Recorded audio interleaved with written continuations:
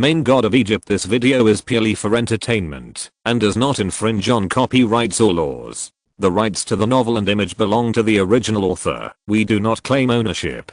Don't like waiting and want to listen to this fanfic in full now? Subscribe to our Patreon, where you'll find the best fanfics. Chapter 451 Unbelievable. Fang Sui and the others walked out of the teleportation array again and were teleported to a new star. The teleportation array here still exists alone, with no guards around. But the environment they faced after being teleported out was obviously better than the last time. All they could see was endless yellow sand, which was obviously a desert. However, the place they teleported out this time finally had air, and the sky was very blue and the clouds were very white. The scorching sun outside was about to set, and night was approaching. The key point was that a touch of green could occasionally be seen in the desert with undulating hills. This proved that the place they were teleported out of this time was a star with a complete ecological environment and a source star with life. After walking out of the teleportation array, everyone lined up and stood on the sand, adapting to the sudden change from the cold to the hot place.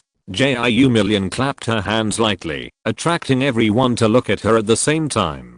Her eyes were lively, and she said calmly, "Our next journey is to cross this boundless sea of sand. Once we cross the sea of sand, we can enter the first city under the rule of Shadow, the Jade City of the Sea of Sand. You can take a rest then." Mu Cheng, the employer who rarely spoke along the way, also smiled and said, "When we reach the Jade City, which is known as the Green Sea of Sand, I can sell 1/3 of the goods I transported this time, and you can walk more easily in the future."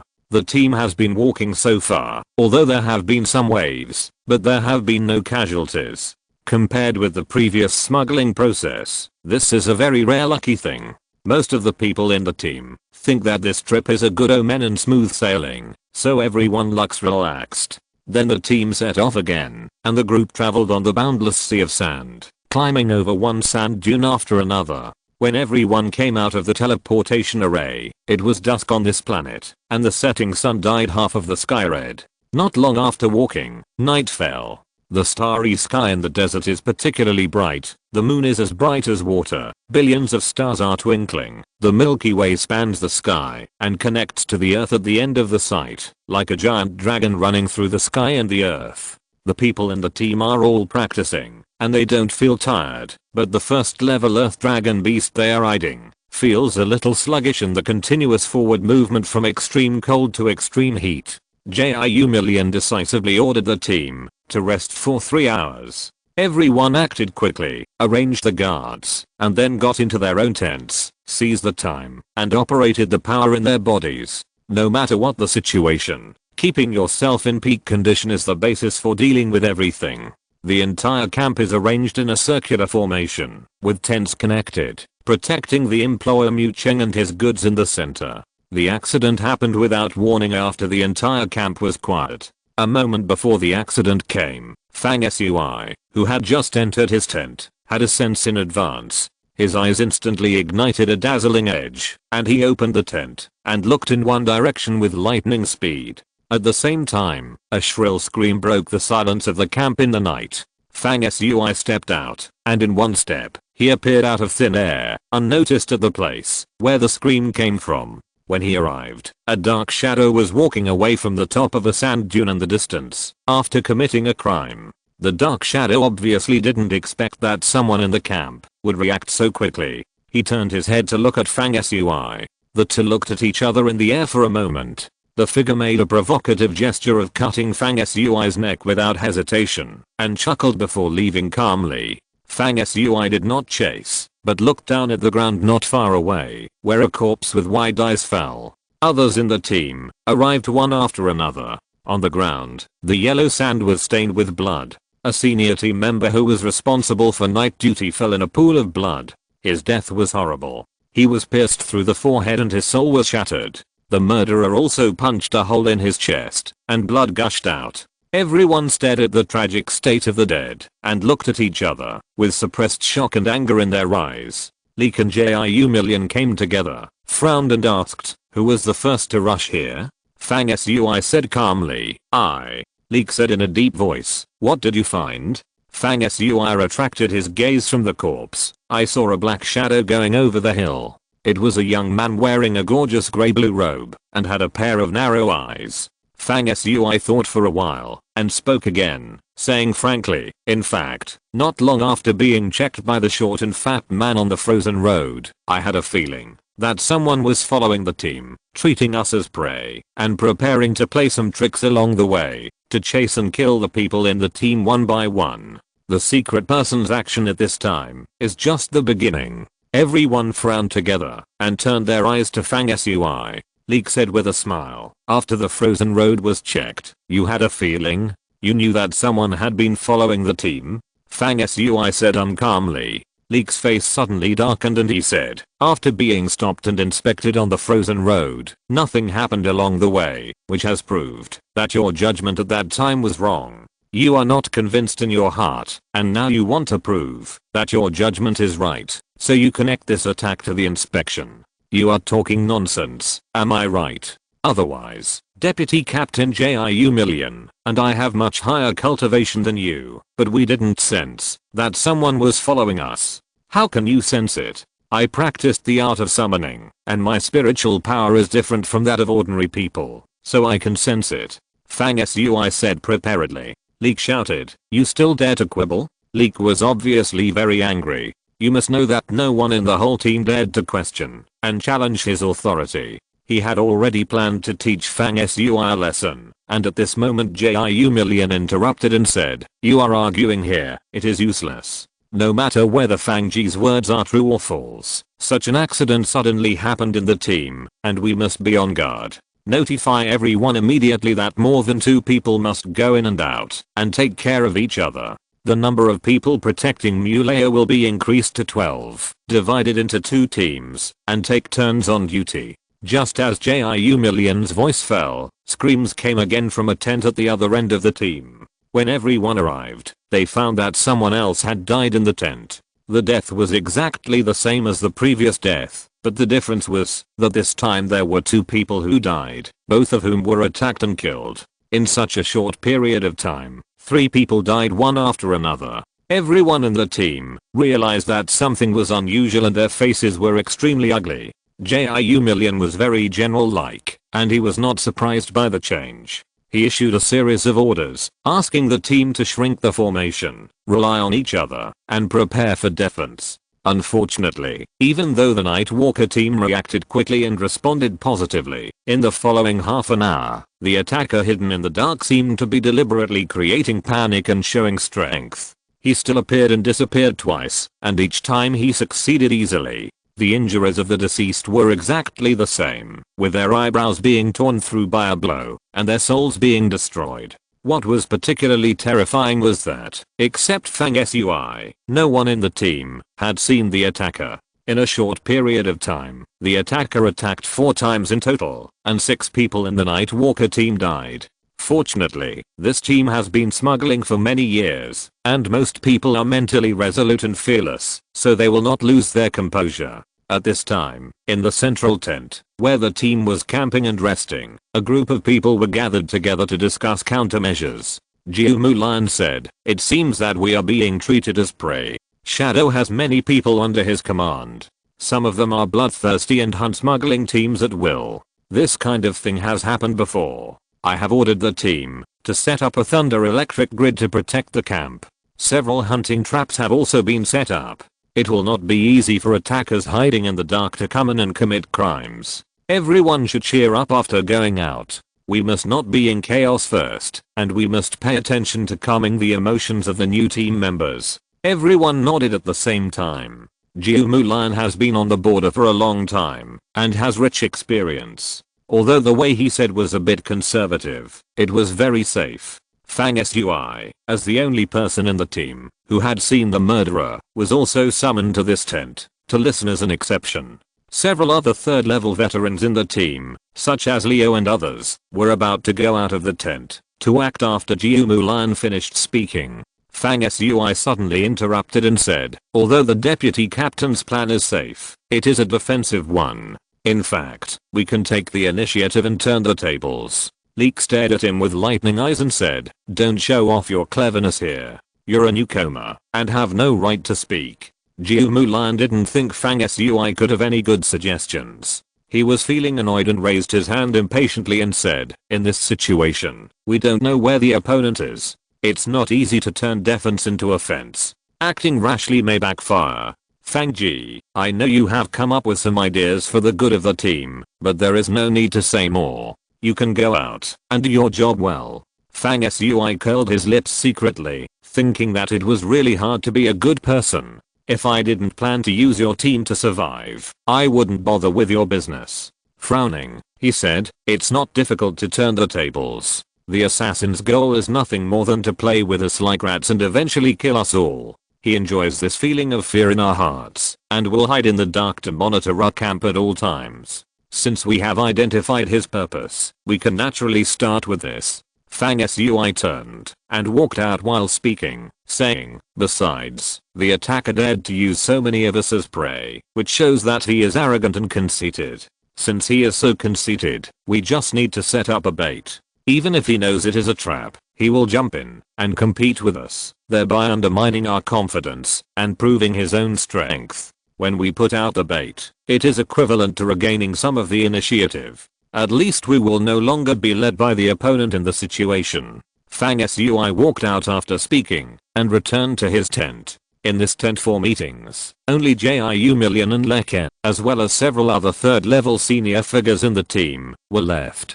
Jiu Million's pretty face showed a thoughtful look, and her crescent-like eyebrows were slightly frowned, with a different kind of introduction.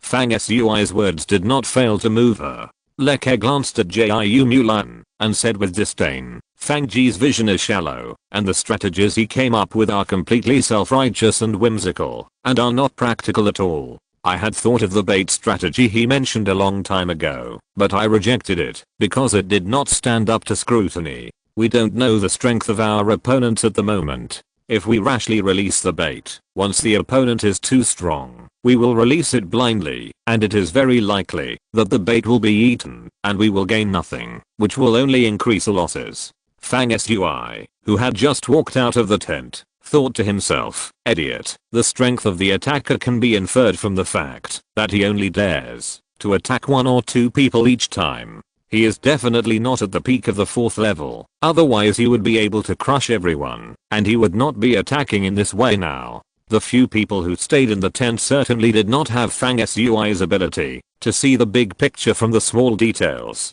They originally thought that Fang Sui's baiting strategy was not unreasonable, but after listening to Leek's explanation, they suddenly realized that Leek's words were the fundamentals and better than Fang Sui's strategy, so they all nodded. Leek smiled proudly. These people and Fang Ji were all people with limited wisdom and were destined not to achieve much in their lives. Leek waved his hand and asked everyone to go down and set up their own defenses. The night was deep and time passed. The camp became quiet again. In fact, everyone was alert and ready. Suddenly, in the silence, a silver graceful figure flashed out of a tent and quietly sneaked out of the camp.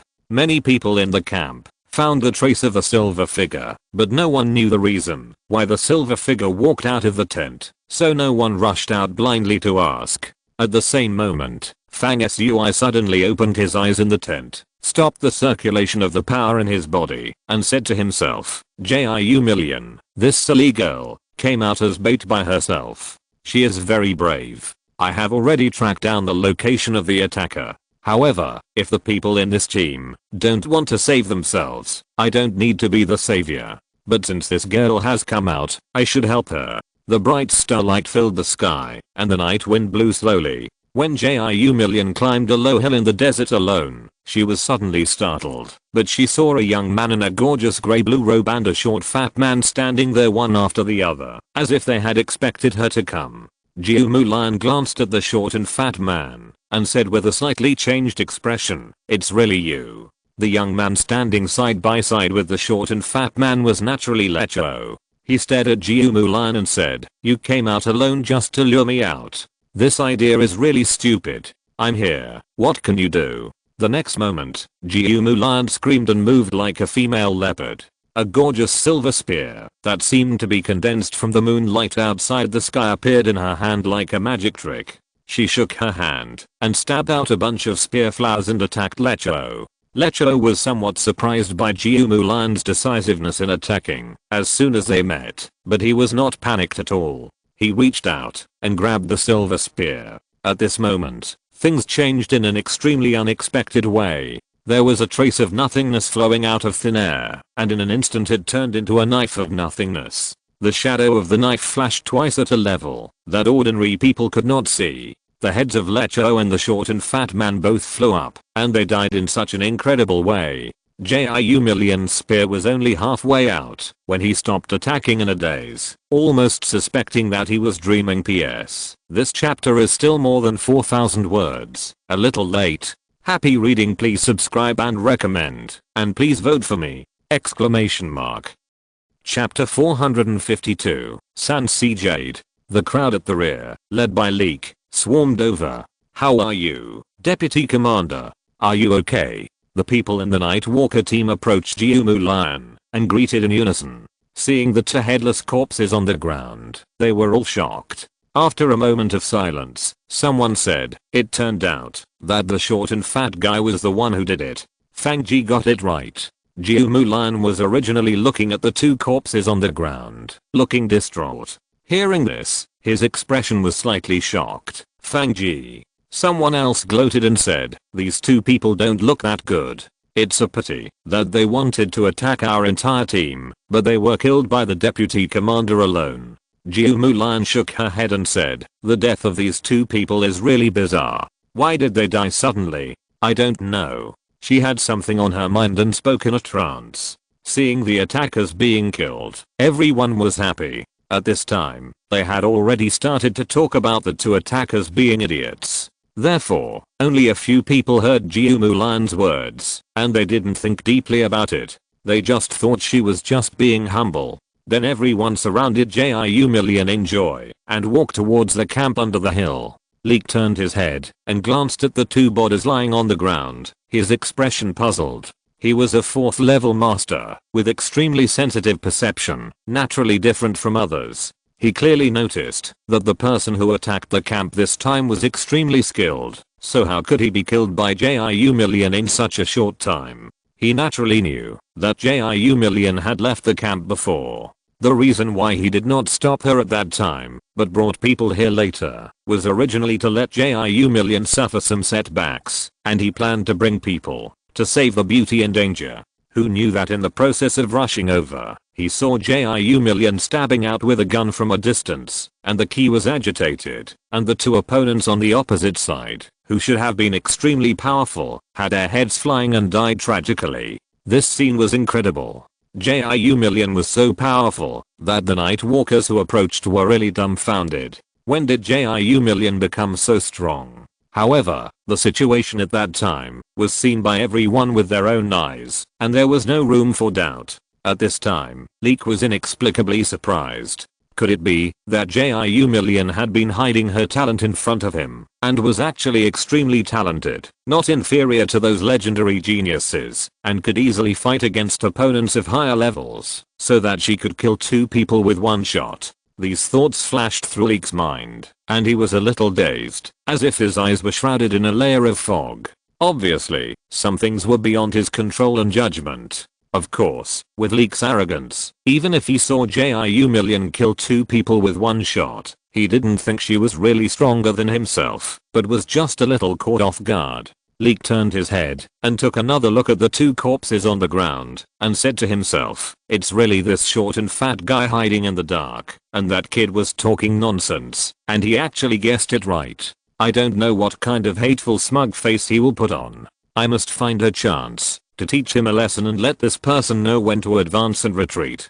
Leek then walked towards the camp. What the Nightwalkers didn't know was that at the same time, hundreds of miles away from them, a triangular patrol ship was attacked by a giant black armor that suddenly appeared and grew to a height of 30 feet. The entire triangular ship was split in half by the armor that looked like a god or demon descending from the earth, and it collapsed with a bang, and the life force of the people on the ship was forbidden. This triangular ship was a ship that the short fat man and Lecho were on. Fang Sui's principle of doing things has always been not to take action, but once he takes action, he will never be merciful and leave any trouble. This time was also the case. After killing Lecho and the short fat man, Fang Sui also found the trace of this triangular ship and destroyed it together, leaving no hidden dangers. The next moment, the armor of the underworld flashed out of thin air after killing people and disappeared into nothingness. However, just after the armor disappeared, an old man in black walked out of the wreckage of the triangular ship silently.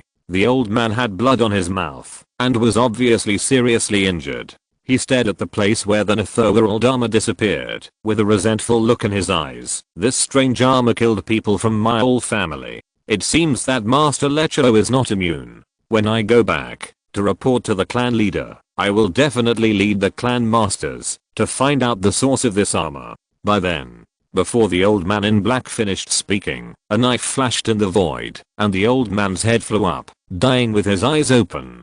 The netherworld armor reappeared, and Fang Sui's divine voice sounded. Such a lousy trick of pretending to be dead and escaping has become a stinking tactic. It's a pity that this old man has the nerve to use it. After that, the netherworld armor really disappeared. In the Nightwalker's tent on the other side, after a noisy crowd, everyone was ready to go again. Before setting off, Jiu Million specially summoned Fang Sui once, and there was a hint of testing in her words. It was obvious that Fang Sui had predicted in advance that the short and fat man was behind the murder. In addition, what happened today was really unbelievable. Jiu Million was puzzled and eager to know the reason. She had an idea and decided to test Fang Sui. However, she was no match for Fang Sui. After she summoned Fang Sui, she saw that Fang Sui looked confused and had no idea what to do.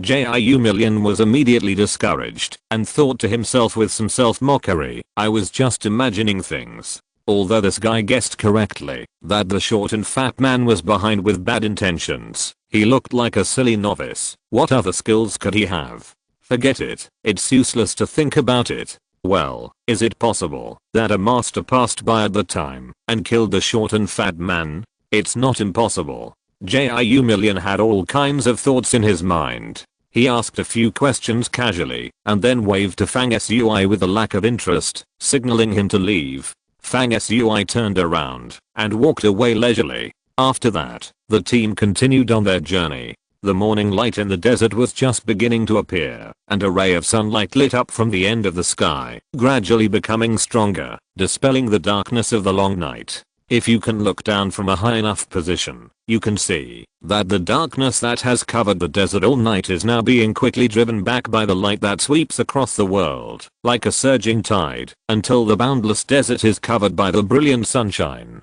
The darkness can only hide behind the sand dunes, waiting for the night to come again and reign over the earth. Day and night rotate like this, operating unchanged for thousands of years. The desert is extremely hot during the day, and wisps of hot air rise up. Even the void has distorted ripples. Of course, this temperature change between day and night is almost negligible for practitioners. Legend has it that a powerful dark emperor was buried in this vast sea of sand. This desert was once an extremely glorious city. It was not until the emperor's death that he cast a spell and turned this place into a desert, taking away all the glory of his life and making it a burial object. Billions of years have passed, and I wonder if the huge city underground has become the dust of history. Are you saying this true or false? The legends I've heard are not like this. The people who attacked the camp died tragically, and the haze that had shrouded everyone's hearts disappeared. Everyone's mood was high again, and they talked leisurely about the secrets circulating in the desert as they walked forward. Jiu Million was still marching in front of the team, with a slender figure, and her long dark brown hair was scattered on the soft silver armor on her shoulders, floating in the breeze, elegant and lively. Even though she ran along the border day and night, exposed to the wind and sun, her skin was still smooth and crystal clear, without the slightest roughness, but with a healthy luster, as delicate as ivory. Many young men in the team secretly watched Jiu Million. Their eyes were like a dragonfly touching the water, and they were very careful. Occasionally, Jiu Million turned back to look at the crowd, and these young men would inexplicably avoid her gaze, their hearts beating violently. JIU Million subconsciously glanced at Fang Sui at this time, but saw that guy sitting on a ground dragon beast in an ordinary manner. Like several other young men, he listened attentively to the old team members such as Leo in the team, who casually told the legends about this desert. JIU Million retracted his gaze and shook his head again. After thinking for a moment, he looked back at Fang Sui reluctantly, and finally pursed his lips, and waved to Fang Sui. Fang Sui raised his hand stupidly, and pointed at himself. Seeing JIU Million nod, he urged the ground dragon beast he was riding. Under the envious gaze of many young people in the team, he moved closer, and walked side by side with JIU Million. After feasting on the beautiful scenery, they chatted with each other. Leke, who was on the other side of JIU Million, saw JIU Million let Fang Sui come closer, and a fierce look flashed in his eyes. Deputy Captain, tell me, what method did you use to kill 2 attackers with one shot last night? How could you be so powerful? The so-called cross-level battle is nothing more than this. Yes, we rushed over from a distance, and saw that you, Deputy Captain, stabbed out with one shot, and the heads of those 2 arrogant and incompetent bandits flew off immediately.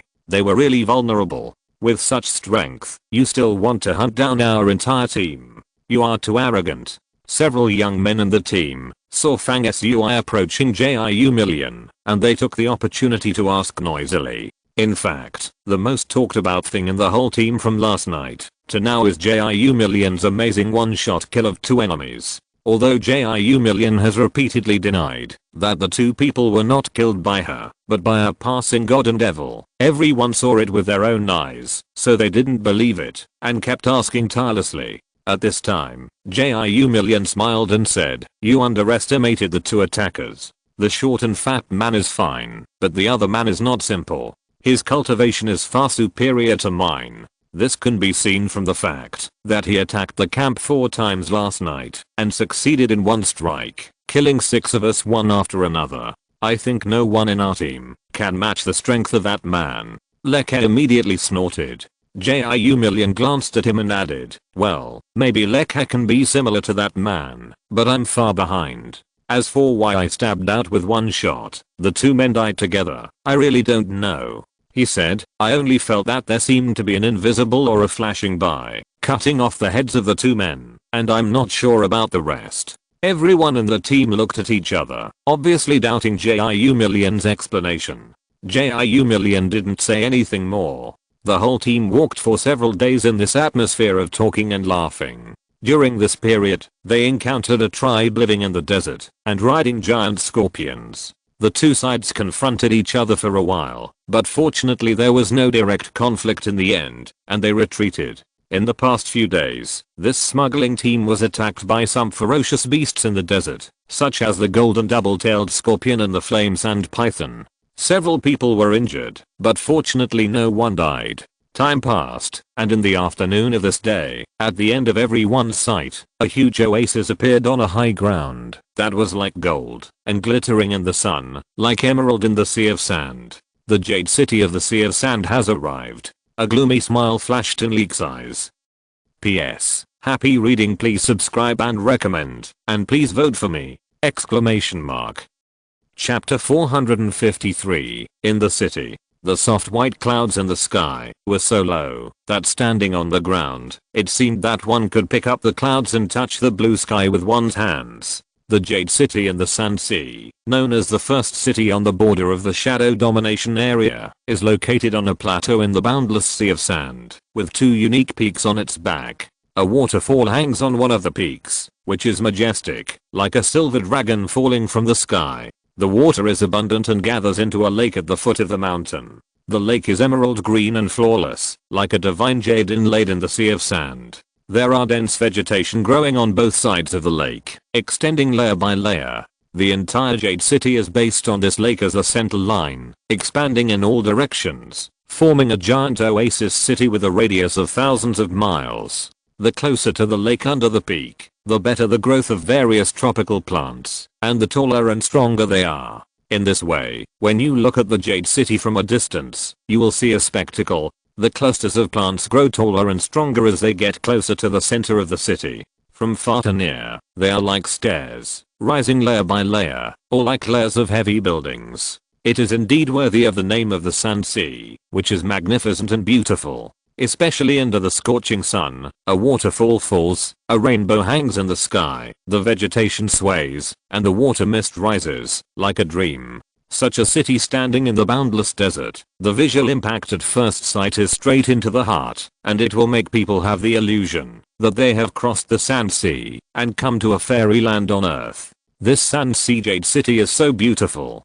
Every time I come here, I feel regretful in my heart. It was actually occupied by the Shadow Clan. What a pity. Everyone in the Nightwalker team looked at the Sand Sea Jade City, and they sighed softly, while their spirits were slightly shocked. They were less than 1,000 feet away from the Sand Sea Jade City, which was originally a famous tourist city in the 5 regions countless years ago, but is now occupied and ruled by the Shadow Clan. Shansu, who was recruited into the team at the same time as Fang Sui, is quite good at flattering and observing people's words and expressions. In recent days, he has been running errands for Lekhe from time to time without Lekhe's request. He does not think it is hard but enjoys it. He is secretly complacent about having the strongest backer in the team. At this time, Shansu came up behind Lekhe with a flattering look on his face, holding a large fan formed naturally by the branches and leaves of desert plants in his hand. While fanning Lekhe, he asked carefully, "Deputy Captain, we are a smuggling team. Can we directly enter the city ruled by the Shadow Clan?" Lekhe said expressionlessly, "All smuggling teams from our 5 regions have corresponding relationships here and keep goods exchanged with each other. Otherwise, how do you think we can sell our things here?" He added, "We are coming to Kiayu City, and naturally there will be people we know in the city to welcome us. There is no problem entering the city. However, Kiayu City is nominally ruled by the generals under the command of Shadow, but in fact it is ruled by the Zile divine cult in the city. If you see someone preaching after entering the city, remember to reply with Zile True God." Shansu made an expression of sudden enlightenment and agreed happily. Not long after, the group landed on the Golden Plateau outside Kiayu City and approached the city gate. The gate of Jade City is very characteristic of a desert city. Not only is the gate tall and majestic, but there are also rows of desert plants planted on both sides of the wide road in front of the gate. The trunk is tall and straight, without any branches in the middle. Only at the top do the dense branches and leaves spread out, and the treetops cover the sky. These desert giant trees look somewhat like coconut trees on Earth, but they are dozens of times taller and more vigorous. There are also many colorful giant birds squatting on the trunks, like big roosters. They are not beautiful, but have a green crown on their heads, gentle eyes, and are not afraid of people at all. Leo put on the posture of an old horse who knows the way, and explained to everyone, "This bird is called a sand pelican. It has the ability to control plants, and is a wood-type spirit beast." While everyone was amazed, they were also looking at the city gate. They saw that there were quite a lot of people coming in and out, and it was a lively scene. The guards under the shadow had stern faces and wore armor. There were more than 100 people, divided into 2 teams inside and outside the city. They were very strict, much more rigorous than the garrisons of some border cities in the 5 regions. Fortunately, the smuggling team often traveled on this route, and the necessary relationships had been properly cleared. In addition, they had corresponding relationships in the city with the Nightwalker, and had sent people to greet them at the city gate. Therefore, after a delay, the team entered the city smoothly without encountering any deliberate difficulties. The Nightwalker's contact person in the Jade City was called Hilla. He was a short man with a shrewd face and a smooth manner. Walking into the city, most of the buildings you see are divided into 2 main colors. One is built with exotic stones with a golden color, shining in the sun. The ground of the Jade City is paved with this stone known as the Golden Stone. Another main building material in the city is like green jade, which makes people feel refreshed at first sight. Since the desert is dry and hot, this green jade material can naturally emit a kind of moisture, which is cool to the touch. Therefore, green jade stone is particularly expensive in the city, and only the luxurious class can own it.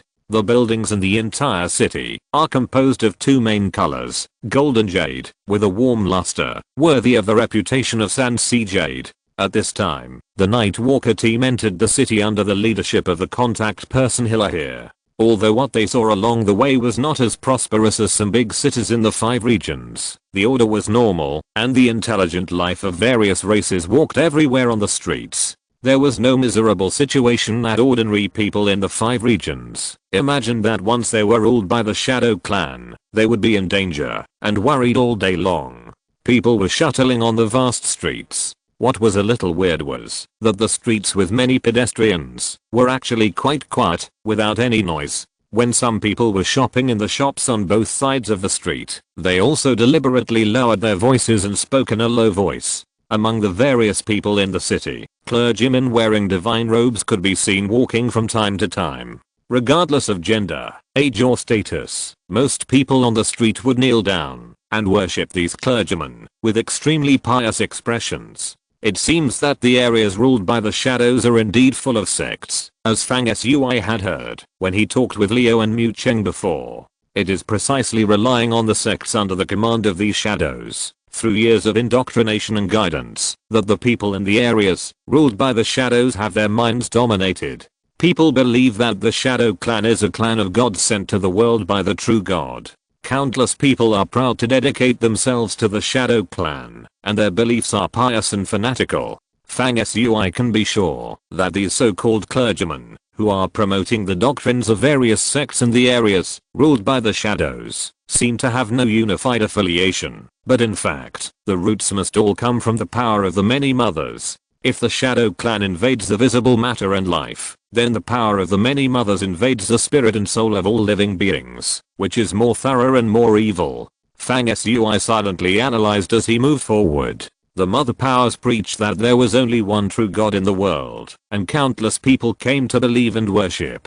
Perhaps it was related to gathering the illusory mind power and gathering the divinity. Their ultimate goal was nothing more than to summon the mother god, to revive and come to the world. After entering the city, the people in Fang Sui's team were cautious in their words and deeds, and no one spoke casually. Hilla, who came to greet everyone into the city, was talking non-stop, but his voice was quite low. Don't be so nervous. In fact, the city in the shadow-ruled area has good public security. Almost everyone in this city believes in the God of the West, and there is no crime or other violations of doctrine. The city recently announced a data that there has been no crime in this city for more than 10 years. This is a miracle of some size. Just as the whole team was moving forward cautiously, they suddenly heard a chaotic sound of footsteps on the street. A figure was running wildly on the street. It was a thin young man carrying a little girl on his back. Behind him, a small group of elite soldiers under the command of Shadow were chasing closely. Hilla, who led everyone into the city, explained quietly, most people here believe in the God from the West, but not everyone believes it. Some people are unwilling to go to the God Church, to listen to the teachings every day, fearing that they will lose their nature. Some people will try to resist, or even attack the clergy. Anyone who does not believe in the teachings will be arrested and called a heretic. The lightest punishment is to be sentenced to labor and go to some stars to mine minerals. The worst punishment is to be killed on the spot. It is said that even the corpse will be refined. The young man and the little girl in front of me are being chased. They should want to escape from the city. Not listening to the teachings of the God Church is a serious crime. Hilla's voice has not fallen, and the young man and the little girl who were being chased on the street have been caught up by the shadow soldiers. Crack. The soldier who caught up with the young man was extremely cruel. Without any hesitation, he hit the young man on the forehead with a ruthless punch. The young man's skull was shattered without a sound, and he died tragically in an instant. The little girl was only 4 or 5 years old, and she burst into tears immediately. A shadow soldier laughed grimly, reached out and took out a dagger, and stabbed it into the little girl's mouth, stirring it up and down. The girl felt so much pain that she fainted at first, and then woke up in great pain. She trembled and struggled all over, but unfortunately the soldier pinched her jaw hard, making it difficult to break free. After her tongue was crushed, her mouth was bleeding again, and she could no longer make a sound. She whimpered and spoke unclearly, but cried even harder. The soldier was furious and gently pushed the dagger. The whole thing stabbed into the girl's mouth. The girl whimpered a few times, and her dark and lively eyes were full of tears, and she slowly became silent. Most of the pedestrians around who saw this scene looked indifferent as zombies. In the Night Walker team, there were quite a few people with angry eyes. The cruelty of the soldiers under the shadow had reached the point of inhumanity and outrageousness. Fang Sui's face was calm and almost indifferent. It was not that he was indifferent, but that he had a more important plan to come here, to turn the world upside down. But now he couldn't act impulsively when he saw injustice and ruin the plan that had been planned. At this time, the team of soldiers brought the little girl with blood in her mouth and the body of the young man, glanced at the people on the street with a fierce look on their faces, and turned away. Jiu Million looked at Hiller and said sarcastically, "Is this what you said about the excellent public security in the city? There has been no crime for many years. The Shadow Clan is so cruel that they don't even let a little girl go." Hiller was obviously shocked and said in a panic, "You are crazy, saying such things in a city ruled by shadows. I tell you, this Emerald City is very evil. The God of the West they believe in claims to be able to listen to the voices of everyone in the city and know the secrets in everyone's heart. You should be careful when you speak. This place is not like the Five Directions domain. Once you are targeted by someone, it will be a disaster for your life." Jiu Million snorted coldly and turned to leave first. Soon after, the group entered a huge jade mansion, which was where Hiller's master lived.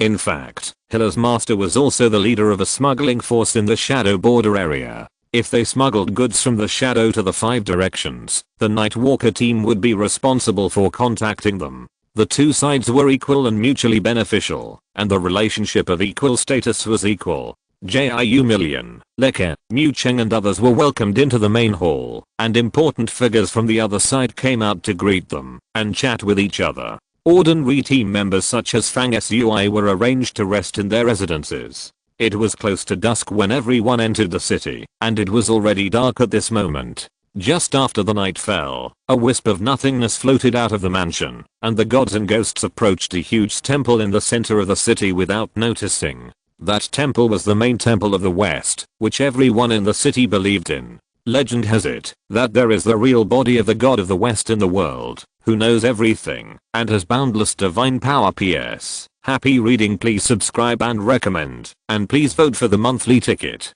Exclamation mark. Chapter 454, Temple Underground Palace. The moon was bright and the stars were sparse in the sky. The night was not bright, but not dark either. The Jade City and the Sand Sea was unusually quiet during the day, and it was even quieter at night, without a single sound. A ray of energy quietly sneaked into the Zile Temple in the center of the city in this quiet night. The doors of the Zile Temple were open at night, and the lights were bright. There were no strict protection measures to prohibit entry and exit. Except for many believers in the temple reciting the scriptures of the gods, there was nothing unusual. But there was also an underground temple in the Zile Temple. If anyone could see the scene inside, they would be horrified. The underground temple was very spacious and flat, with a square and solemn shape. The ground was black, and the walls were brilliant and golden. In the center of the ground was a lifelike and exquisitely crafted black statue of the god. It was the statue of the Zile god that everyone in the Jade City and the Sand Sea believed in. Its image was unique, with a bald head and no hair. At first glance, it looked like a kind Buddha smiling with his fingers raised, but there was an indescribable evil spirit. There were countless curses all around the statue, which was 9 feet high and stood majestically. To the left and right of the statue were 2 circular pools that symbolized the cycle of life and death. In one of the pools, the scene was extremely horrifying, with corpses piled up like a mountain, numbering no less than 1,000. When the Night Walker team entered the city earlier, they saw the corpses of the young man and the little girl who were chased by the soldiers on the street. Their clothes had been taken off, and the naked corpses were piled up together, which was shocking. Most of these corpses died with their eyes open, and the evil spirits gathered, which was cold and creepy. In the other circular pool, there were all living people, who were the countless believers who devoutly believed in the God of the West. At this time, these believers prostrated themselves, with pious expressions, and a holy glow on their faces, which formed a sharp contrast with the miserable corpses on the other side. Many believers chanted a sacrificial spell in unison, and everyone's body was glowing, getting brighter and brighter, as if they were igniting themselves with the fire of life, releasing the last brilliance of life. As their incantations became increasingly louder, strange changes occurred. The statue of the god of the west in the center of the two pools seemed to be awakened. Its eyes glowed, as if it was looking at the world. On its forehead, a dazzling golden body appeared. Its eyes were closed, and it curled up like a baby. It regarded the heaven and earth as its parents and all living beings as its slaves. As soon as the golden body nurtured between the eyebrows of the god of the west appeared, the thousands of corpses in the melting pool were all absorbed by an irresistible force. In a blink of an eye, they turned into a blood-colored liquid that melted the essence, blood, bones, and flesh. It was extremely thick, and swirled in the air. Finally, it was absorbed by the golden body nurtured between the eyebrows of the god of the west. In the circular pool on the other side, more than 1,000 believers who believed in the god of the west knelt on the ground and stopped chanting. A touch of black air rose from the heads of these believers, which was also absorbed by the golden body that appeared between the eyebrows of the god of the west. After many believers lost the power of the core of the soul, their physical bodies withered, like rotten old trees, and turned directly into flying ash, leaving nothing behind. The scene presented in the underground temple was terrifying and weird. The statue of the god of the west first absorbed the dead energy and blood from thousands of corpses, and then swallowed the spirits and souls of more than 1,000 believers. It is said that the world is a furnace, and the living beings are a fire for food. There is nothing else like this. A middle-aged man standing under the statue of the god of the west watched the whole process expressionlessly, and said to himself, "This time, the sacrifice of vitality and death went very smoothly. If there is another such sacrifice, the nurturing of the god of the west should be perfect." The middle-aged man was an ordinary person, wearing a black sacrificial robe, with bright eyes and a friendly and peaceful appearance. He did not look like a person who could witness the tragic death of all living beings without any emotion. This man was the chief priest of the Temple of the West, also known as the real body of the god of the West, with boundless divine power. As the man finished speaking, a wisp of nothingness that had quietly infiltrated the temple of His Majesty was withdrawing. Just as this wisp of nothingness left, the golden body of the statue of the god of the west, which had been nurtured between its eyebrows, opened its eyes like lightning for a moment, and looked at the place where the nothingness disappeared. The next moment, the chief priest of the god of the west also seemed to have sensed something, and his eyes flickered slightly. At the same moment, Fang Sui retracted the aura of his natal armor that he had released, and opened his eyes in a room somewhere in the Jade City of the Sand Sea. The Mother Forces built temples in the shadow-ruled areas in order to allow people to voluntarily offer their souls, and together with the death aura contained in the corpses of the dead, they would support the statues of the evil gods. What is the meaning of nurturing a divine fetus? Could it be that once the divine fetus is formed, it can also bring the gods into the world, melting life and death into one body? What a cruel method. Fang Sui's eyes flickered, and he frequently showed a thoughtful look. His purpose of going deep into the shadow-ruled area this time was naturally to fight to survive, to put himself in danger, to hone himself, and to strive to touch the barrier of the 5th level as soon as possible. Fang Sui's plan was to kill important figures in the shadows or the mother's camp one by one in the places he passed by. As for the people he set as targets, the secret all sorted out and summarized them long before he set out and sent him a list. The first official target was to kill the chief priest of the West Camp Temple. However, Fang Sui urged the void energy transformed by the Netherworld armor to sneak into the temple tonight just to explore the enemy situation, and was not in a hurry to take action. Otherwise, his own traces would probably be exposed, and the gain would not outweigh the loss. It should be known that once the chief priest of the West Camp Temple was really killed, the other party would inevitably launch an earth-shaking pursuit. At that time, the smuggling team that entered the city in the afternoon would inevitably become a target of suspicion, which would not only cause the Night Walkers to get into big trouble, but also Fang Sui's own traces. It is also likely to be exposed, and he would lose the concealment and flexibility of his actions from then on. Although Fang Sui is a bold man, he is not so blindly confident that he can move freely in the shadow-ruled area after his tracks are exposed. Therefore, His current actions need to be carried out under the premise of hiding himself as much as possible, which is also the purpose of his needing to rely on the smuggling team of Nightwalker to take shelter. While Fang Sui was exploring the West Temple, Jiu Million and Leke, together with Mu Cheng and others, were being entertained in the main hall of the mansion not far from Fang Sui. The Nightwalker's counterpart here, that is, the master of Hilla who was responsible for receiving them into the city, had an oriental face, a slightly old face, a slightly bent back, a hunchback, a high nose bone without flesh, sharp eyes, and lips as thin as a knife. People with this kind of face are mostly scheming, and act decisively and ruthlessly. This old man is called Yan Jiu. The power he controls is also a well-known and powerful power in the Shadow Border area. His name is Walking Beast. At this time, the meeting between the two parties was coming to an end. They had a pleasant conversation and finalized the specific details of the smuggling, such as profit distribution. Then Mu Cheng and Leke went outside the hall to trade goods with Yan Jiu's men. Only Yan Jiu and Jiu Million were left in the main hall. A rare sincere smile appeared on Yan Jiu's gloomy face, and he said with great interest, "To be honest, I watched you grow up. Back then, your grandfather and I went to smuggle across the border. Later, your father took over your Nightwalkers, and now it's your turn. It's really not easy for a girl like you to do these things.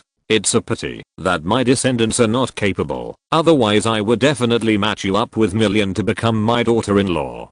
Jiu Million smiled and said, "Grandpa Yan is too humble. Everyone knows that you have connections here. The Yanjia brothers are all talented. It's me who is not worthy of them. Over the years, we at Nightwalkers have taken care of our business so that we can run smoothly in the shadow area." Yan Jiu said self-deprecatingly, "I'm far from being all-powerful. Just to prevent this large family from having to go to the Western divine religion to listen to teachings every day, it has cost me too much energy and financial resources. Alas, we can barely make ends meet. Life is hard." There was obviously something else he had to say, but he didn't want to talk about it. He sighed and said, "There are some things in your grandfather and father's personalities that I admire, but they set too many bottom lines for themselves. It's not that they are not good, but they are not suitable for this border smuggling route." He added, "I want to ask again, are you Nightwalkers really unwilling to collect some information about the 5 regions and sell it? For example, how many cities are there on a certain life source star, what the defense situation is, and so on. You must know that these are the most profitable part of the smuggling trade, and they are also what the Shadow is most interested in.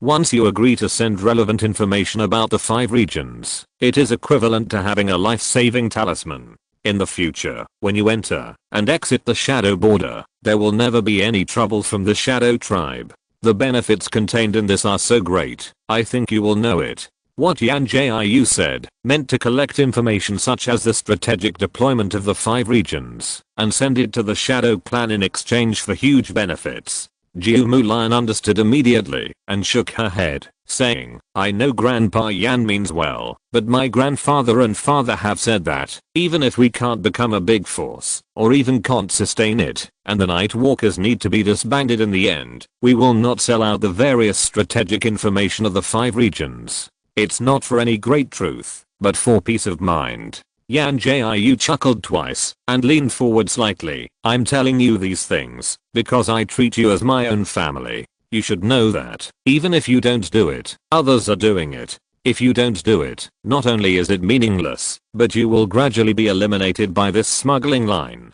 Seeing that Jiu Mulan was unmoved, Yan Jiu shook his head indifferently and said, "Forget it. If you don't want to do it, then don't do it. I won't force you."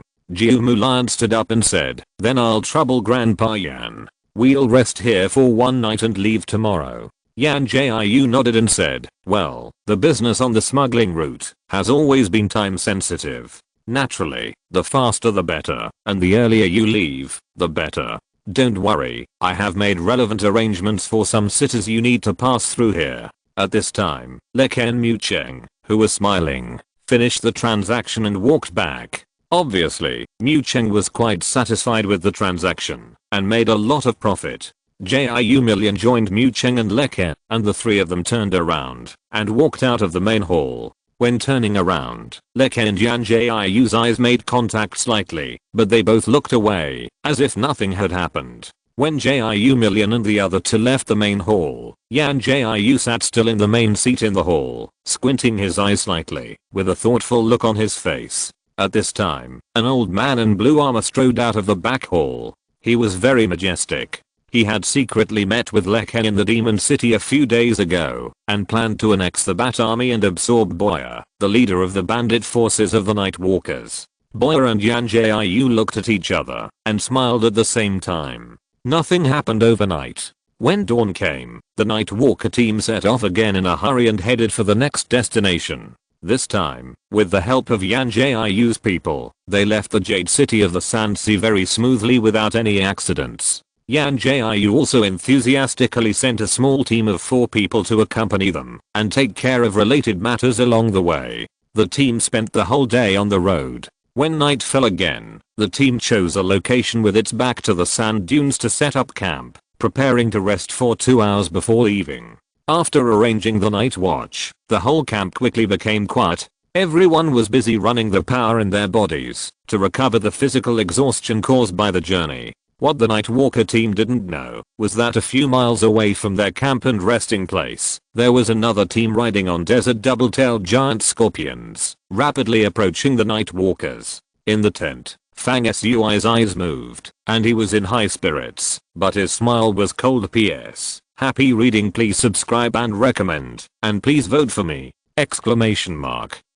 Chapter 455 Scorpions Battle. Under the night sky, a team of more than 20 people, each standing on the back of a yellowish-brown double-tailed scorpion, approached the camp of the Night Walkers at a rapid speed, but silently, with murderous intent. A little further behind the team riding the double-tailed scorpions, on a towering mound, stood 2 old men, the leaders of the major forces in the border areas of the 5 regions in shadow, the bandit Boya and the beast Yan Jiayu. The two stood side by side, looking at the double-tailed scorpion tribe in the distance. Boya said in a deep voice, "I didn't expect that in the shadow border area, the notorious sand scorpion tribe was actually controlled by you, Yan Jiayu, behind the scenes." Yan Jiayu said calmly, "Originally, it is not my turn to use the hidden means of sand scorpion warriors to attack a team of the level of the Night Walkers, but on the one hand, I need to cooperate with your bandit forces in the future, and I have to take the opportunity to show my strength." He added, "Besides, since we are dealing with Night Walkers, and we are not going to kill them all, and we may meet again in the future, I naturally have to use some invisible forces. Otherwise, it will be exposed that I was involved in this attack on the younger generation behind the scenes, which is not very glorious." Yan Jiayu turned his gaze to Boya. "If you, Boya, hadn't come in person this time and made a proposal, I would never do such a thing as attacking the younger generation. After all, Jiu Mulan's grandfather and I have a life and death friendship. When we were together on the border, her grandfather saved my life." Boya said with a wry smile, "In our border smuggling business, what kind of friendship can we talk about? Only interests come first. If our 2 families cooperate, we will have the ability to unify the border smuggling line. For this premise, all other friendships must be put aside." Yan Jiayu smiled, nodded slowly, and said slowly, "What you said is right, but I still can't understand it. Our cooperation is a good thing, but why do you add the condition of setting up a trap here to attack the Night Walker?" Boya explained simply, "Our bandit forces are eager to expand recently, and after this attack on the Night Walker, Leek will have a way to persuade Jiu Mulan and his daughter to join my team and merge with the medium-sized forces such as the Night Walker. Why not? Besides, I value Leek's talent very much, and he has strategic ability. Since he is determined to get Jiu Mulan, I don't have to spend much effort to make a young person with unlimited potential in the future work for me. Isn't this deal suitable?" Boya then asked back, "This operation is to kill half of the Night Walkers, but not to hurt their bones. The most important thing is to leave no one behind. So your Sand Scorpion tribe attacked the Night Walkers for no reason. Isn't it abrupt? Afterwards, wouldn't it be easy for people to think deeply about it and even think that someone deliberately laid a plan? I don't want Jiu and his daughter to figure out the truth and feel alienated after annexing the Nightwalkers. Yan Jiu laughed and said conceitedly, before the Nightwalkers arrived at the Jade City, I had let the people of the Sand Scorpion tribe confront them in the desert, which was a foreshadowing of today's conflict. At this time, the Nightwalkers were suddenly attacked. When they saw that it was the Sand Scorpion tribe, they would only think that the Sand Scorpion tribe was angry after the last confrontation and chased them to cause trouble. So how could it be abrupt? And naturally they would not think that we were calculating behind the scenes. Boya nodded and stopped talking. At this time, a figure suddenly appeared in the distance and approached quickly. It was Luke, who had secretly come from the Nightwalker camp. Luke had obviously known about tonight's action, so he approached the back and greeted the two men first. Then he stood beside Boya and said to Yan Jiu, for such a small matter, you have to trouble old Yan to come here in person. Leek is very grateful. I wonder how many people old Yan sent to attack the Nightwalker? Yan Jiu said lightly, 20 elite warriors of the Sand Scorpion tribe, and 1 Sand Scorpion Great Wizard. Leek frowned slightly, as if he knew what he was thinking. Don't worry, although 20 people are not many, they are the elite of the Sand Scorpion tribe. The chief warrior among them is by no means much weaker than you, Leek. He is also a 4th rank master.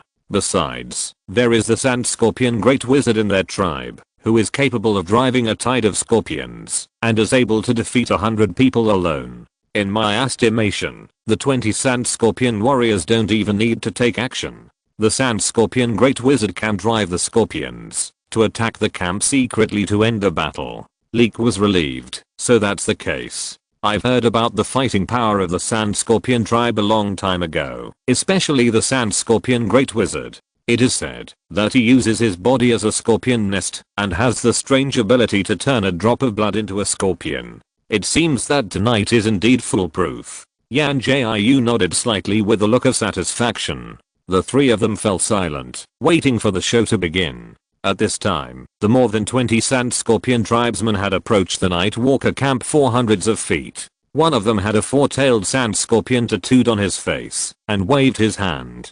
The whole team stopped in unison. The old man leaned over and grabbed a handful of yellow sand, chanting spells continuously. Then, the small handful of yellow sand in the old man's hand changed like a magic trick. The sand layer was undulating, and one after another ferocious sand scorpions the size of a palm crawled out, with their 2 tails raised high. They drilled into the sand one after another, and sneaked towards the Nightwalker camp. At the same moment, in a tent in the Nightwalker rest area, Fang Sui's summoning book appeared in his hand. I haven't used the Netherland summoning technique for a long time. I wonder how powerful the 4th level summoning technique is. Well, it looks like it will be very busy tonight. There are a lot of things to do. Fang Sui smiled and curled his lips, and a low summoning spell sounded in the tent. After a moment, in the book of summoning in his hand, the underworld energy swirled like a tide, forming a dark passage. One after another, underworld creatures poured out from the passage in the book, like mercury pouring down the ground, from the underworld to Fang Sui's eyes. Fang Sui's summoning this time obviously gave up the summoning of powerful individuals, and instead made up for it with quantity. Therefore, the underworld species that appeared in the Book of Summoning were not strong individually, but their number was as numerous as ant colonies. These underworld monsters that emerged from the Book of Summoning also quickly drilled into the desert land below and disappeared completely with a rustling sound. Not long after, in a tent where the Nightwalkers were camping, a unique battle took the lead. But seeing the yellow sand bulge on the ground, a palm-sized double-tailed sand scorpion broke out of the ground first, waving a pair of large claws, and was about to sting a Nightwalker who was sitting cross-legged in the tent with his eyes closed, immersed in deep practice, and unaware of the danger. However, the change happened in the next moment. Suddenly, another scorpion emerged from the sand beside the double-tailed sand scorpion. It was also the size of a palm, but its body was black and its appearance was extremely ferocious. It had a total of 4 claws. The double-tailed sand scorpion seemed to have encountered a natural enemy. It immediately gave up attacking the cultivator in front of it, raised its 2 tail hooks high, and protested to its black-skinned counterpart. Unfortunately, the black scorpion that appeared later was very vicious and did not care about the protest of its counterpart at all. As soon as it appeared, it pounced on it. Crack. The battle between the two scorpions was simple and direct, but also extremely bloody.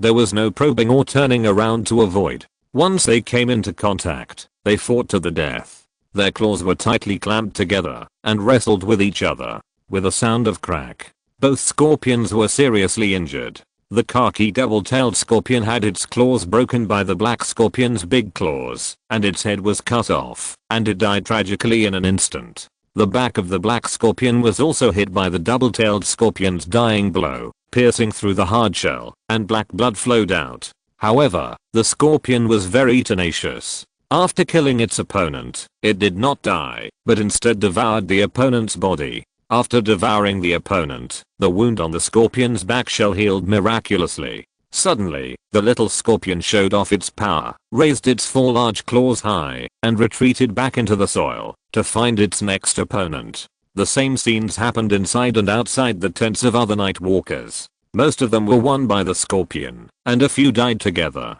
The battle was silent and tragic. There was no escape or retreat in the battle of scorpions. It was a life or death battle. It was exciting and filled with smoke. Hundreds of feet outside the battlefield, on the top of a sand dune, the Sand Scorpion tribe warriors who came to attack the camp gathered together. In the center of the crowd, the old man with a four-tailed sand scorpion pattern tattooed on his face and wearing linen clothes looked very miserable. Every time a sand scorpion he released was swallowed by the scorpion, a trace of blood would flow out of the corner of the old man's mouth. At this time, all the sand scorpions he summoned were slaughtered. The old man was about to fall down, and he said in a lost and soul-destroying voice, "Where did these alien scorpions come from? I have never seen a scorpion with four claws. They actually ate all the sand curse war scorpions I cultivated." Beside the old man, on a strong sand scorpion with two tail hooks in blood red and dark blue, the leader of the sand scorpion tribe said grimly, "Wait for me to kill him, and see who is the trick. Then I will tear this person in half and feed him to the scorpion." After the leader of the warrior said this, he shouted fiercely. Nearly 20 elite warriors of the Sand Scorpion tribe responded in unison, with great momentum. The scorpions under the feet of the crowd moved their limbs and feet, and were about to dive towards the night walkers' camp. Suddenly, a voice sounded out of thin air, "You don't have to go." Only the voice was heard, but not the person. But as the voice fell, the surrounding sand sea changed suddenly. In an instant, it was as if the world was turned upside down, and the vast yellow sand surged like a tide, and the sand waves rose and fell. With a bang, a huge scorpion with black light flowing all over its body, broke out of the sand underground. Instantly, the yellow sand under the black scorpion churned endlessly, and turned into a sand tide, which held the black scorpion on the top of the sand wave, looking down at everyone. The scorpion stood on the sand wave, like a fierce demon that supported the earth and the sky. Its black eyes stared at the people of the Sand Scorpion tribe, cold and ruthless. Suddenly, the sand tide collapsed, and the yellow sand flew all over the sky, as if a sand rain swept across the world, which was a spectacular sight. Bang! The black scorpion and the sand scorpion of the chief warrior of the Sand Scorpion tribe collided with each other, and their claws smashed each other, like a giant hammer hitting each other, with a loud bang, shaking the whole field, and could be heard from far and near. At the same moment, under the surrounding yellow sand, one after another, scorpions of different sizes broke out of the ground, waving their claws, and attacking the 20 warriors of the Sand Scorpion tribe. The fight between the scorpions became more and more tragic. At this time, Yan Jiu, Boya, and Leke, who were a little further away, also noticed something was wrong. "Why is there such a big commotion? We haven't reached the camping site of the Night Walkers yet. It seems that the warriors of the Sand Scorpion tribe have encountered an ambush." Boya and Yan Jiu were both old foxes. They narrowed their eyes at the same time, staring at the flying sand sea in the distance, and realized that something had changed. Leek said, "I can guarantee that the people who blocked the Sand Scorpion tribe were definitely not the Night Walkers. When they set up camp earlier, they had no other protective measures except for the necessary guards. I know the positions of every defense clearly." Boya and Yan Jiu looked at each other and shouted at the same time, "Someone come." There was no response from the surroundings, and there was silence. The two of them felt depressed and shouted again, "Someone come." This time, after they finished speaking, there was finally an echo. A voice calmly replied, "Don't shout. The two of you have a total of 8 guards with you in public, plus 3 or 4 guards each of you are secretly guarding against each other, just in case. They are all dead." As the voice rang out, a black armor appeared in the void in front of Leek and the other two. The armor was empty and there was only endless dark air lingering, as if it was worn by a ghost, which was extremely terrifying. On one shoulder of the armor, there was a black cat licking its paws with its tongue. It glanced lazily at the 3 people, and its beautiful and deep eyes were full of mockery. Leek, who was here, had heard the voice in the void, and his face was thoughtful. When he saw the armor appear, his face suddenly changed. He had a deep memory of this armor. When he was fighting for the colorful dragon eggs in the demon jungle, it was this armor that appeared and killed 2 5th level demon lizards with one knife. Leek recalled afterwards that he always felt that with the strange power of this armor, it might have surpassed the 5th level. It might be a magical object refined by a 6th level strongman, otherwise it would not be easy to kill a 5th level demon lizard. Seeing the armor appear again at this moment, Leek was horrified. Boyer beside him was a person who had experienced risks for a long time, and was not surprised by changes. Boyer himself was a great master of the 5th level, with strong strength. There were few rivals in the entire border. Therefore, when the armor appeared, Boyer grinned, not afraid at all, and said contemptuously, "Playing tricks, looking for death." After that, he attacked brazenly. Boyer lifted up one hand, and the sand on the ground flowed like a river. It rose from the ground and turned into a giant earth yellow python and hit the armor. Clang. At this moment, a faint hum sounded between heaven and earth, like the sound of a sword shaking for 100 miles. A magic knife emerged from the right arm of the armor, and it was swung in the air, and the knife shadow broke through the air. At this moment, even the bright moon in the sky seemed to be split in half by this knife. With one knife, the world lost its color. A mysterious blade arc. The trajectory is like a wild horse running in the sky. No one knows where it starts and where it ends. It passed through the air. The color of all things seemed to be taken away by this touch of knife light. The next moment, the giant yellow sand python that Boyer had shot out inexplicably collapsed and disappeared, as if it had been chopped into nothingness by the unparalleled sword energy, leaving nothing behind. Then the world returned to silence. The blade was stained with blood. Boyer's arm was broken, blood was spilled, and his expression was horrified. One of his arms was held in the claws of the black cat on the left shoulder of the armor like a juggler, making it difficult to tell whether it was the black cat that tore off Boyer's arm, or he had his arm cut off by the blade. The bystander Leek was pale, staring at the armor, and said in horror, "Who are you?" P.S. This chapter is still more than 4,000 words. Everyone have a happy reading. Please vote and subscribe. Chapter 456. A surprise attack. The armor of the underworld was suspended in the air, and no more sound came out, as if it didn't hear Leek's question. Instead, the cat on the armor pursed its lips and laughed. "You guys are so weak. You have practiced for so many years, and you have become like dogs." The faces of the 3 people on the opposite side changed, but they were afraid of the invincible power of the armor, and did not dare to attack. The cat's eyes rolled around, and then changed his words. "It shouldn't be said that I have practiced like a dog. That's not quite right. I know a dog who is more powerful than this cat. So if I say you are like a dog, I guess that guy will not be happy. Well, I should say that you are not even as good as a dog. It is not uncommon for some powerful alien beasts to be able to speak human language after their intelligence is fully awakened, but it is rare for a cat to speak to this extent with its voice and appearance. However, the 3 people on the opposite side were very cautious about the cat and the armor, and they had no intention of being surprised by the cat's spiritualism. The cat turned its dark eyes to Leek and said presumptuously, "You said a few days ago that, if you went to the central region, you would challenge Guo Dangshan and others. You thought you were not weaker than them. Bah, you are so thick-skinned. How dare you say such nonsense?" He added, "This divine cat has seen those guys from Guo Dangshan. Their skills are so-so, but if you are someone like you go against them, you will be killed in one move. How dare you boast that you can remain undefeated by fighting with them? TSK, this is the most ignorant joke this divine cat has ever heard.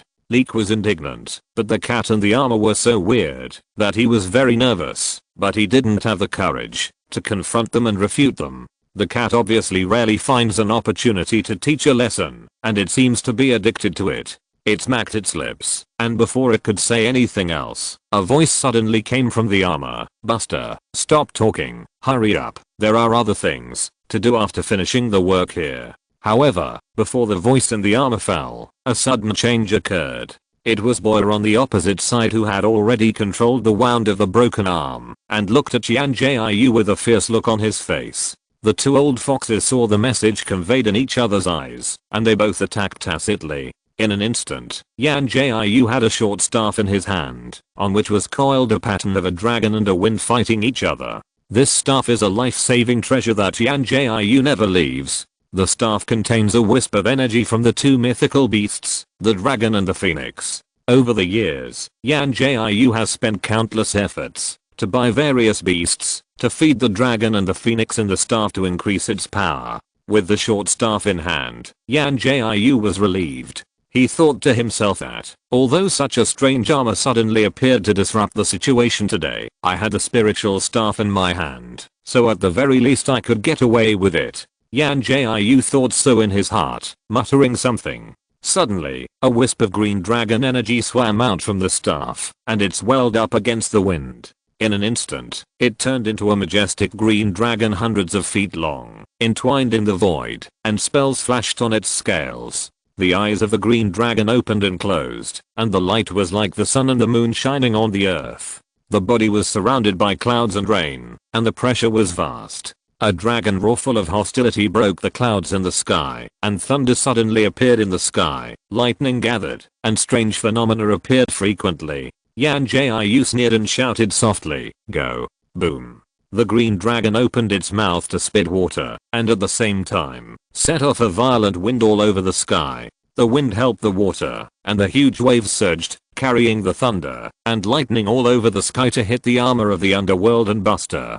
Boyer on the other side also sacrificed a treasure, which was a blade light without substance, full of murderous intent, coiling around like a snake, humming continuously. This blade light combined with the huge waves that Yan Jiu urged the Azure Dragon to rush out, and also killed the armor and Buster. This pair of old foxes faced a life and death crisis, and launched an unreserved cooperation. Unfortunately, the armor of the underworld, which had been refined with the life curse, had long been able to dissolve the real and the fake. When the offensive of the two approached, the armor suddenly disappeared, and easily avoided the impact of the huge waves. Buster stayed where he was, but in an instant, he transformed into a ferocious and unruly lioness and roared. This roar shook the earth and the surrounding sand dunes collapsed in pieces, and the dust flew. The oncoming waves collided with the roaring sound waves, shattering into thousands of water drops, and the knife light that Boyer used collided fiercely with the claws of the lioness Sehemi, spinning around without hurting Sehemi at all. Yan Jiu and Boyer attacked together, but were defeated by a lion in an instant, and their expressions changed again and again. At this time, Yan Jiu and Boyer had realized that, even if they joined forces, they had no chance of winning in the current situation. The two old foxes saw the opportunity quickly, and wanted to retreat at the same time. From the staff in Yan Jiu's hand, a red and blue phoenix with divine light flew out. Yan Jiu jumped onto the phoenix with agility, and was about to escape. Unfortunately, just as the phoenix flapped its wings, and was about to take off, a black hand stretched out from the void. It was the hand evolved from the underworld energy in the armor, and it pressed down the phoenix's head. Visible to the naked eye, the phoenix had numerous symbols being extracted and collected by the armored hand. The phoenix, which was originally lifelike, wailed repeatedly, and its shape quickly faded, and finally disappeared, as if it had been completely absorbed by the armored hand. The Azure Dragon, which had shrunk in size, and coiled around Yan Jiu, also suffered the same fate.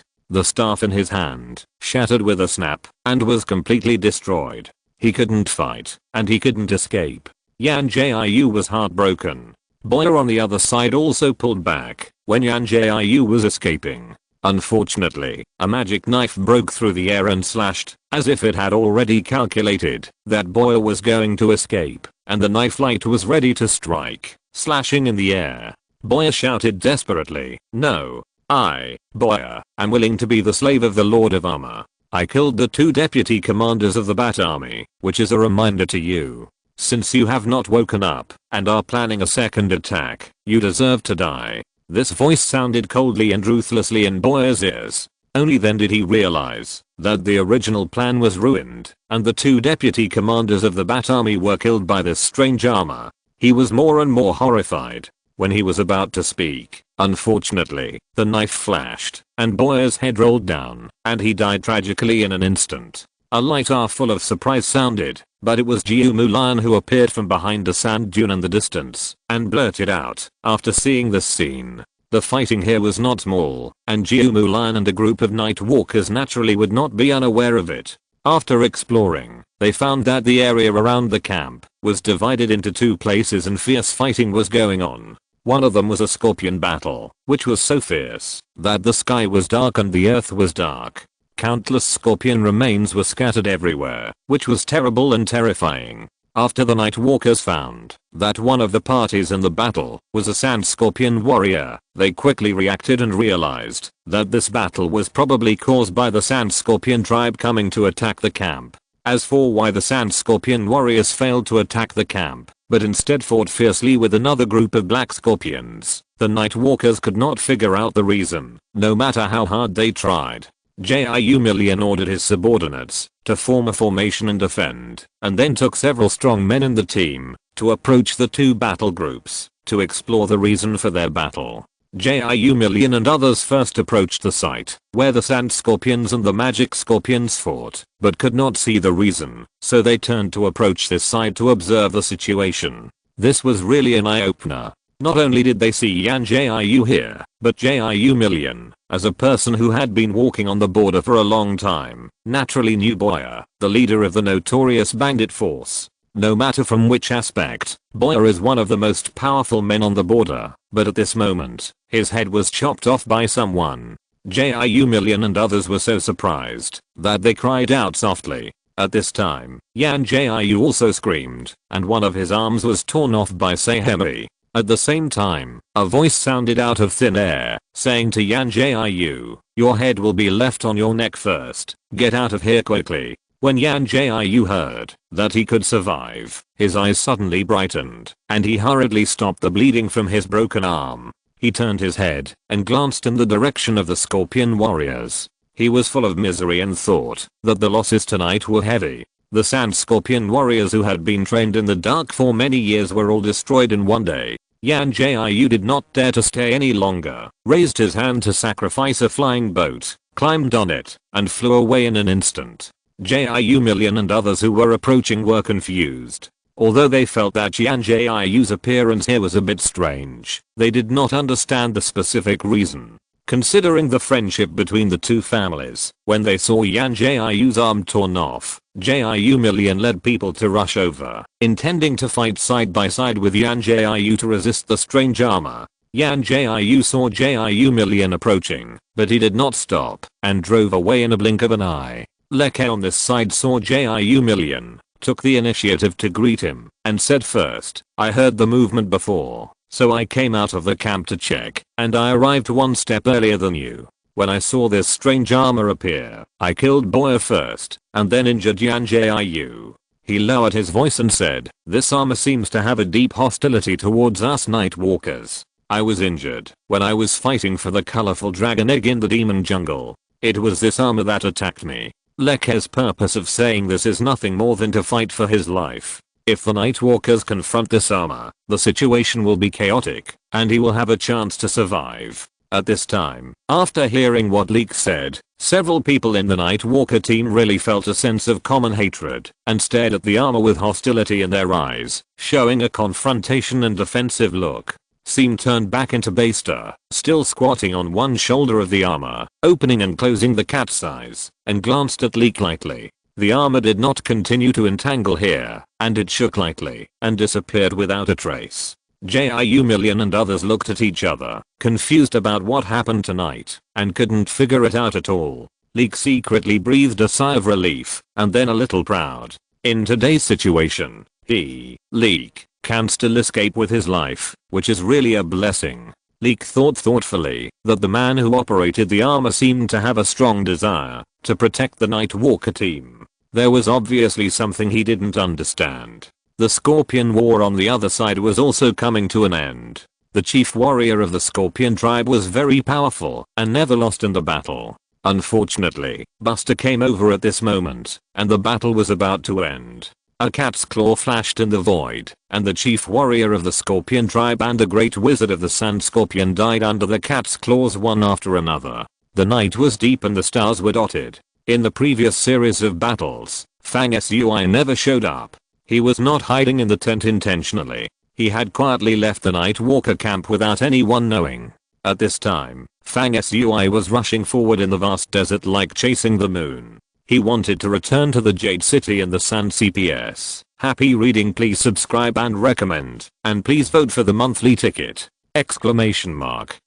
Chapter 457 Shattered Sky. In the desert at night, a horse was far away. Fang Sui used the art of transforming magic weapons into spirits to derive a mount, the Dark Phoenix, and stood on it. The wings of the Dark Phoenix covered the sky, and it could travel 100 miles in an instant. The Nightwalker team had been chasing the Jade City and the Sand Sea for more than a day, but was driven back by Fang Sui in just a few breaths. The wonder of the Sand Sea and Jade quickly drew closer in Fang Sui's eyes. He took a step out from the top of the Dark Phoenix, and the Dark Phoenix, which had transformed into a spirit weapon, retracted its wings, and turned into a foot in size, with its eyes sparkling, and its divine light flowing.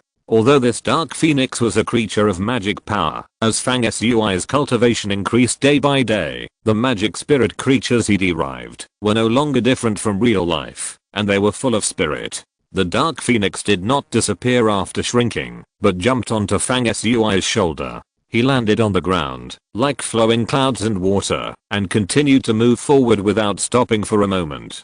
His steps were like thunder, and every step he took was actually shaking the ground within 100 miles. Every step was a tremor, the earth shook. Fang Sui had no intention of hiding his body and sneaking into the Jade City. Instead, he rushed to the Jade City openly and rushed straight into the city gate. Boom boom boom. As he moved forward, the vibrations on the ground became more and more intense. No one could see his figure clearly as he moved. He ran as fast as lightning. The shadow soldiers stationed inside and outside the gate of Jade City just reacted that someone had broken into the city.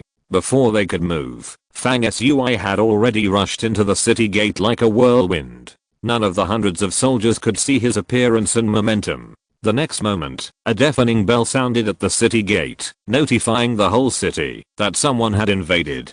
Fang Sui came here to destroy the West Temple head-on with the momentum of breaking the army. Therefore, when he was running, before entering the city, he began to accumulate momentum, vibrate the energy of heaven and earth, and absorb it into his body, so that his body energy could be like a long river, rushing endlessly, forming a kind of unstoppable momentum. In the time it took to breathe, after passing through the city gate and entering the city, he was like a thunderbolt, rushing through hundreds of miles at an amazing speed, and suddenly arrived outside the Zile Temple in the center of the city. Fang Sui, who was originally moving at high speed, suddenly stopped outside the Zile Temple. He stretched out his hand and wiped it, and a dark air flowed on his face. He used the art of the underworld magic weapon to transform a dark black mask, covering his face, revealing only a pair of deep eyes and nose with brilliant brilliance. Until this time, the alarm at the city gate had not been heard, which showed how fast Fang Sui moved, far exceeding the speed of sound transmission. Where he passed, a trench appeared on the ground, with bursts of green smoke rising from it, as if a lightning bolt had rubbed the ground, leaving traces of charred black. There were also many buildings along the way that seemed to have been blown by strong winds, leaving traces of strong airflow, like a knife carving an axe. At this time, Fang Sui, who was standing outside the Zile Temple, suddenly made a motion of opening his mouth and sucking. Crack. The surrounding void seemed to collapse and turn into a funnel. With Fang Sui as the center, boundless vitality gathered into his mouth. The entire Jade City was in chaos at this moment. Fang Sui was like an ancient beast, Pixiu, wanting to swallow everything. After a breath, his abdomen swelled slightly, as if he had swallowed up all the vitality of heaven and earth contained in Jade City. The next moment, Fang Sui turned from swallowing to spitting out. A white wave of air gushed out of his mouth, like a tide, growing higher and higher, and the waves hit the sky. Boom. The white wave of air spit out by Fang Sui was unstoppable, surging forward and shaking the void. The sound of crackling was continuous and deafening. The Zilay temple in front of Fang Sui was hit by this wave of air and quickly cracked and then collapsed in pieces.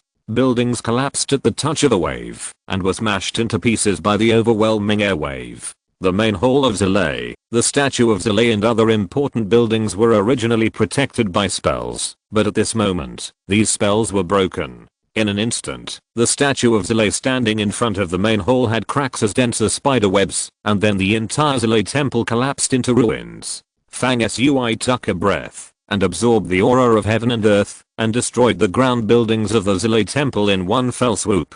When a group of clergy rushed out of the collapsed ruins of the Zilay temple, Fang Sui was walking towards the temple ruins that had stood majestically a few breaths ago, but now became a ruin. Who are you? Attacking the temple is equivalent to disobeying the gods, and the crime is unforgivable. These Zilay followers were furious and immediately prepared to take action, chanting the god spells, but Fang Sui's steps were mysterious, reflecting the will of heaven, and his figure was illusory and unreal. None of the many Zilay clergy who rushed out could accurately grasp his position. Fang Sui calmly passed through the obstruction of these people and came to the center of the collapsed Zilay temple. He stomped his feet lightly, and the ground cracked and collapsed. He fell straight into the underground and entered the Zilay underground secret palace. Not good. This person wants to invade the underground palace and destroy our sacrifice to the Zilay god. Don't panic. The chief priest is in the underground palace. No matter how powerful this person is, he will only be defeated if he encounters the chief priest. When the people on the ground were in a commotion, Fang Sui's body fell straight down. He fell from above to the position of the Zilay underground palace and coincidentally stepped on the head of the Zilay statue in the center of the underground palace. Fang Sui stood proudly on the statue, and he could see the shape of the underground secret palace with a glance. The scene in the underground palace at this moment was almost exactly the same as when he came to explore yesterday. In the circular pool on the left side of the statue, countless corpses were piled together. In the pool on the right, believers knelt on the ground, chanting sacrificial spells to dedicate themselves. Apparently, another evil sacrifice to the god of the west was being performed in the underground palace. Below the statue, the chief priest of the god of the west looked up and suddenly saw Fang Sui descending from the sky. He remained calm and stared at Fang Sui from above and below.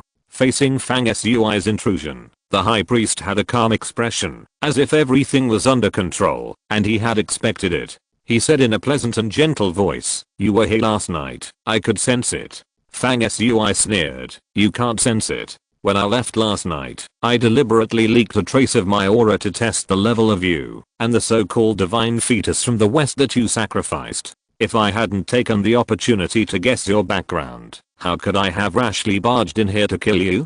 The high priest was a shrewd man. When Fang Sui revealed that Fang Sui's whereabouts were discovered at the last minute yesterday, he remained calm and said calmly, "You thought you leaked your aura intentionally to find out my background, but who knows if it wasn't me who was scheming you to find out my strength and weakness and lure you here again. Do you really think you have found out my background?" Fang Sui said calmly, "I don't have time to waste words with you. It's useless to talk about who is superior or inferior. We will know when we fight." At this time, the atmosphere in the underground palace was actually very strange. Fang Sui suddenly invaded, and although he and the chief priest had not yet directly fought, they were engaged in a silent confrontation at the level of words. The scene seemed calm, but in fact, a terrifying murderous intention could break out at any time. However, in the circular pool under the statue, a group of believers kneeling on the ground seemed not to notice Fang Sui's invasion, and were still reciting the sacrificial scriptures with a focused expression. This scene made Fang Sui frown unconsciously. The high priest's voice took the opportunity to sound with a bewitching spiritual power. Gods are willing to save those who have lost their way and redeem their souls. Are you willing to listen to the ancient scriptures from the West? This priest can guarantee that after you listen to the scriptures from the West, I will never make it difficult for you to leave or stay. Fang Sui laughed dumbly and said, "You want me to believe in the religion of the West as well?" The high priest's priest robe fluttered in the wind, and he had the true nature of an immortal. He said calmly, "Belief or disbelief is not the root. The scriptures have answers to all the truths in the world. Just like when you came here today, the gods from the West gave me guidance." Fang Sui tilted his head and said, "Did the gods from the West tell you that you would die tonight?" The high priest was saddened upon hearing this, and shook his head compassionately, saying, "It seems that you, a lost man, are destined to test the law tonight. If I'm not mistaken, you are only at the peak of the 4th level. With this level of skills, how can you succeed in assassinating me? Do you know that, although I'm not good at fighting, I'm at the peak of the 5th level. As long as I want, I can enter the 6th level or even the 7th level at any time. How do you make up for the absolute gap in strength?" The high priest sighed lightly, looked at Fang Sui with a look as if he were looking at a dead person, and said indifferently, "Before you came, have you ever thought that this is the temple of the West, which has gathered the thoughts of millions of years of sentient beings? The statue of the West in the underground palace here has been born from a divine fetus, and can give birth to the true body of the god at any time. And I can summon divine power here, which is equivalent to the entry of the gods into the world. You choose to enter the temple to kill this priest, which is an extremely foolish act. Even if I stand here motionless, you can't kill me. I can decide your life or death with just one word." The high priest talked endlessly, and Fang Sui's face was as calm as still water. When the high priest finished speaking, Fang Sui said coldly, "After that, you should die." He changed his body shape and suddenly appeared in front of the high priest, punching him on the forehead. Fang Sui's punch was slow, like pushing a heavy mountain, but as soon as the fist came out, there was a thunder sound surrounding it, and ripples were washed in the void. In a trance, it seemed that the void was about to be shattered by this punch, which shows how heavy the fist was, and how powerful it was. However, facing such a powerful punch, the high priest still had a calm expression, like a god looking down on all living things, staring at Fang Sui, motionless. At the moment when the punch hit him, a layer of dazzling divine light burst out from the high priest's body, instantly eliminating the punch. The high priest said unharmed, "I said, in the West Temple, I got divine power. No matter how hard you try, you can't hurt me. If you don't believe it, you can try again." Fang Sui's eyes suddenly brightened, and he shouted good lightly, and threw another punch. His punch was different from others. As soon as the punch started, a layer of mist appeared on his fist, which was unprecedented. The fist was real and fake, making it impossible to see the coming and going trajectory of the punch. The high priest's face did not change, but his pupils shrank slightly. He had excellent eyesight, and saw at a glance that the reason why Fang Sui's punch was so illusory and hard to see was because the punch was too fast. Fang Sui threw a punch, but in fact, it contained countless changes. After the arm retracted, it was thrown again with a collapse shock. This was repeated thousands of times, which was equivalent to using the small-scale collapse shock to add the power of thousands of punches into one punch. Fang Sui now threw a punch, and he could easily mobilize 4 dark mountains and a sacred land to bless them together. At this time, he combined the power of thousands of punches together. The extent to which this power would be magnificent was beyond the imagination of ordinary people. The high priest never expected that Fang Sui could throw such a magical punch. This punch had already touched the world-class level of proving the way with force and breaking all laws with a punch. The high priest's face finally changed, losing his composure all the time, revealing a trace of surprise. In an instant, Fang Sui's fist completely disappeared. He actually punched through the void and directly broke through the space barrier. The fist penetrated into the anti-void. Therefore, in the normal space level visible to the naked eye, this punch completely disappeared visually. This punch was extremely mysterious, shattering the void and breaking into the anti-space. It was invisible to the naked eye, so naturally there was no way to know where the punch would land and when to attack the enemy, let alone how to defend against it. This was a punch that transcended the constraints of rules and was above the mortal world. The punch was invisible and unpredictable. The high priest's face turned from surprise to horror, and he shouted, "God's power protects me and kills this kid." As soon as the high priest finished speaking, a fist broke through the air in front of his forehead. PS. Happy reading. Please subscribe and recommend, and please vote for me! Exclamation mark.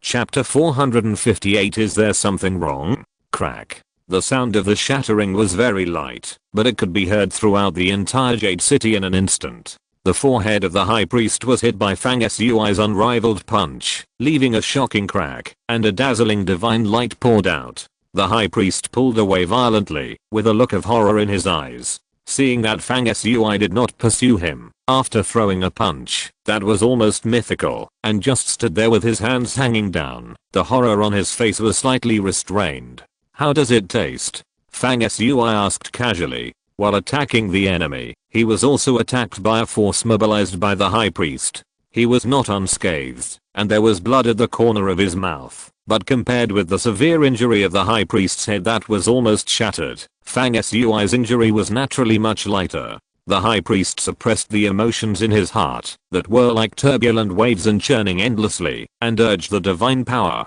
to bless himself again and again. The wound on his forehead that was cracked began to slowly close. The high priest quickly regained his calm look, as if everything was under control. He raised his hand and touched his forehead. His words were no longer as peaceful as before, but a hint of murderous intent. He said in a deep voice, "I really underestimated you. You can throw a punch that breaks the rules and hurt this high priest across levels. It seems that your true identity should be a rare and brilliant person in the 5 regions." He paused and said slowly, "It's a pity that you are going to die." The high priest's face darkened as he spoke. At this time, the scar on his forehead that was cracked by Fang Sui had completely healed without any trace. He smiled, his eyes became condescending again, and he said contemptuously, "This high priest was a little careless before, but I won't give you any chance again." Fang Sui had a calm face, and his reaction after hearing the words was a little strange. He actually raised his hand and pointed at his left shoulder. The high priest glanced at Fang Sui's empty left shoulder, and for some reason, he sneered in response. Fang Sui turned around and looked at the statue of the god from the west, squinting his eyes and staring at the center of the statue's eyebrows, and he was no longer paying attention to the high priest. The high priest said with murderous intent on his face, "God's power will come to the world and kill the evil people in front of you." However, before he finished speaking, his face changed suddenly. Crack. The cracking sound came again, slow but extremely firm. The forehead of the high priest, which had just been repaired by the power of God, suddenly cracked again, and a dazzling flame burst out of it. The high priest looked panicked and shouted quickly, "God's power will reach the sky, repair my body, give me a bright and pure body, and protect me from all disasters without damage." With a loud bang, in this underground palace, a ray of light broke through the air and descended, like a stream of water flowing into the body of the high priest, protecting him in it, but this was of no use at all. The crack on the high priest's forehead was still expanding from the inside out. The high priest still did not give up. He made a divine seal with his hand, guiding the divine power that was everywhere in the underground palace into his body, trying to repair the crack on his forehead. At the same time, he suddenly understood what Fang Sui meant by pointing at his left shoulder. When Fang Sui first entered the underground palace, a majestic black phoenix was squatting on his left shoulder. The strange thing was that when Fang Sui raised his finger to point at his left shoulder, the phoenix had disappeared. Crack. The scar on the high priest's forehead grew larger again and cracked completely. Although the divine power flowed like water around him, it was difficult to repair it. Life was leaving this high priest who was said to be able to add divine power and be omnipotent. At this point, the high priest calmed down instead, just staring at Fang Sui fiercely. "The phoenix on your shoulder." Fang Sui glanced at the high priest with his eyes slanted and said, "You only reacted now? How stupid." The high priest's head was completely wrapped in a layer of flames, and a phoenix rushed out of his forehead, as if reborn from the fire. The phoenix shook its feathers, and flew to Fang Sui's shoulder. It stood proudly with a sharp look in its eyes. 4 colors of divine fire burned all over its body. 4 scorching suns coiled outside its body, looking down on it. It turned out that Fang Sui's previous punch was not only extremely powerful and shattered the void, but also integrated the phoenix on his shoulder into the power of the punch. At the moment of hitting the high priest, the gods and ghosts did not notice it and hit him in the forehead. At this time, the phoenix harnessed the power of fire and rushed out of the head, locking the victory in one fell swoop. The head of the high priest was set on fire, but it was his soul that was burned. In the blink of an eye, the head of the high priest was burned to ashes, his soul was destroyed, and he died. Before his death, the high priest shook his soul and uttered a voice full of unwillingness. I curse you in the name of the gods. You will be plagued by bad luck. People close to you will die one by one. In the end, you will die of festering, weakness, and sadness, and you will never be reincarnated. Fang Sui laughed and said, only incompetent people seek this kind of verbal advantage before death. You want to curse me, but your Taoism is not enough. It would be almost right if the fetus in the Zile statue could be born, but unfortunately it will never have a real chance to be born. The high priest's voice never sounded again. He was completely dead. However, under Fang Sui's blazing eyes, another horrifying scene appeared. The Zile statue's eyebrows lit up, and a golden space appeared. The fetus curled up like a baby turned into a child whose gender was difficult to distinguish. It was naked, sitting cross-legged in the center of the golden space like a god, with eyes emitting resentful light, staring at Fang Sui from a distance. The next moment, the child spoke in a mature and dignified manner. Your disturbance caused me to be born early. You have sins that cannot be washed away in your previous life. You will be punished and become my most humble slave. As the child spoke, a mysterious force began to operate in the dark, turning into an invisible spiritual slave mark, covering Fang Sui. Bang! Fang Sui's body was ablaze with the sun god fire, burning the strange power that was pressing from the dark into nothingness. In an instant, his eyes were like the sun. He jumped up, took a step, and came to the position between the eyebrows of the statue, reached out and grabbed and strangled the strange child's neck. How can you invade this god's body? I'm sitting in the present, actually in the future. You can see this god, but don't even think about approaching and hurting me. The resentment in the child's eyes turned into shock. Fang Sui's face was grim, and he punched out, smashing the forehead of the statue of the West, and pulled out the child who was transformed from the fetus of the West, and held him in his hand like a chicken. You are just a broken thing that has been devoured by one life after another through evil magic over a long period of time. You dare to call yourself a god? The fire of the sun is dedicated to killing evil spirits. How difficult is it to approach a premature baby like you? Fang Sui said jokingly. Although the evil child transformed from the divine fetus was at a disadvantage, he was not afraid. I, Zilanes, have gone through many disasters, and was born from the past, the future, life and death. I'm one of the 11 divine fetuses under the throne of all mothers. I'm immortal. Even if you have the upper hand for a while, you can't kill me. When my divine power grows, I will make you a slave forever, beat and scold you day and night, make the woman you love lose her virginity, and make your relatives and friends die of illness and pain. Pa. The child's vicious words stopped abruptly, and Fang Sui slapped him in the face. Even though he was an evil god, his cheeks were still swollen. The evil fetus was stunned for a moment, and then his eyes became fierce. Just as he was about to continue to curse Fang Sui, he suddenly showed a trace of real horror on his face and stared at Fang Sui's forehead. But Fang Sui's forehead emitted a warm light, and a dark golden ancient book appeared. It was the golden scripture of the sun. Just after the golden scripture of the sun appeared, the child in Fang Sui's hand disappeared and was collected by the golden scripture. How do you have the book of creation? The evil fetus's voice of fear was hard to conceal from the golden scripture. The latest page in the golden scripture of the sun, which is the page where the Gatorade diagram of the cursed god realm and the corpse of Horus are located, is under great pressure. Fang Sui accidentally discovered not long ago that there are countless space faults sealed in that page of the book. The layers of space overlap and intersect with each other as if they contain endless mysteries. It is like a space maze and a space prison that suppresses the gods. At this time, Fang Sui pushed the Sun Golden Sutra and threw the evil fetus from the west into the book. The spatial power in the pages of the Golden Sutra intertwined.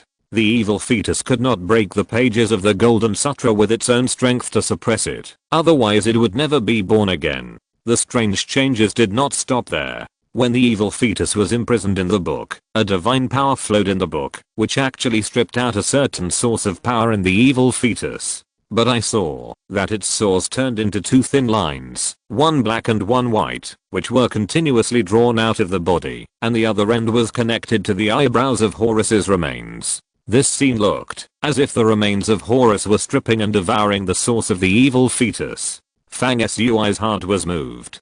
Horus was indeed dead, there was no doubt about that. Then why could he still absorb the source of the divine fetus at this time? What kind of divine body is this? It can steal the source of my power. Stop it. I will make you die. Stop it. Wait, I'm willing to cooperate with you. I know countless secrets of the Shadow Clan and the Mother Power. Our cooperation will benefit you greatly. Don't stop it. How about I surrender to you? You let this divine body stop depriving me of my source. The voice from the Sun Golden Sutra became weaker and weaker. From the initial curses and resentment, to the later cooperation, and then to the final words of surrender, this evil fetus gave in again and again, showing its fear and eagerness. Fang Sui sneered, and was not moved at all. All these things happened one after another, and it seemed quite tedious and long.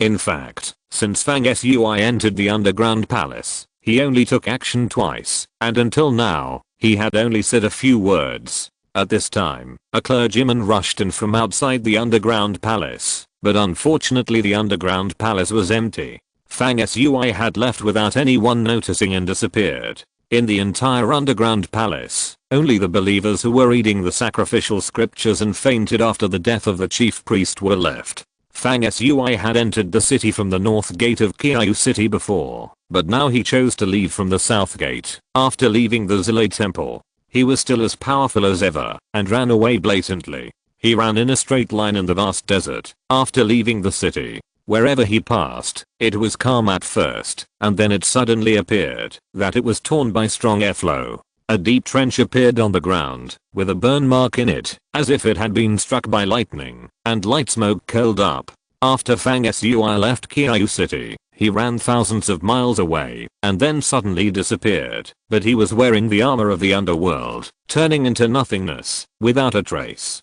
In the Night Walker camp thousands of miles away, Jiu Million and others looked puzzled, and still didn't understand what happened to the battle around the camp tonight. After Jiu Million returned to the camp, she suddenly had an idea, and ran to Fang Sui's tent quickly. She opened the tent without hesitation and looked inside. Fang Sui sat calmly in the tent, looking surprised. What's the matter?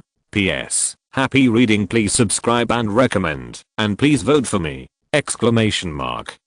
If you're listening to this novel on a channel other than Fanfic World, it means they downloaded and uploaded it without effort. We cordially invite you to visit our channel, Mundo Fanfic Novelos. There you'll find the original version of this story and you can explore many other novels of various genres. We're waiting for you to immerse yourself in a world of incredible novels. Chapter 459, Connecting to the Universe.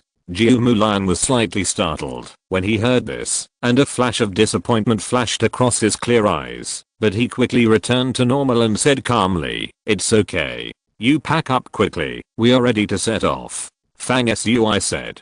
Jiu Mulan's eyes turned slightly, and he reluctantly asked, "Don't you know that there were many battles around the camp? Why do you stay in the tent all the time?" Fang Sui said, "As a matter of course, I know, but Deputy Captain, you led people out to explore, and you didn't call me. Where else can I go if I don't stay in the tent?" Jiu Mulan's eyes wandered, and he glanced inside the tent. He didn't see anything unusual, and said dejectedly, "Then you pack up quickly, we are leaving." A little further away, Leke was a little surprised that the first thing Jiu Mulan did after returning was to visit Fang Sui. He narrowed his eyes and stared at Fang Sui fiercely, with a bad look. Not long after, the Night Walker team set out again. At the same time, thousands of miles away in the Jade City of the Sand Sea, in the underground palace of the Zile Temple, two expressionless people were examining the damaged marks on the forehead of the Zile statue. One of the two was a middle-aged man, slightly fat, with a dark look, wearing a thin armor with ink-colored and dark green stripes, which was the standard outfit of a Shadow Demon General. This person was the Lord of Jade City, the Shadow Demon General Gumodi. Beside Gumodi, who had a cultivation level of up to the 6th level, the other was a young man with a 5th level aura. This young man had an oriental face, not a shadow creature, and his appearance was not handsome, but his eyebrows and eyes were like swords, giving people an unusually sharp feeling. There was a murderous aura that was rarely seen in ordinary people, and people dared not look at him. What was strange was that the 6th level Shadow Demon General Gumodi seemed to be slightly in awe of this 5th level young man. The young man was wearing a tight-fitting suit, a dark grey ground cape, and two weapons on his back. One was a thick brass short stick, with an ancient and heavy luster, which was obviously a divine weapon with a long history. The other weapon was slender and soft like a willow branch, and it would hum and vibrate from time to time. It looked like a knife, a sword, a spike, or a soft whip. It could be hard or soft, and it was obviously a rare and strange weapon in the world. The brass stick was called Rock, and the willow-like strange weapon was called Dragon's Whiskers. It was obvious at first sight that the short stick rock of this young man was vigorous, while the willow-like strange weapon Dragon's Whiskers was an evil and unconventional way. The combination of these two weapons, which were so majestic and strange, complemented each other and supported each other, showed that this young man must be very powerful and had extraordinary means. At this time, he spread out his palms, and his fingers were like boneless snakes, swaying softly and strangely in front of him, as if fanning some kind of energy in the underground palace. Then he said indifferently, "I have captured a very strong breath of firepower rules here. The death of the High Priest Zile was due to his own underestimation of the enemy and the attacker's ability to control firepower and kill people across levels. Well, the attacker's cultivation is at the peak of the 4th level." Gumodi was surprised and said, "The attacker is only at the peak of the 4th level? How can he kill the High Priest who is in this temple and has been blessed with divine power, and even this demon general may not be his opponent?" The young man's evil and ferocious eyes swept towards Gumodi.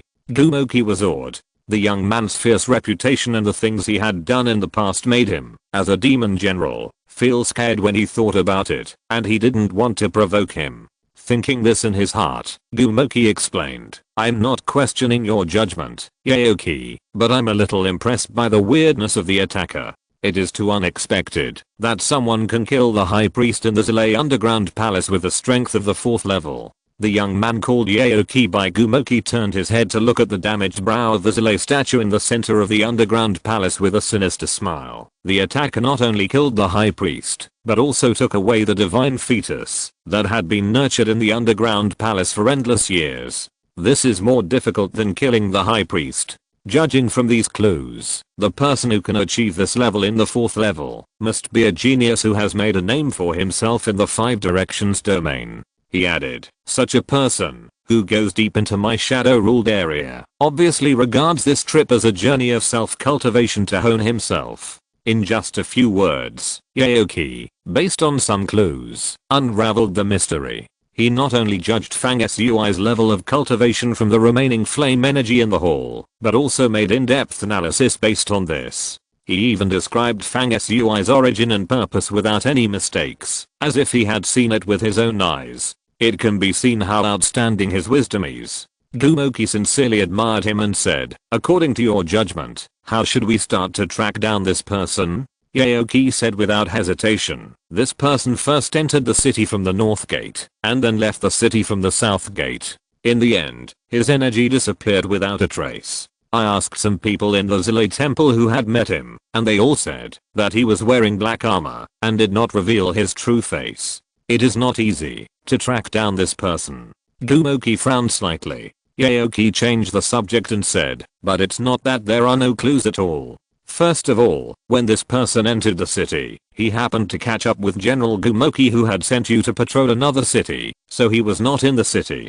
This is by no means a coincidence, which shows that the attacker has accurate intelligence channels and knew in advance that you were not in the city. After killing the high priest, no one could pose a threat to him, so he could retreat calmly, so he attacked. He continued, so this person seems to be ostentatious and broke into the city gate, but in fact he is a meticulous and intelligent person. In addition, this person should be in contact with some spies lurking here in the 5 regions, so that he can accurately grasp the intelligence and attack when you are away. Gumoki nodded and said, yes, but how can we find this person's whereabouts? Yaoki chuckled and said, we can start from 2 aspects. First, since this person is related to some spies lurking here, his whereabouts are not without trace. Gumoki understood everything at once. We do have the whereabouts of many spies from the 5 regions lurking in our area. We have never alarmed them in the past. Now we can monitor these spies quietly.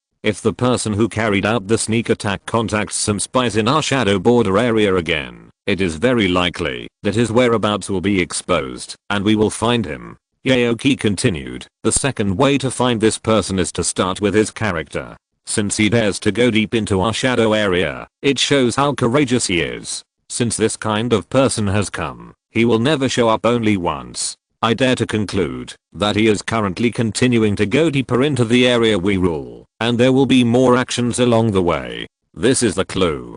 Gumoki, in view of this point, you should inform me of other life source stars on the border of the shadow area to step up defenses, loosen the outside, and tighten the inside, and set a net to wait. In addition, I heard that some smuggling teams can enter and exit our border, which is also a channel. You should get something if you investigate these smuggling teams. Gumoki agreed happily. Yaoki said gloomily and bloodthirstily, once I find this man's whereabouts, I will personally kill him. I haven't met such a brave and resourceful opponent for a long time. Guemo nodded and disappeared in a flash. Yaoki stayed alone in the underground palace and walked to the damaged part between the eyebrows of the Zile statue. He reached out and touched the damaged traces. It seemed that he was using some secret technique to trace the energy contained in it to track down Fang Sui's whereabouts. Early in the morning, the bright sun rose slowly, dispelling the darkness of the long night.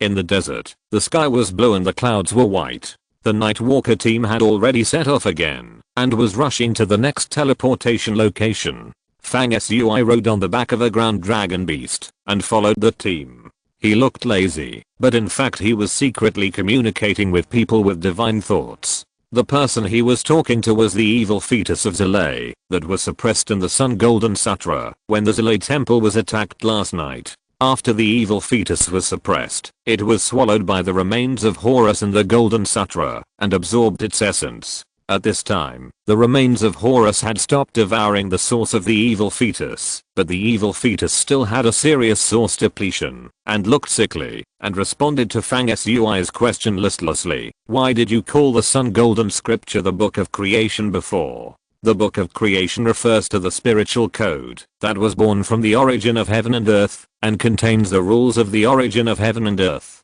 Most of these divine codes expound the supreme practice of communicating with gods. Your code should be the book of divine rules that discusses the origin of firepower of heaven and earth. This question and answer were all conducted on the pages of the Golden Scripture in Fang Sui's Sea of Consciousness. At this moment, Fang Sui used his spiritual power to transform into a hazy body and entered the inside of the page. The space inside the pages was filled with chaotic mist, and only an area of several dozen feet was revealed. In the center, floated the remains of Horus, which was dazzling with golden light. The remains temporarily stopped absorbing the source of the evil fetus, but still left 2 strands of energy, which turned into thin threads and penetrated into the head of the evil fetus, binding it not far below the remains of Horus. In fact, Horus's absorption of the source of the evil fetus was not completely controlled by Fang Sui, but was a spontaneous change of the remains. At this moment, it temporarily stopped and did not directly absorb the evil fetus completely, but bound it again.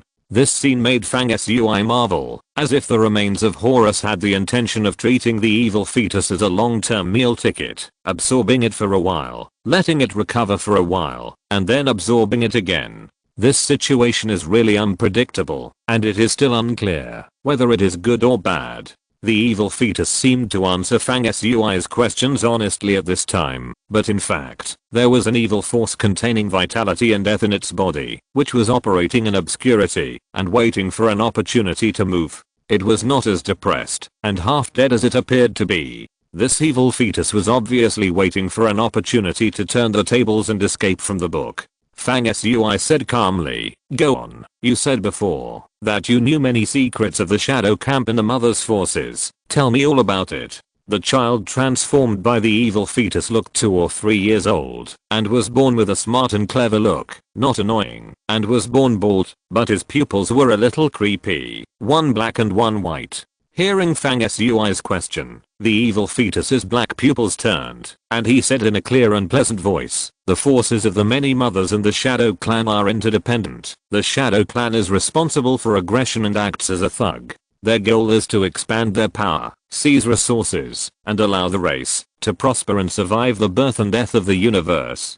The forces of the many mothers are responsible for controlling the souls of all life and gathering their thoughts. The ultimate goal is naturally to awaken the many mothers." The evil fetus glanced at Fang Sui while speaking and saw that he showed no emotion and had a calm face. He neither responded nor asked, so he could only continue. "The forces of the many mothers and the Shadow Clan are openly invading your 5 domains, but in fact they have secretly launched a plan to make friends with distant countries and attack nearby countries. They are trying to contact and cooperate with other life origin galaxies in this universe, except the 5 domains. Before long, some other galaxies will send troops to unite with the Shadow Clan to attack your 5 domains."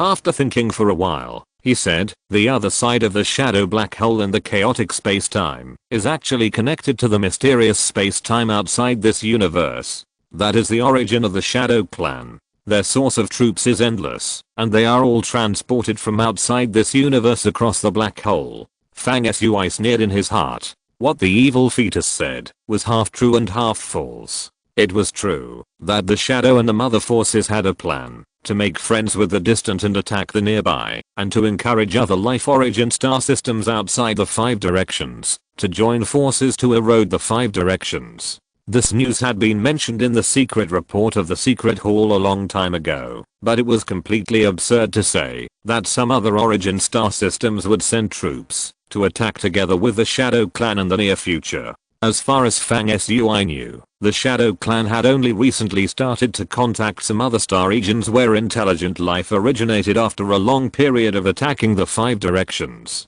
It was still a long way from reaching a consensus and jointly invading the 5 directions. After all, the other major life origin star regions were not fools. The 5 regions have already taken measures to deal with this, so Fang Sui doesn't need to worry about these things for now. However, the other side of the magic cave of the Shadow Clan mentioned by the evil fetus is connected to the time and space outside the universe, which is quite shocking news. Does the time and space outside the universe mentioned by the evil fetus refer to another cosmic plane, or somewhere outside the known universe in the same plane? Fang Sui pondered in his heart, and was about to let the evil fetus continue to talk, when he suddenly felt that the Night Walker's team in the desert was stopped and interrogated. Fang Sui frowned, and thought that the Zilay temple in Kyoto City was destroyed, so someone caught up, and asked so quickly. Just when Fang Sui withdrew from the divine consciousness, and prepared to deal with the interrogation outside first, and then come back to ask the evil fetus for more information about the shadow and the mother's forces, something unexpected happened.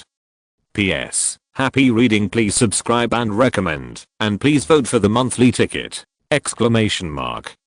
Chapter 460 Inspection. As Fang Sui was thinking, the chaos inside the pages of the golden scripture churned, and a passage appeared, leading directly to the outside of the golden scripture. The sudden change came from the evil fetus, who took advantage of the moment when Fang Sui was withdrawing from the golden scripture and suddenly jumped up.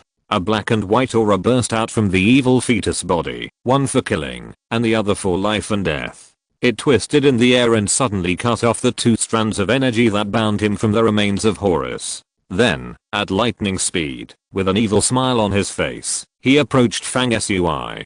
He obviously wanted to follow Fang Sui's body transformed by spiritual power and take the opportunity to rush out of the Sun Golden Scripture, and then he would have a broad mind. The evil fetus's sudden rise and disaster were perfectly timed, just when Fang Sui was about to open the Golden Scripture to pass out, and the evil fetus's speed was like light. He was very confident that he could take the opportunity to rush out before Fang Sui could even think about it. When I break out of the imprisonment of the Book of Creation, I will eat your soul, the evil fetus said sinisterly, with a ferocious expression on his childlike face. However, his expression suddenly changed the next moment, as if Fang Sui had expected it. Almost at the same time as he made a move, he turned his hand and pressed down. In an instant, the evil fetus was pressed by an irresistible force and could not move at all. His forward figure was pressed down to his knees. At this time, the two strands of energy that the evil fetus had just cut off from the remains of Horus extended like maggots on the tarsal bone, piercing through the evil fetus's forehead again and binding it tightly. Fang Sui looked at the stunned evil fetus with great interest and said calmly, "Since I came in, you have been accumulating strength and want to turn the tables in one fell swoop. Do you think I can't see this little trick? If I hadn't communicated with the Golden Sutra and weakened the bondage of Horus remains on you, could you easily cut off the energy that binds you? You are such a premature baby, idiot." He added, "You may not know that in this Sun Golden Sutra, I'm similar to the dead high priest in the Zilay underground palace. I can merge with the power of the Golden Sutra. In the space inside the Golden Sutra, I'm not bound by any rules between heaven and earth. I can do everything by thinking, so I'll let you play some tricks. A retard like you will not be willing unless you suffer enough hardships repeatedly, right?" The evil fetus changed his expression faster than turning a page of a book. Seeing that the situation had changed and he was still a prisoner, his face immediately turned bitter, and he said pitifully, "I was confused for a moment. I will never dare to do it again next time. Master, please forgive me this time. I decided to atone for my sins and repay the master. I also know a lot of important information about the power of the mothers." The evil fetus used his eloquent tongue to confess and flatter, trying to show his value. Unfortunately, Fang Sui had already walked out leisurely, and his voice came back, "I don't have time to talk to you. You enjoy it here. I hope you can still breathe when I come in next time." After that, he left the Golden Scripture. The evil fetus who stayed in the Golden Scripture sensed that a strong force of retraction was coming from the remains of Horus, frantically extracting the essence in his body. The evil fetus pleaded bitterly, "I promise that something like what happened just now will never happen again. I also know a big secret and I will tell you now, Master." In the Golden Scripture, the evil fetus cried out shrilly and panicked. He called for a while, but there was no response from Fang Sui. Obviously, Fang Sui had left the Golden Scripture. The screams of the evil fetus gradually became weaker. He smiled grimly, with a look of contempt on his face. "A human being, wanting to fight me, is too far away." As he talked to himself, the center of his forehead opened and closed, and a wisp of black and white energy was sacrificed. He transformed and actually differentiated into another evil fetus, which was exactly the same as his original body, without any difference. The original body of the evil fetus smiled with a treacherous look of conspiracy, and then his original body remained in the same place, bound by the remains of Horus, and absorbed the essence in his body. However, the evil fetus he differentiated broke through the fog in the internal space of the Golden Scripture and disappeared in a blink of an eye. At this point, it seemed that the previous behavior of the evil fetus, including its sudden attempt to escape from the Golden Sutra, was obviously intended to confuse Fang Sui. His real purpose was to differentiate another evil fetus and move deeper into the space of the Golden Sutra. The sun was shining brightly in the sky. At noon, a pale golden light shone down, and the entire desert looked like a golden disc. After Fang Sui withdrew his thoughts of sinking into the Golden Sutra, he looked forward. As expected, the Nightwalker team he was in was stopped and was being questioned. In front of the team, a group of more than 30 people under the command of Shadow appeared. They were a mixture of notorious races under the command of Shadow, such as the Demon Clan, the Night Demon Clan, the 100 Eyes Clan, etc. Most of them did not look much different from humans, except that they were particularly tall and strong. The armor of the entire team was uniformly black, with a hideous appearance. Everyone rode a war beast like a giant elephant, swallowing and spitting out black mist, looking like a moving hill, which was very intimidating. The leading general had a 5th level aura and murderous eyes. He stood in front of the Nightwalker team and shouted, "Last night, someone destroyed the Zule temple in Kyoto City and killed the Zule high priest. This is an unforgivable crime. The demon general Gumoki has personally ordered a thorough investigation of the surrounding life source stars and the smuggling teams entering and leaving the border." His tone was slightly slower, and he continued, "But you can rest assured, I'm not leading the people here to capture and kill you all. Whether you smuggle or not is not within our supervision. This commander is here only to track down the murderer. Everyone in your team needs to come forward one by one to be checked and tested. If there are no suspicious people in the team, this commander will let you continue your journey." Most of the people in the Nightwalker team looked as cold as ice, and they all looked at Jiumillion and Leken. The situation at hand was stronger than the people. The other side was not only a regular shadow tribe, but also well equipped and amazingly powerful. In particular, the leader of the other side was a 5th level master. It was difficult for them to match this person alone. More importantly, they were in the shadow area. If they took action, they would not only have no chance of winning, but also there was no suitable time and place. There was no choice but to accept the inspection. Jiumillion waved her hand gently, signaling everyone in the team to suppress the idea of taking action and cooperate with the inspection. Leo was the first to come out and said, "I'm ready for the first inspection. How can I accept the inspection?" Someone from the other side continued, "Come here and drop your blood into this crystal." As the voice sounded, a man from the other side's tribe walked out. He was a middle-aged man with a skinny figure like a bamboo pole and a dark green robe. He looked like a wizard who practiced evil witchcraft. This man held a crystal clear, symbol swelling cube in his hand and brought it to Leo. Leo did not hesitate too much and immediately forced a drop of blood from his body and dropped it on the cube in front of him. The cube absorbed the blood and the light and color inside flowed. The scene was gorgeous and very beautiful. The middle-aged wizard holding the cube kept staring at the color changes in it. When the light color in the cube solidified, he looked at Leo with a slightly raised corner of his mouth and said contemptuously, "With the strength of the 3rd level upper grade, the potential has been developed to the limit. It is impossible to be promoted to the 4th level in this life. It is a waste with no value for further cultivation. It is indeed a garbage from the 5 directions." Next, Leo's face changed slightly, and he retreated with anger. Fang Sui watched the inspection process from the side and saw at a glance that the other party's verbal insults were actually a means of inspection. According to the other party's inference, the person who killed the Western High Priest must be a very conceited person. If the person who attacked and killed the High Priest was here, he might not be willing to be humiliated and be forced to show up. This is a small means of attacking the heart. At the same time, Fang Sui felt that the other party's inspection method was a little tricky. It turned out to be a blood test, which is a very accurate and difficult to fake detection method. It can measure the level of cultivation of the person being inspected in one fell swoop. After that, several people from the Shadow Tribe walked out, all holding crystals in their hands, and entered the Nightwalker team to take blood tests from everyone, without exception.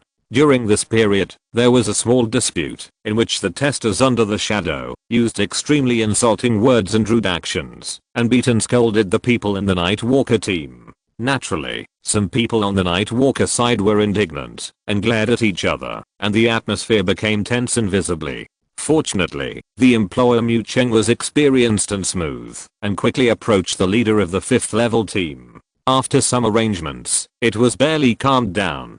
Soon after, someone came to Fang Sui. Fang Sui acted cautiously and ripped a drop of blood onto the crystal. In fact, at this moment, Fang Sui was undergoing a wonderful change in his body. One of the 4 underworld mountains in his body instantly rose from the land of the godly land and fell into the book of the dead, disappearing, leaving only 3 underworld mountains standing on the land of the godly land. The blazing sun in the sea of consciousness also disappeared into the sun golden sutra. As a result, Fang Sui's body power weakened, and he regressed to the 3rd level in an instant. What's more amazing is that his body also degenerated, and the 361 orifices in his body were covered with dust, no longer able to reach the flawless state of the 4th level, and even the details of his body, such as blood, flesh, essence, and energy, all regressed to his 3rd level state. At this time, Fang Sui was completely and thoroughly the 3rd level, from the inside to the outside.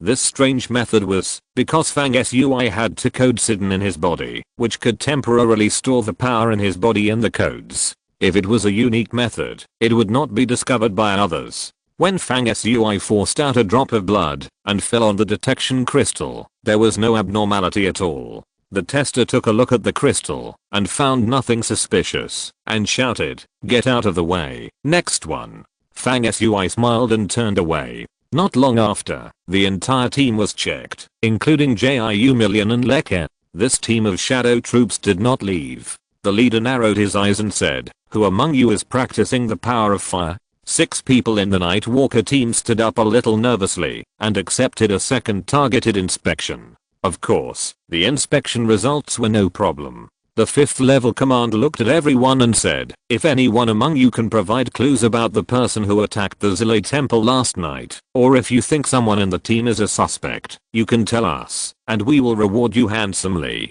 In addition, if the murderer is found, because of the clues you provided, your team will have made a great contribution. In the future smuggling process, you can pass through the area ruled by our shadows without hindrance and obtain immunity." After the commander's voice fell, Leek's heart moved slightly. He glanced at Shansu beside him calmly and curled his lips slightly. Shansu was the best at observing words and expressions and immediately understood that Leek meant for him to take the opportunity to blame Fang Sui. Given the savagery of the Shadow Tribe, if Fang Sui was pointed out at this time, whether he was really a suspect or not, it would be a big trouble. He would probably be taken away directly, and at the very least, he would be embarrassed. Shansu looked at Fang Sui quietly, feeling a little gloating in his heart. He thought that he only needed to frame Fang Sui and insist that he was not in his tent last night and he didn't know where he went and his whereabouts were suspicious, which was enough to cause him a huge trouble. Shansu thought so in his heart and was about to take a step forward as Leek ordered and report Fang Sui. At this time, Shansu was shocked to find that a force had silently invaded his body and took over the control of his body. He couldn't even do a simple action like taking a step forward. He couldn't even open his mouth when he wanted to speak. At this moment, Shansu couldn't control any part of his body. He stood there, unable to move, and was terrified. PS. Happy reading. Please subscribe and recommend, and please vote for me. Chapter 461, Divine Sound of the Body, Monday at the beginning of the month. Please vote. The leader of the Shadow Tribe in front asked twice, but there was no sound in the Nightwalker team, and no one responded. The Shadow leader snorted lightly and drove the giant beast under his seat, and the entire team that blocked the road left in an instant. At this time, Shansu felt the power that invaded his body quietly retreat. But the shock in his heart was hard to dissipate for a long time, and he subconsciously looked at Fang Sui. Fang Sui rode on the Earth Dragon Beast with a calm face, without any abnormality. Shansu shook his head. He didn't believe that Fang Sui could predict the future and use such unpredictable means to stop him from speaking. However, just before he was about to frame Fang Sui, such a horrifying thing happened. If it was said that it had nothing to do with Fang Sui, it didn't seem right. There was no such coincidence in the world. At this time, the Nightwalker team set off again. Shansu was puzzled and almost thought that he had been possessed by a ghost. In a trance, he saw Lekka turning his head and glancing at him with a dissatisfied look. He was immediately startled and quietly leaned to Lekka's side and told him about his experience. Lekka looked at Shansu with doubt, obviously doubting the truth of Shansu's words, and then looked at Fang Sui with a thoughtful look. At this time, the people in the Nightwalker team were having a heated discussion, and the topic naturally turned to the purpose of the Shadow team's investigation. The previous Shadow tribe said that someone destroyed the Zile temple in Kyoto City last night and killed the legendary Zile high priest with boundless power. This is too shocking. who is so powerful that he can rush into the city to kill people and then escape unscathed. The Shadow Tribe didn't even get a glimpse of the matter. How can we possibly know who it is? But this is really gratifying. Well, Kiayu City is a beautiful jade in the desert. What a good place, but it was made lifeless by the Zilay divine religion, and everyone is half dead. It would be better if all the people of the Zilay religion died. Wasn't the high priest known for his boundless power? Hey, he was killed anyway. The person who can do such a shocking thing must be a peerless powerhouse in our 5 directions domain. That's my guess. I estimate it should be the work of a 6th rank amazing master. Speaking of which, last night was really chaotic. Not only did 2 battles take place where we camped, but the Jade City was even more earth-shattering. The 2 battles around our camp are nothing compared to the destruction of the Zilay Temple and the killing of the chief priest in Jade City. The people in the team were talking about it, excited, and never tired of talking. Fang Sui sat on the Earth Dragon Beast, ignoring the glances of Lekka and Shansu from time to time.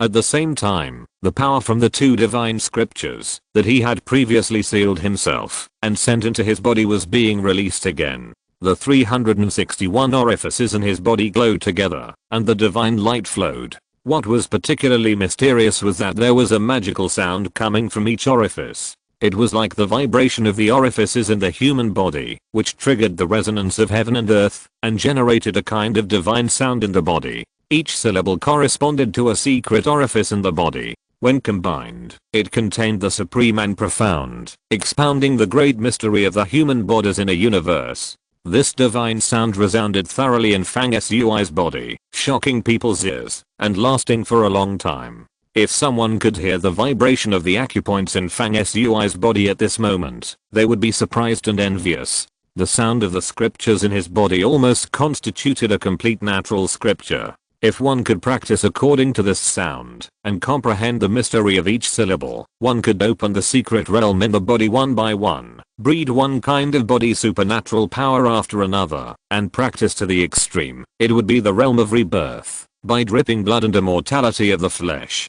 Fang Sui himself was also a little surprised by the vibration of the acupoints caused by the release of power in his body. He immersed his mind in his body, listened carefully to the divine sound coming from each acupoint, and had frequent enlightenment in his heart. The development and control of this endless treasure of his body was invisibly deepened. As time passed, the light of the 361 acupoints in Fang Sui's body became more and more magnificent, like 361 bright days, connecting the heavens and the universe, constructing small worlds in the body, storing the infinite energy of heaven and earth. The human body is wonderful and mysterious. The power that Fang Sui had previously sealed in the 2 divine scriptures was released in an instant. In his sea of consciousness, the sun was shining brightly. On the divine land, there were still 4 dark mountains, pointing in 4 directions. An extremely powerful force was surging in his body, circulating like a river or a sea.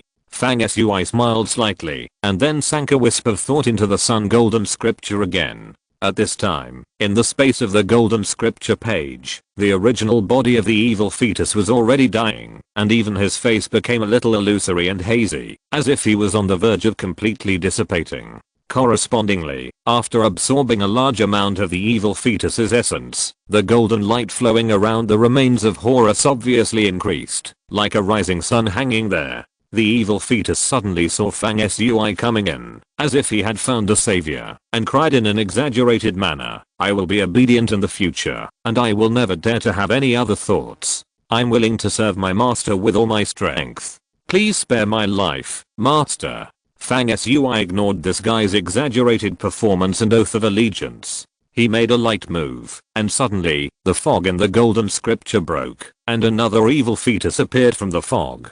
Fang Sui reached out and grabbed its neck without any resistance. Fang Sui looked at the evil fetus with mockery. "Is this how you serve me? You made a rag like the original Key Machine clone, running around in the golden scripture. Are you preparing a backup plan and trying to plot against me again?" The evil fetus was stunned, and then he realized that Fang Sui had expected that he would split a clone of him and move and hide in the golden scripture. Including this time, he has played tricks on Fang Sui 4 or 5 times. since he met him, and he was defeated every time, and the price of each defeat was extremely bad. Being exposed again this time, Zite was really scared. He thought to himself, when this god escapes one day, I will tear this kid into pieces and make him die a miserable death. For now, well, I might as well pretend to surrender to this kid, put aside the conspiracy, and try to please this kid. Damn it, why is this human kid always seeing through my tricks? He kept thinking in his mind, but his face reacted very quickly. He reached out and wiped his tearful face and began to express his loyalty like a bamboo tube pouring beans. I will first introduce the form of this shadow camp to the master. Seeing Fang Sui casually threw Zite's clone to the remains of Horus, and it was absorbed completely in an instant. Zite trembled with heartache. That was a small part of his original power, and it was gone just like that. Seeing Fang Sui looking at him with a playful look on his face, he didn't care about his distress and hurriedly continued. The shadow camp has been invading the southern region for endless years. Over the years, it has occupied more than 420 life source stars and secretly transformed some stars that were originally unsuitable for life to serve as strategic defense and garrison bases. There are a total of 316 similar light and dark bases. While speaking, he took the initiative to differentiate a ray of spiritual thoughts and sent them to Fang Sui with a diligent look on his face, which listed in detail the coordinates of the star bases that the shadow creatures he just mentioned had transformed over the years. Fang Sui silently checked the message sent by the evil fetus and then suddenly made a move and slapped the evil fetus in the face. This guy was weak to begin with, and his face was immediately cracked, swollen, and bloody, but he didn't dare to show any dissatisfaction, and kept smiling like a pug, with a bright face. Fang Sui said coldly, "You are really a dog that can't change its bad nature. In the message you sent, you actually hid a spiritual seed, trying to take the opportunity to invade my thoughts and lurk there, waiting for an opportunity to cause trouble. You are not giving up, and you have all kinds of tricks up your sleeve." Zite's face changed slightly, and he was about to speak again to express his loyalty. Fang Sui said with a smile, "It's okay, what other tricks do you have? Let's play slowly, but you will be punished every time you fail. Let's see who of us can kill the other first." Zite flattered, "How can I be the opponent of the master? I just want to entertain the master." Fang Sui said indifferently, "Tell me again." The power of the mothers has consumed countless lives and gathered the thoughts of all living beings for a long time to give birth to a waste like you. What is the ultimate goal? Zite said without hesitation. The power of the mothers is really stupid. As long as the master is against them, they will uproot them sooner or later. They gave birth to a waste, like me, so that I can merge with the 6 sons of gods under the command of the mothers, or the characters among the 5 servants of the goddess, so as to truly awaken the past life memories of the 11 great fighting gods under the command of the mothers, and make their cultivation advance by leaps and bounds. Fang Sui made no sound, and the evil fetus said obediently, "Once any one of the 5 servants of the goddess and the 6 sons of the gods joins with me, our powers will merge with each other and become one. Our mental strength will soar, and we will be able to sense the disappeared power of the gods in the vast time and space, and draw them back, thereby greatly increasing our strength. This kind of thing is mysterious, of course. It's nothing in the eyes of the master." Fang Sui asked, "Go on, what is the power structure of the mothers and the Shadow Clan?" The evil fetus agreed repeatedly. "Let's talk about the Shadow Clan first. Their supreme leader is called the Shadow Demon Emperor. It is said that he is an existence that surpasses the main god. His cultivation is probably at the same level as the yin gods and yang gods of the mothers. Under the Demon Emperor are 4 great demon generals, all of whom are at the 8th level. Below them are the Shadow Chief General and the Heavenly Kings, who are at the 7th level, and the exact number is unknown. Then below are the ordinary demon generals of the 6th level, which are countless." Fang Sui smiled and encouraged, "You're a good traitor. I'll give you a name. From now on, you'll be called the Traitor Li Fugi, or Ergalzi for short." Zite said with a happy face, "Thank you for the name, master.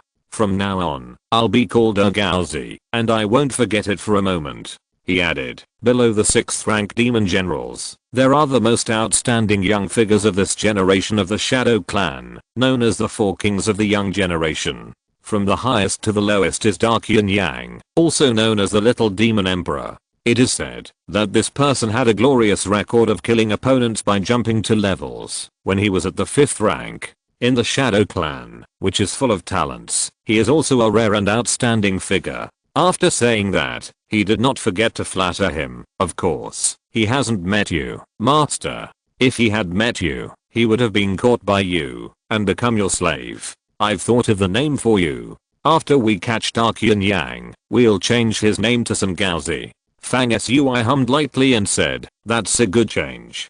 Go on." Gaozi Zite immediately continued. The second young master of the Shadow Clan is the Dark Saint. Her cultivation is not inferior to that of Dark Yin Yang. It is said that she is extremely beautiful. The third young master of the Shadow Camp is called Demon Star Yaoki. He is the most strange person. He is not a pure shadow creature, but can devour the Shadow Clan, who are famous for their devouring ability. He has devoured many Shadow Clan members, and his combat power has soared so fast that it is jaw-dropping. He then said, for some reason, after devouring many Shadow Clan members, Yaoki was appreciated by the Shadow Demon Emperor. The Demon Emperor said in person that he is a devouring body that is rare in 100 generations, and his achievements limitless. He specially allowed him to join the Shadow Clan. Finally, he said, among the new generation of the Shadow Clan, the last one is the son of the Shadow Clan's peerless strongman, named Anshai. He has a distinguished family background and a strong foundation. But as of now, Anshai is the weakest among the four. Fang Sui grunted. It turned out that Anshai, who had fought with him in the death maze, was only ranked last among the four young masters of Shadow. Zite was about to say something else, but Fang Sui interrupted him and said, "No need to say more for now." He turned around and walked out, ready to leave the space in the Golden Sutra. A passage leading directly to the outside of the Golden Sutra appeared under Fang Sui's feet. He turned back to look at Zite and teased, "Gaozi, are you coming?" Zite was startled. He really had a dog-like character that couldn't change its eating shit. Seeing the passage to enter and exit the Golden Sutra appear under Fang Sui's feet, he was ready to move, but his vitality was greatly damaged at this time, so he didn't dare to move. When Fang Sui turned back to ask, he immediately forced a smile and said, "Without the master's order, I will stay here safely in the future and dare not have any other ideas." Fang Sui's mouth curled slightly with a sinister smile and turned and walked out. For a period of time thereafter, the Nightwalker team moved forward all the way, and after passing a secret teleportation array located deep in the desert, they successfully reached the next destination. The new place they were teleported to was still a life source star in the Shadow border area, and the location was a vast plain. On that night, when they were setting up camp to rest, Leek said to his follower Shansu, "Go and call that Fang Ji to me." Shansu said with a look of joy, "Does the deputy commander mean to teach that guy a lesson himself? Let him know how to be a man?" Leek's face was gloomy, and he nodded coldly. Shansu agreed, and immediately walked out.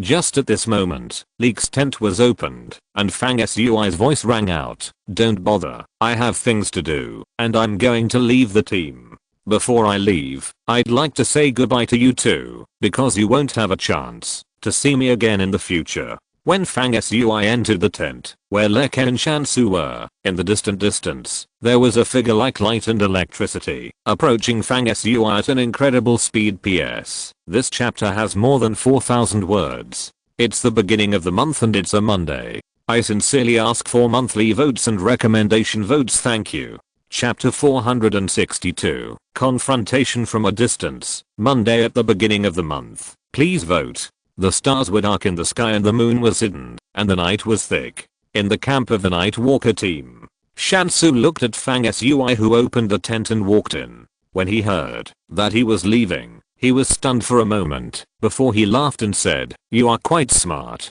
You expressed your attitude of preparing to leave first. So you have seen the situation clearly, and know the reason why Deputy Captain Leek is going to call you here. So you came to ask for forgiveness, and show your willingness to give in." After Fang Sui walked into the tent, he stood with his hands hanging down, looked at Shansu and Leek, and answered the question irrelevantly. Anyway, I have been in the team for these days, so before I leave, I don't want to leave trouble and hidden dangers for this team. Shansu was a little confused and turned to look at Leek. Just in time Leek said to Fang Sui, "You want to leave? This is the area ruled by the shadows. Where can you go?" Shansu reacted and chuckled. "Yes, this is the area ruled by the shadows. Where can you go?" Leek slowly sat down in the tent and waved his hand calmly, indicating that Fang Sui could also sit down, and said calmly, "You don't have to be so scared. I'm not going to take your life. Okay, sit down.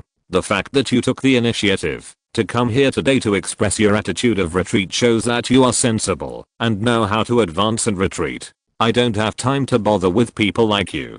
You can continue to stay in the team. I will observe you for a few days to see how you perform, whether you need to leave or not." Fang Sui said in silence, "It's okay for you two to have small fights at ordinary times, but when you were inspected by Shadow before, you wanted to frame me and use the Shadow team to deal with me. If you use this method, you two deserve to die." Shansu and Leek changed color instantly. Shansu said in surprise and doubt, "Was it really you at that time?" Fang Sui hummed, "It was me." After that, a black armor appeared silently in front of him. Leek's face changed drastically, and he stood up suddenly. "You are you?" Fang Sui said, "I killed the two deputy commanders of the Bat Army and the Bandit Boya. I also know all your lousy plans. I came to you before I left, because I have been in this team for some time. I always have to do some easy things before leaving, otherwise this team will soon be ruined by you. Okay, now that you know the cause and effect, you should leave."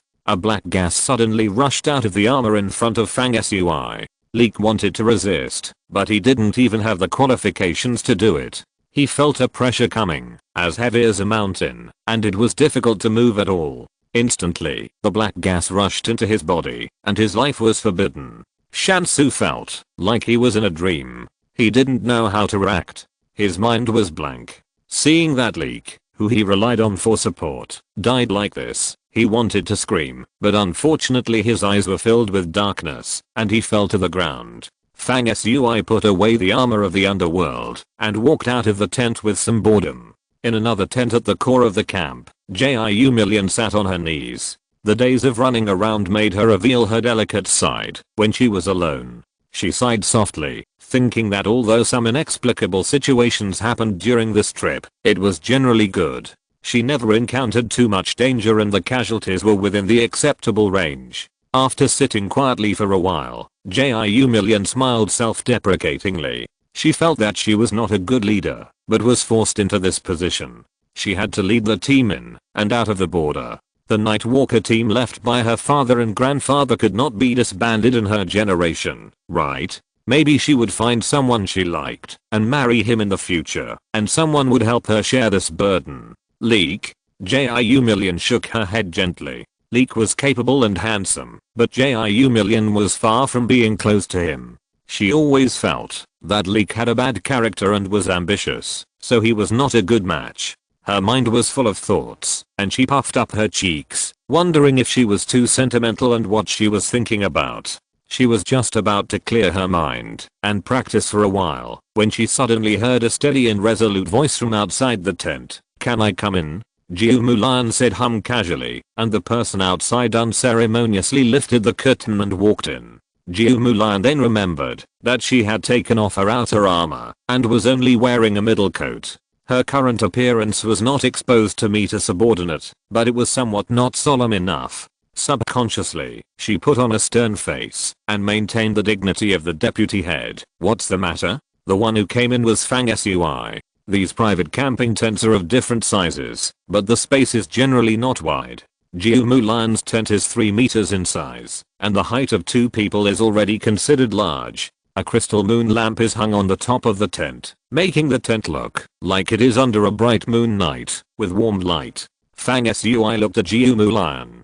Jiu Mulan was originally sitting in the tent with her knees bent, thinking about something, with her chin resting on her knees, and her posture was delicate. Only after Fang Sui came in did she change to a cross-legged position, which was relatively formal. She was wearing a moon-white tight-fitting middle-length dress, which showed off her soft body lines. The fullness of her chest rose and fell with her breathing, outlining a seductive outline through the clothes, which was a feast for Fang Sui's eyes. Under the moon-white middle-length dress, Jiu Mulan's slender and graceful neck and fair chest skin were exposed. From the towering chest to the bottom, her waist was slender and her legs were round and slender. All of this was shrouded and rendered by the light and color in the tent, making Jiu Mulan's skin color particularly crystal clear, her eyes moving and vivid like a painting. Fang Sui was naturally not a modest gentleman, and he had always been very thick-skinned. Seeing such a scene, he naturally did not want to miss it. He looked at it with relish, without any avoidance or evasion, and blatantly examined her up and down. Jiu Mulan was a little angry at Fang Sui's recklessness. Her face was slightly hot, and she scolded lightly. "Fang Ji, you are too presumptuous." Fang Sui laughed, then retracted his gaze, and said leisurely, "I'm leaving. Come and say hello to the deputy captain." Jiu Mulan was stunned. "Leaving? Where to?" Fang Sui said preparedly, "I came to the shadow area to hone myself, using our team as a cover, and caused a lot of trouble to the team along the way, but I also did some things for the team in secret, so I have a clear conscience, and don't owe anyone any favors. Well, I just killed Li Qianshu." "What?" Jiu Mulan's face turned pale. The first thought was that Fang Sui was lying. How could he kill Leek? I felt that Fang Sui would never lie about such a thing. After thinking about it, he said with a pale face, "Which force sent you to our night walkers? Do you want to annex our night walkers?" Fang Sui denied. "No, it's better for you not to know my identity, so as not to cause trouble. There was someone who wanted to annex the night walkers, but I have killed him. That's it, I'm leaving. Oh, and after I leave, you should also pack up and leave quickly, don't stay here." Jiu Million calmed down a little at this time. His face sank, and he asked sternly, "Who are you? Why did you kill our night walkers without authorization?" Fang Sui didn't explain, and suddenly turned his head to look in one direction. His eyes were as cold as a knife, as if he could penetrate all obstacles, and see the scene at an infinitely far distance. The sharpness of his eyes, that appeared in an instant, made Jiu Million dumbfounded. At a long distance, in the direction where Fang Sui was looking, there was a person following some kind of aura and constantly approaching where Fang Sui was. Fang Sui's eyes were sparkling with spirit, which appeared and disappeared in an instant. He looked at Jiu Mulan again. "My original plan was not to leave so early, but during the raid on Zilei Temple a few days ago, someone unexpectedly found my whereabouts so quickly, and came after me. If I don't leave, you will be implicated. Besides, I came here to train myself. It's a great pleasure for someone to chase me. I can't wait to have some fun with him." After he finished speaking, he turned and walked out. Jiu Mulan's eyes widened, her heart churning like a stormy sea. She said half doubtingly, "Did you kill the high priest of Zilei?" Fang Sui walked out of the tent and responded softly. Jiu Mulan suddenly remembered something and asked anxiously, "That day our team was attacked. I went out to act as bait. I saw that short fat man and another man suddenly had their heads flying off and fell to the ground and died tragically. Did you do it? Who are you? Will you come back?" For a long time, there was silence outside the tent. Jiu Mulan chased out of the tent and looked outside. The fields were deserted, and there was no trace of Fang Sui. When she returned to the tent dejectedly, Fang Sui's voice came back unexpectedly, as if it came from a very far distance. He said vaguely, "It's hard to say whether I will come back or not. Who am I? Ha, I'm your idol. How about you guess who I am? If we really have a chance to meet again, see if your guess is right. Did I do what happened that night? Guess too. Guess your uncle." Jiu Mulan cursed for the first time in her life and bit her lip, looking cute. Then she hurriedly put on her outer armor, jumped out, and entered Leek's tent. Not long after, she came out of the tent again with a pale face, muttering, "Really killed Leek, so it turns out that he really hid his strength and stayed in our night walkers. Why did he kill our night walkers? It's really abominable. Humph, is your identity so great? My idol? You are so shameless, thinking that you are Guo Dongshan or Zhang Liu Wang, etc. Your surname is Fang." A few minutes later, the night walkers team broke camp and set off, traveling overnight, leaving this short-term rest area. On the other side, Fang Sui was in the night, and he ran 100 miles in an instant in one direction. Hundreds of miles away from him in the opposite direction, the figure approaching Fang Sui in the darkness suddenly stopped and sneered. "You took the initiative to rush here. Are you looking for death quickly?" This figure revealed his true appearance in the darkness, with a straight and slender figure, eagle-like eyes, and a sharp light, like two lightning bolts that frightened people, and on his back were two weapons, rock and dragon beard, one positive and one strange. This person is Yaoki, the contemporary young genius of the Shadow Camp, the Demon Star. The Shadow Demon Emperor once praised him highly, calling him a rare genius with a natural devouring body. At this time, Yaoki paused for a moment, and then he started running again. At the same time, Fang Sui, hundreds of miles away, was running like a leopard, with a pleasing sense of power and movement all over his body. Suddenly, he let out a long howl while running, and the sound was as loud as thunder. The most amazing thing was that, as soon as his howl started, he resonated with the heaven and earth. Dark clouds rolled over the night sky, and suddenly there were bursts of thunder and lightning in the sky. With his howl, he actually caused the vision of thunder raging. Hundreds of miles away, Yaoki was not to be outdone, and he also let out a long howl, also resonating with the heaven and earth, and triggering the thunder in the sky. There were still hundreds of miles between the two, but the thunder in the sky began to strike each other, tearing the sky apart. The two had not met each other, but they had already used the howl and the thunder in the sky to launch a unique collision and confrontation, and shook each other from a distance. P.S. It's the beginning of the month and it's Monday. I sincerely ask for monthly tickets and recommendation tickets, thank you.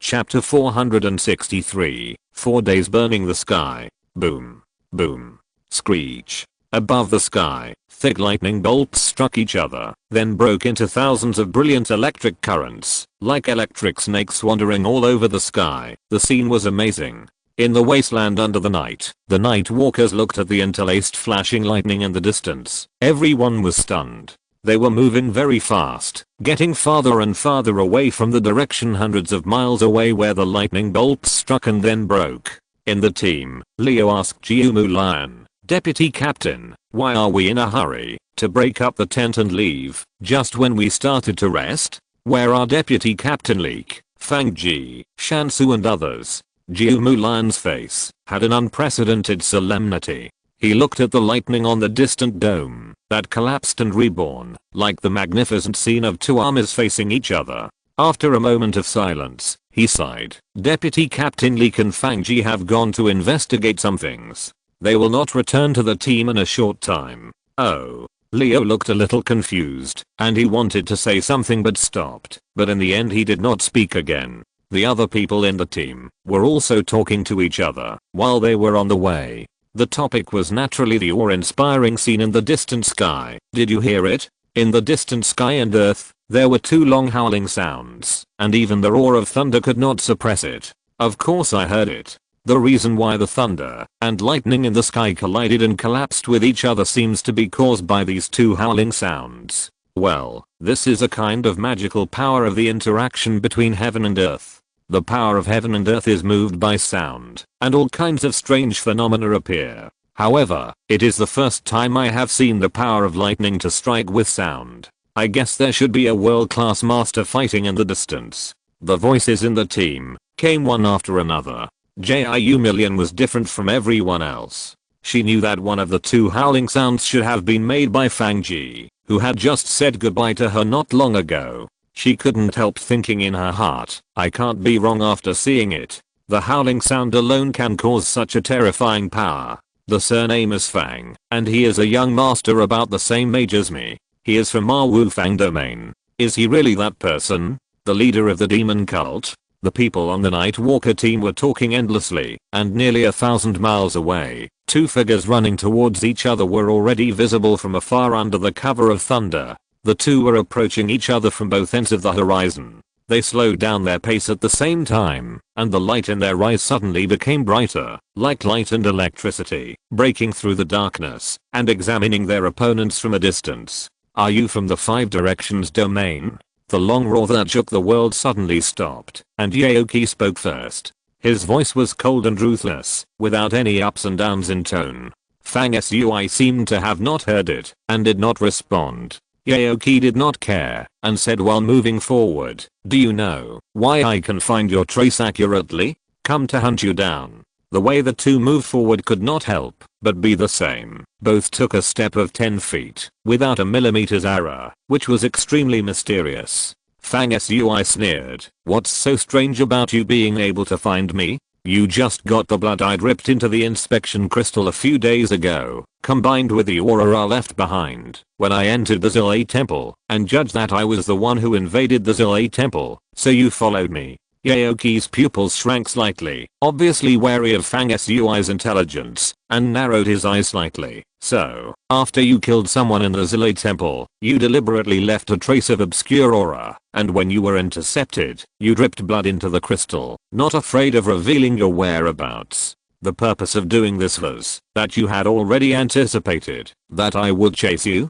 Fang Sui did not deliberately stimulate his momentum and walked easily and calmly, but his steps were constant and his face flickered with the flickering lightning in the night sky. He said calmly, "It's not that I knew you would come, I just wanted to lure a master to play with." Aoki's face was grim, and he stared at Fang Sui without blinking and said, "How can you be sure that I'm the only one chasing you, rather than multiple people coming to kill you at the same time?" Fang Sui tilted his head slightly and said, "Is it one person or a group of people who are chasing me? I can't be sure in advance, but if they are a group, they will run away if they can't beat me, and they won't rush to kill you like now." Aoki laughed dumbly and said, "You want to kill me in return?" The two of them were less than 100 feet away from each other at this time. Their momentum increased sharply. An invisible ripple in the void permeated and collided.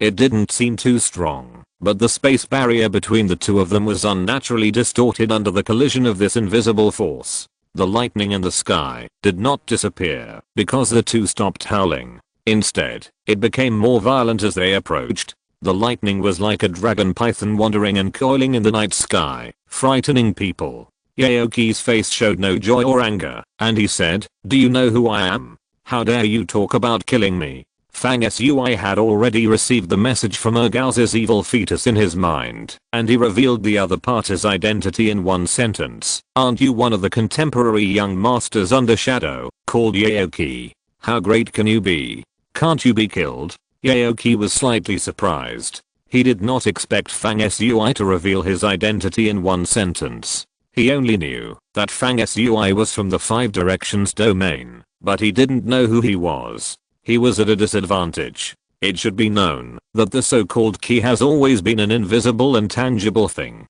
It is difficult to see with the naked eye, but it can attract each other and confront each other, which is the most mysterious. Aoki's expression was slightly surprised, and his key was inevitably weak. Fang Sui immediately sensed it, and his key suddenly surged. At this moment, the lightning and thunder that had been ringing in the sky suddenly stopped. The world was quiet. At the same moment, Fang Sui relied on his slight advantage and key to get the best opportunity to attack, and punched out without hesitation. Fang Sui's punch was ordinary, and there was no amazing phenomenon on the surface. However, when he threw the punch, the four dark mountains in his body simultaneously separated a ray of heavy energy and added to his fist. But his fist immediately gave birth to a black fist armor, which wrapped the whole fist. The surface of the fist armor turned into the virtual image of four dark mountains. Fang Sui's punch seemed to push the four mountains to press down on the opponent. In the process of punching, the fist rubbed against the void, and the crackling sound was dense like rain. The space barrier continued to crack and leave tiny traces. It can be seen that the weight of Fang Sui's punch was almost to the extent that even the void barrier could not bear it. Fang Sui's punch seemed to be slow but fast. After the punch, he ignored the distance and attacked above Aoki's head in an instant. "Ha!" Aoki exhaled and shouted, without dodging or avoiding. His hands showed a mysterious starting posture. One hand flicked, and a storm was thrown out, which instantly hit Fang Sui's fist and broke the sharpness of this punch. Aoki's other hand was light and weak, but its trajectory was ethereal. He grabbed Fang Sui's fist with a magical skill. The next moment, both sides retreated as soon as they touched each other, and their fists and palms separated. On the surface, it seemed to be a trivial matter, and it was unclear who would win or lose. But after this collision, Fang Sui suddenly felt a sense of alarm. At the moment when the fists and palms of both sides met, a strange vortex appeared in Yaoki's palm, which easily dissolved and swallowed Fang Sui's fist that contained the power of mountains and seas. At the same time, a strong suction force was generated, trying to extract the power and essence from Fang Sui's body. Fortunately, the power in Fang Sui's body was extremely condensed. Once he found something wrong, he immediately reacted.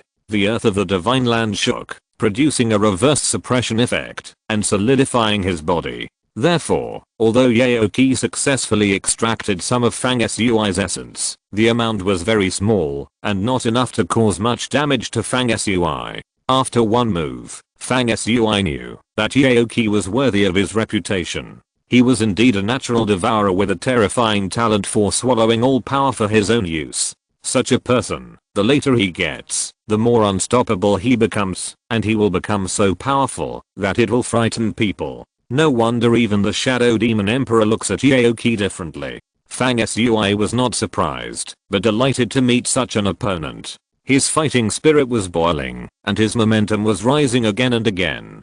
Yaoki smiled grimly. "How does it taste?" As he spoke, he turned defense into offense and stretched out his hand like an eagle to grab Fang Sui. As he made a move, a black vortex immediately appeared in his palm, spinning slowly. Fang Sui's way of dealing with the enemy has always been very targeted, and this time was no exception. The power in his body flowed violently and also rushed out of his fist in a vortex shape. The power was twisted into a strand, as tough as a dragon tendon, which was obviously aimed at Yaoki's devouring ability, and it was done intentionally. If the power is tough, it will be difficult for Yaoki to easily extract and devour. Fang Sui's fist punched out a spinning fist column. Boom. In this collision, although Fang Sui condensed his strength into a stream, it was still inevitably crushed and absorbed by the vortex in Yaoki's palm, and collapsed at the touch, and Fang Sui was still slightly at a disadvantage. Fang Sui's two attacks were unsuccessful, and his method of fighting the enemy changed again, turning to fast against slow,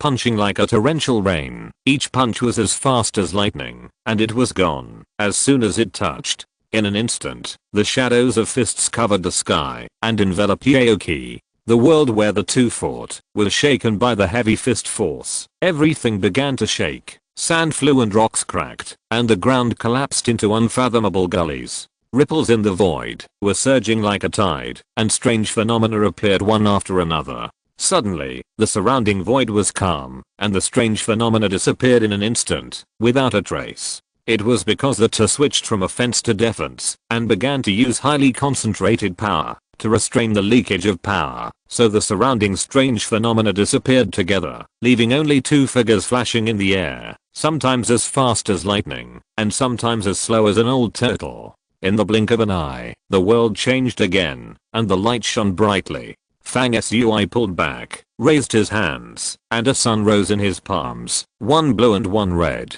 A sun also appeared between his eyebrows, branding the void, and radiating golden light. Fang Sui's movements were like flowing clouds and water, with a rhythm that matched the mysteries of heaven and earth. He put his hands together, and the two suns in his hands miraculously merged into one, turning into a two-color sun with half red fire and half blue flame. Then this two-color sun rose into the sky, and merged into the golden sun in the sky. Three suns merged into one. A golden sun appeared in the sky, with blazing flames, extremely huge, and shining in all directions. What was strange was that two red and blue spots flashed in the center of this sun, making this brilliant and upright sun have a sense of evil charm out of thin air. The next moment, this sun hit Yaoki on the opposite side like a cannonball. At this moment, Fang Sui's mouth curled up slightly, and a fourth sun with black flames came out of his mouth. Fang Sui threw the last black fire sun violently with the momentum of a tyrant, and simply smashed it into another golden sun, formed by the previous three suns. The two suns passed through the void like chasing stars and moons, and finally collided with each other with a deafening roar. At this moment, it seemed as if the sky was falling, and the earth was splitting. The whole world was completely ignited, and the sun's divine fire was ignited in the sky, and the ground was red for hundreds of miles, with flames blazing, and the night was reversed into day in an instant. 4 suns burned the sky. At the last moment, Aoki's face was solemn, and he drew out the 2 weapons on his back, the rock and the dragon whisker, like lightning, and turned into an airtight net of divine power rules, with symbols lingering around to protect himself. Even so, after the huge explosion caused by the detonation of the sun, Aoki's whole body was blown to pieces, and disintegrated into a dark breath. Aoki, since you have help, I will not accompany you anymore. Let's play another day. Fang Sui displayed the amazing magical power he had used for the past 4 days, turning the night into day, and turning the world into a sea of fire. He took the opportunity to withdraw, and disappeared without a trace. The aftermath of the explosion had not yet dissipated, the void collapsed layer by layer, and the earth shattered into a bottomless hole. When the terrifying fluctuations subsided slightly, Aoki was reborn from the disintegrating dark energy, with blood oozing from the corners of his mouth and a sinister look on his face. Aoki looked at the void not far away and said dissatisfiedly, "If you don't come to disrupt the situation, I will definitely kill this person today." A pleasant voice came out of the void, saying disdainfully, "What nonsense are you bragging about? I think you and that person are just as capable as each other. You are 1 level higher than him, but it is only because your magic power has reached the 5th level, which exceeds his 4th level peak. If you continue to fight hard and consume it to the end, he will die, and you will be seriously injured." The voice in the void said again, "This opponent is very impressive, and I'm also a little excited. Aoki, let's have a competition to see who can catch up and hunt this person. The loser of the 2 of us will be a slave to the winner for 10 years. How about it?" As the voice was spoken, the void opened, and a person walked out silently. PS. Li Zintong, Zyme 32145. I love Yang Gang. Thank the 3 heroes for the rewards, votes, and comments last month. Like it. I also thank other new and old book friends for their various supports. This chapter is close to 4,000. Happy reading. Sincerely ask for monthly ticket recommendation ticket. Chapter 464 Old Change. The originally deep night was lit up by the sky burning flames, and the surrounding red land turned from night to day. In the center of the sea of fire, after the violent explosion caused by the collision of the scorching sun, the fire was weakened. Aoki stood in the void, frowning and looking at the figure that walked out of the void not far ahead. It was a woman, with light steps, graceful figure, and jade-like complexion. This woman was of moderate stature, with a body charm that would be too fat if she was a little fatter and too thin if she was a little thinner. Her clothes were also different. Among the women Fang Sui had met, only Jiu Million usually wore a silver armor, but that was also soft armor, soft and close-fitting, not real armor, while the woman in front of him was really wearing a light armor made of ink-colored metal, and small combat boots on her feet, which made this woman look more heroic out of thin air, like a Valkyrie. But her appearance itself was not the kind of woman with hard lines, but was unusually charming, with long hair hanging down her shoulders and a soft temperament. This combination of gentleness and heroism formed a unique style of this woman, which made people feel surprised at first sight, and left a deep impression. She put on a black cloak over the black light armor, covering her whole body. Before she appeared, she said that she wanted to compete with Aoki to see who could hunt Fang Sui, and the loser would be a slave. Aoki was so arrogant and powerful that he hesitated after hearing this, and chose to refuse. "I know your ability as the Dark Saint very well. I admit that I'm inferior to you, and will never compete with you." It turned out that this woman was a saint of the new generation of Masters of the Shadow Clan, ranking second only to the little demon Emperor Dark Yin Yang. She rolled her eyes at Aoki in anger, and said sarcastically with a smile, "Aoki, you are really despised. You dare not compete with a little girl like me. Then you should give me the prey just now."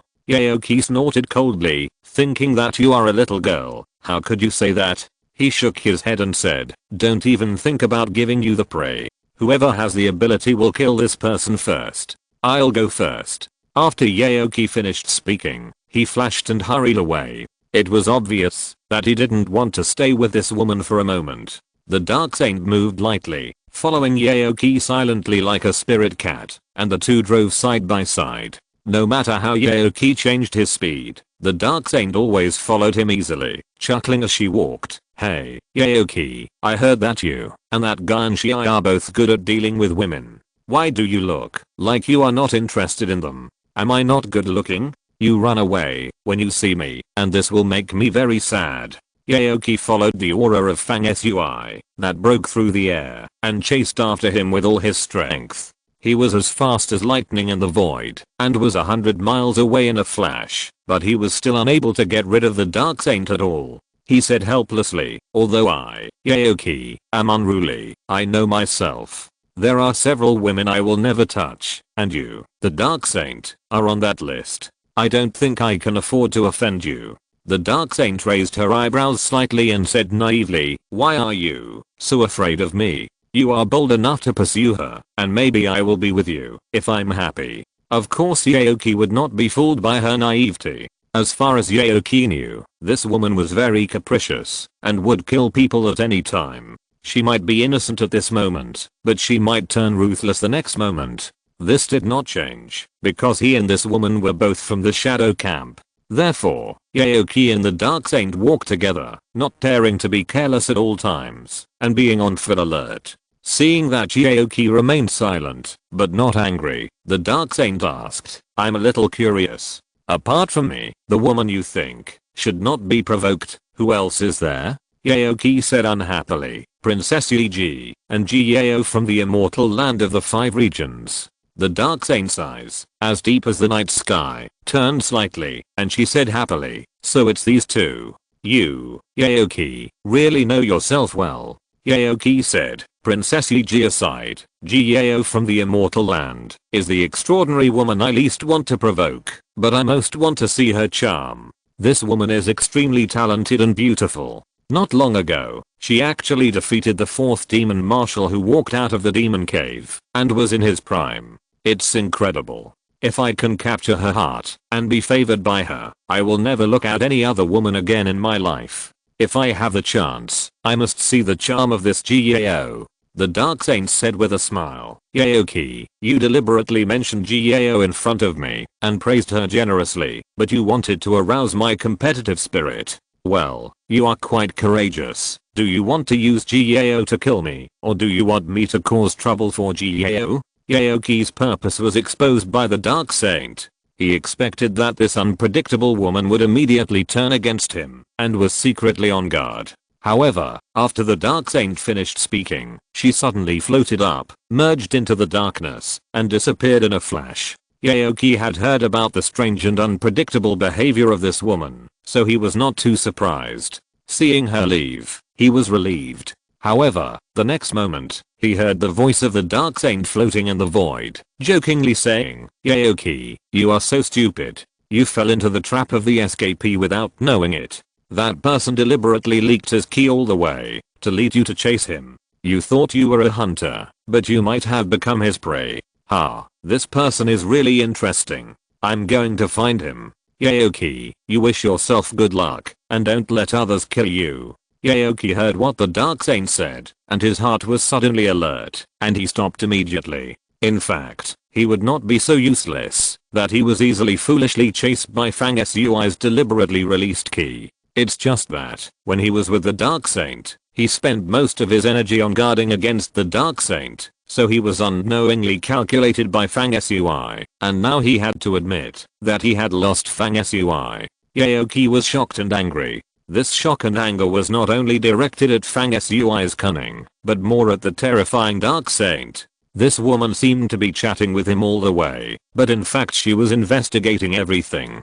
She first realized that Fang Sui had deliberately led her in the wrong direction, and immediately withdrew and disappeared, which was equivalent to regaining the initiative in the situation. In this way, Yaoki not only lost to the pursued person, but was also defeated by the Dark Saint, becoming the bottom of the 3. With Yaoki's pride and arrogance, how could he not be angry? Yaoki reacted quickly, and was about to use his spiritual secret technique to retrack Fang Sui's trail. However, at this moment, Yaoki suddenly had a warning in his heart. Time went back a little. Fang Sui used the magical power of the 4 days burning the sky, and at the same time, he noticed that the Dark Saint was approaching, so he decisively withdrew and stopped the continued entanglement with Yaoki. After Fang Sui left, he activated the Netherworld armor, turned into nothingness, and traveled 100 miles in a flash. Then he used various methods. First of all, he activated the art of the underworld magic soldiers, transformed another set of armor, dripped blood into it, and carved a secret spell, so that the armor could carry his aura away.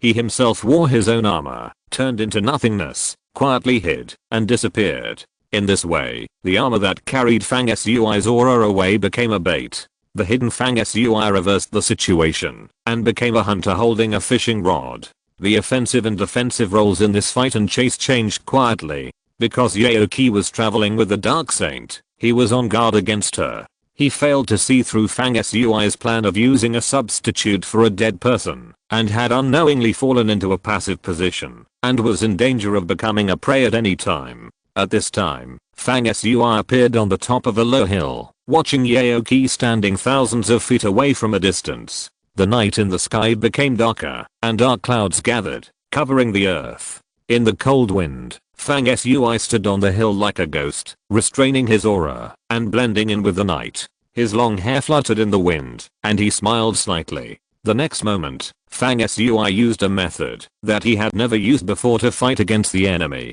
You should know that the art of the underworld magic weapon can not only evolve various weapons, but in the advanced chapter, it can even rely on a breath of aura to transform various legendary creatures to fight against the enemy, such as the phoenix, the fire dragon, etc. The magic of the underworld magic weapon has always been known for its ever-changing.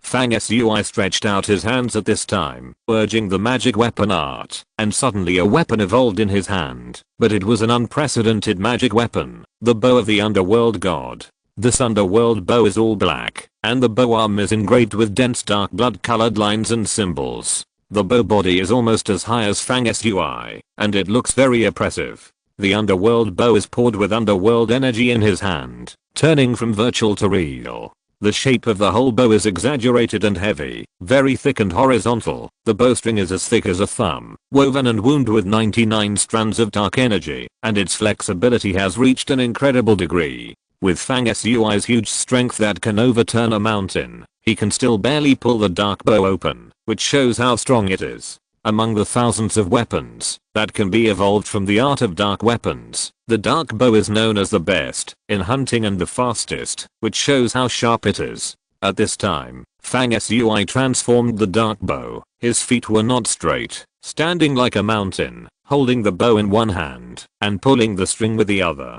There were thousands of symbols densely engraved on the bow arm. When Fang Sui's power suddenly started to work, all the symbols on the bow arm lit up at the same time, interweaving and wandering on the bow, and the whole bow seemed to come alive in an instant. Finally, a symbol fell off, and turned into an arrow that fell on the bow. With Fang Sui's current level of cultivation, the problem of whether the archery is accurate or not has long ceased to exist. As long as the spiritual power is poured into the arrow and the target is locked, it is really not enough to describe that the arrow is shot 100% accurately. The arrow shot out has its own spirituality, which can break everything and penetrate the sky and split the earth. At this time, Fang Sui held the bow in one hand and the arrow in the other, and slowly pulled the bow open. If someone could see through Fang Sui's body at this moment, they would be able to see that the 361 orifices in his body are all bright and crystal, golden and flawless, and the power in his body is running like a long river, surging endlessly. Bang! A tremor sounded only in Fang Sui's consciousness and could not be heard by the outside world.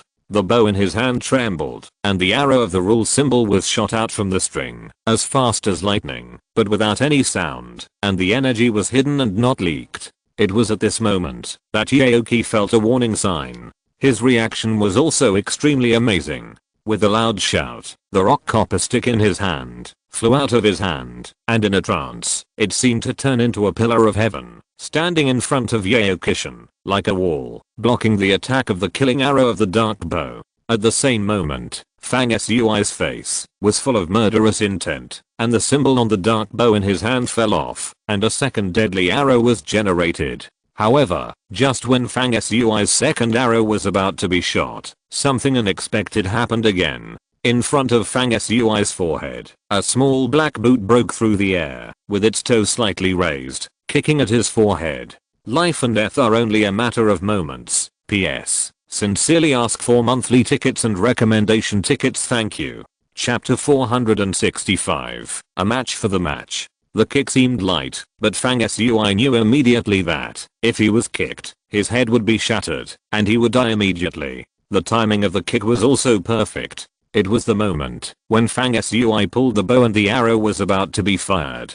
Therefore, Fang Sui was faced with a dilemma. If he immediately drew back the bow and dodged, he would have a greater chance of escaping the attack, but the arrow attacking Yaoki would break on its own, and could no longer be shot. And if Fang Sui insisted on shooting the arrow, then there was no doubt that he would lose the time to dodge the kick. In this case, time did not allow Fang Sui to hesitate. He made a decision immediately. He did not dodge or evade. His expression did not change at all. He shot the second arrow in his hand steadily as usual. The next moment, a series of dazzling changes occurred in the surrounding area. Bang! First, Fang Sui shot the first arrow, which hit Yaoki's hastily saved rock stick, making a loud noise like two metal doors smashing into each other, shaking the earth. The arrow feathers that pierced the gold and split the stone, and the giant pillar vision formed by the rock stick, both shattered. Yaoki himself was like being hit by a hammer. His whole body was shaken, and he took several steps back, bleeding from the corner of his mouth. Before he could catch his breath, the second arrow rushed in. This time, Yaoki's face really changed, and he didn't even have time to respond. He only had time to turn sideways, and was pierced through the chest by this arrow. Yaoki himself was not a pure Shadow Clan, but he was born with a devouring body, turning all external forces into his own use. Because he had devoured and absorbed the strong men of the Shadow Clan, he also had the racial talent of the Shadow Clan. It was also because of this that he was able to enter the sight of the Shadow Demon Emperor, officially became a member of the Shadow Clan, and was given the blood of the Demon Emperor to cleanse his body. When Yaoki was attacked by Fang Sui with the Four Suns Burning Sky technique, his entire body collapsed into a ball of nothingness, thus avoiding the huge killing power of the Four Suns Burning Sky. Then Yaoki transformed himself from nothingness. This was the Shadow Clan's signature skill, the ability to transform reality into reality. At this time, while Yaoki was pierced through the body by an arrow, he once again used his ability to transform reality into nothingness, and his entire body turned into nothingness, hoping to eliminate the destructive power of the arrow feathers that passed through his body.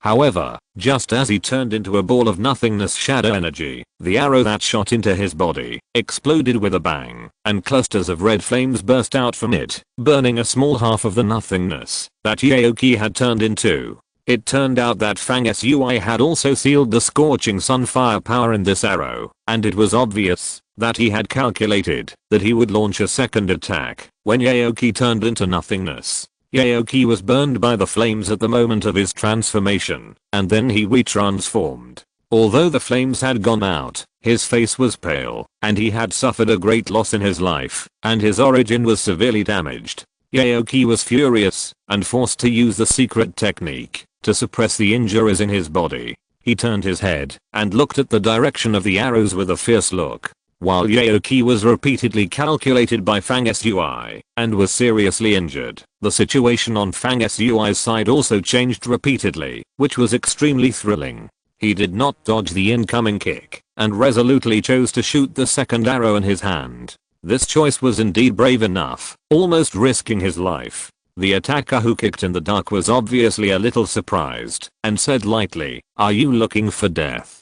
The voice was soft and indifferent, and it was the Dark Saint. At this time, the toes that came out of the void were about to touch Fang Sui's forehead. The situation was critical, life and death in an instant. Fang Sui certainly would not sit still and wait for death. At the last moment, a layer of armor grew on his face, covering his face layer by layer. The most amazing thing was that a cursed python suddenly emerged from the armor, fiercely wrapping around and biting the kick. But Fang Sui still underestimated the power of this kick. The cursed python was easily shattered. At the same time, with a snap, the mask that Fang Sui had formed with his nether power also cracked and fell apart. The kick was only slightly blocked, and then continued to kick, barely touching Fang Sui's forehead.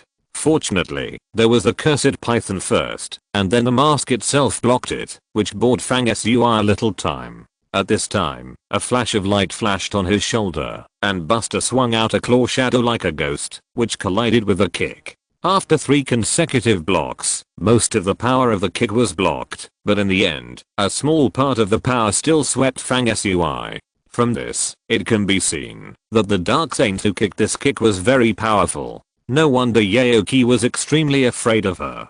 Puff. After being hit by a small part of the force of the kick, Fang Sui retreated and coughed up blood. When he landed, his body swayed, and his face turned pale. You are really good. In this situation, you only suffered some minor injuries, and you still shot an arrow to injure Yaoki as usual. As the voice sounded, the small combat boot that attacked Fang Sui stepped into the air, and a woman walked out with a smile, as if she was pulled out of the void by the small boot. It was the Dark Saint. Fang Sui wiped the blood from the corner of his mouth with his hand nonchalantly, and turned to look at the Dark Saint. Even in the situation of mutual hostility, there was a brief moment when Fang Sui could not help but feel amazed. Among the women Fang Sui has met since his debut, the most beautiful one is Jiao, followed by Yi-chan, who had a brief conversation in the array image that was accidentally connected at the top of the Mother of Life. After the 2 women, the one with both beautiful appearance and temperament is Fang Sui's mother-in-law, that is, Jiao's master Mukinglian. Next up are the most beautiful women in the world, such as Tina and UK King. Then, it is the turn of the rare beauty, such as Jiu Million. The appearance of the Dark Saint, which we are seeing now, has reached the level of Mukinglian, approaching the level of the immortal appearance of Jiao. The most important thing is that, unlike the male shadow creatures who have only a dark and frightening look, when they transform into human form, the Dark Saint's eyes are clearly black and white, just like humans, and the pupils are smart and bright. It should be noted that the beauty of women at their level is not just perfect in appearance, but more of a kind of charm that can only be understood, but not expressed in words, and temperament and luck, reflecting the heaven and earth, and the spirit of heaven and earth is formed naturally. Women of this level are all rare in the world, and none of them is a simple character, so when Fang Sui saw the Dark Saint, he guessed her identity, and teased her with a grin. Are you the Dark Saint? TSK, your appearance is only slightly worse than my wife, but not too much, and you look pleasing to the eye. Hey, do you have a lover? If not, what do you think of me? Fang Sui had few rivals in his ability to talk nonsense in the past, but he did not expect that this time he would suddenly meet a perfect match who was equally good. When the Dark Saint heard Fang Sui's teasing words, her face remained calm. She looked Fang Sui up and down with her lively eyes, and she looked very happy. That's great. I finally met someone who dares to tease me. I didn't have a lover before, but I got one after seeing my husband today. What's your husband's name? You said you already have a wife, which is not good. I wonder if my sister is a she-devil. If my husband marries me as his mistress, will my sister be willing? She thought about it seriously and said, besides, we haven't tried each other's taste, and we don't know if the other size is suitable. How about we take off our pants here and have sex first, and then talk about love? Fang Sui was stunned by these words, and felt like he had met a female hooligan, but he said without showing any weakness, take off your pants?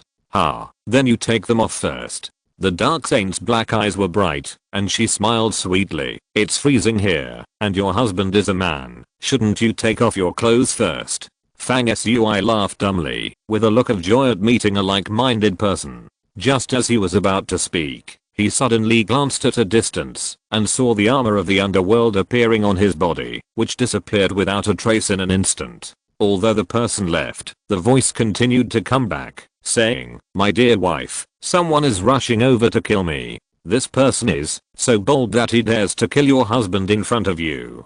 Go and beat him to death. I'll go first. Let's continue to take off our pants another day. The Dark Saint laughed softly, and her figure flashed. Fang Sui chased after her, and at the same time, she did not forget to say, "Husband, wait for me. You haven't taken off your pants yet. Let me see if you are suitable. Where do you want to run?" This pair of rogue men and women who were well matched disappeared one after another. Yaoki forced himself to suppress his injuries, and a fierce figure chased after him, whistling past like a wind sweeping the earth. After that, in the vast wasteland of this planet, 3 people, 1 in front and 2 behind, chased each other endlessly, and thrilling fights and killings were constantly staged.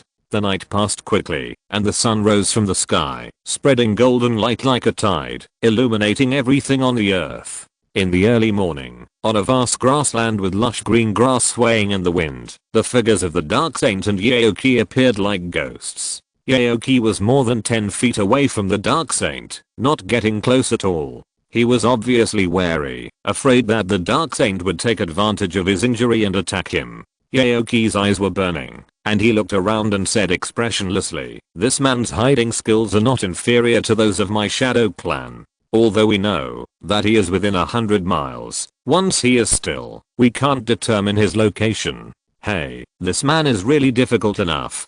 Dark Saint, in your opinion, how confident are we in killing him?" The Dark Saint said unhappily, "Why should I cooperate with you to kill my husband? You are not my adulterer." Yaoki was stunned and speechless. His head was as big as a bucket, and he cursed the crazy woman in his heart. The Dark Saint walked forward gracefully, saying as she walked, "If it were just the 2 of us, it would not be difficult to defeat my husband, but it would be impossible to capture him. If he didn't have some skills, how would he dare to go deep into the shadow area alone?" Yaoki said disdainfully, "I have a different opinion from you. This person will become my whetstone. I can assert that he will not live long." The Dark Saint frowned and said, "If my husband is killed by you, I will let you be buried with him." Yaoki gloated and said, "Even if I don't take action, he will not survive. Besides you and me, there are other people on the way. Your husband does not know the seriousness of the matter. When he invaded the Westward Temple, he not only killed the High Priest, but also snatched the Westward Divine Fetus. The Divine Fetus is extremely important to the Mother's forces. How could it be that only we can capture him?" The Dark Saint said, "Oh," and tilted her head, curiously asked, "Have the Mother's forces also intervened?" Yaoki said, "Someone of the level of the Dark Elders is coming in person. I wonder how long that kid can hide." The Dark Saint narrowed her eyes, her face thoughtful. 100 miles away from Yaoki and the Dark Saint, Fang Sui was holding a mirror in his hand, in which was reflected an image of an old man in black, approaching from afar, and about to meet Yaoki and the Dark Saint. Fang Sui muttered, "Ergauzi seems very important, and it has caused quite a stir. The old guys from the Dark Elders Council of the Mother Powers are chasing after him." Ergauzi's response immediately rang out in the Sun Golden Sutra, and he flattered loudly, "These people come to oppose the master. They are simply overestimating their own abilities. Come on, let's kill 2 of them, and let them never come back." Fang Sui ignored Ergauzi, but his face became a little strange. "PS. Sincerely ask for monthly tickets and recommendation tickets, thank you. If you're listening to this novel on a channel other than Fanfic World, it means they downloaded and uploaded it without effort. We cordially invite you to visit our channel, Mundo Fanfic Novelos. There you'll find the original version of this story and you can explore many other novels of various genres. We're waiting for you to immerse yourself in a world of incredible novels. Chapter 466, Chasing and Fighting. While Fang Sui was chasing and fighting with the 2 young geniuses of the Shadow Camp on the wasteland, the members of the Nightwalker team arrived at the next destination smoothly, a majestic city located on this source of life, called Dahuang. In addition to the first stop, the Sand Sea and Jade City, the entire team needs to stop at 2 large border cities to make a profit from the goods they transported. Dahuang City is the second destination of the Nightwalker team. If the first border city, Sand Sea and Jade, was easy to enter and exit because the Nightwalker team had a good relationship with Yan Jiu, then the remaining 2 cities mainly relied on the relationship of the employer Mu Cheng. He has been smuggling and selling goods on the border for many years, so it is not surprising that he has a fixed relationship to sell his smuggled goods. However, this time something went wrong. Just as they entered Dahuang City and found a familiar relationship with Mu Cheng in the city and sold the goods, something unexpected happened. Their team had a total of more than 70 people, and all of them were detained by the Shadow's subordinates in the city.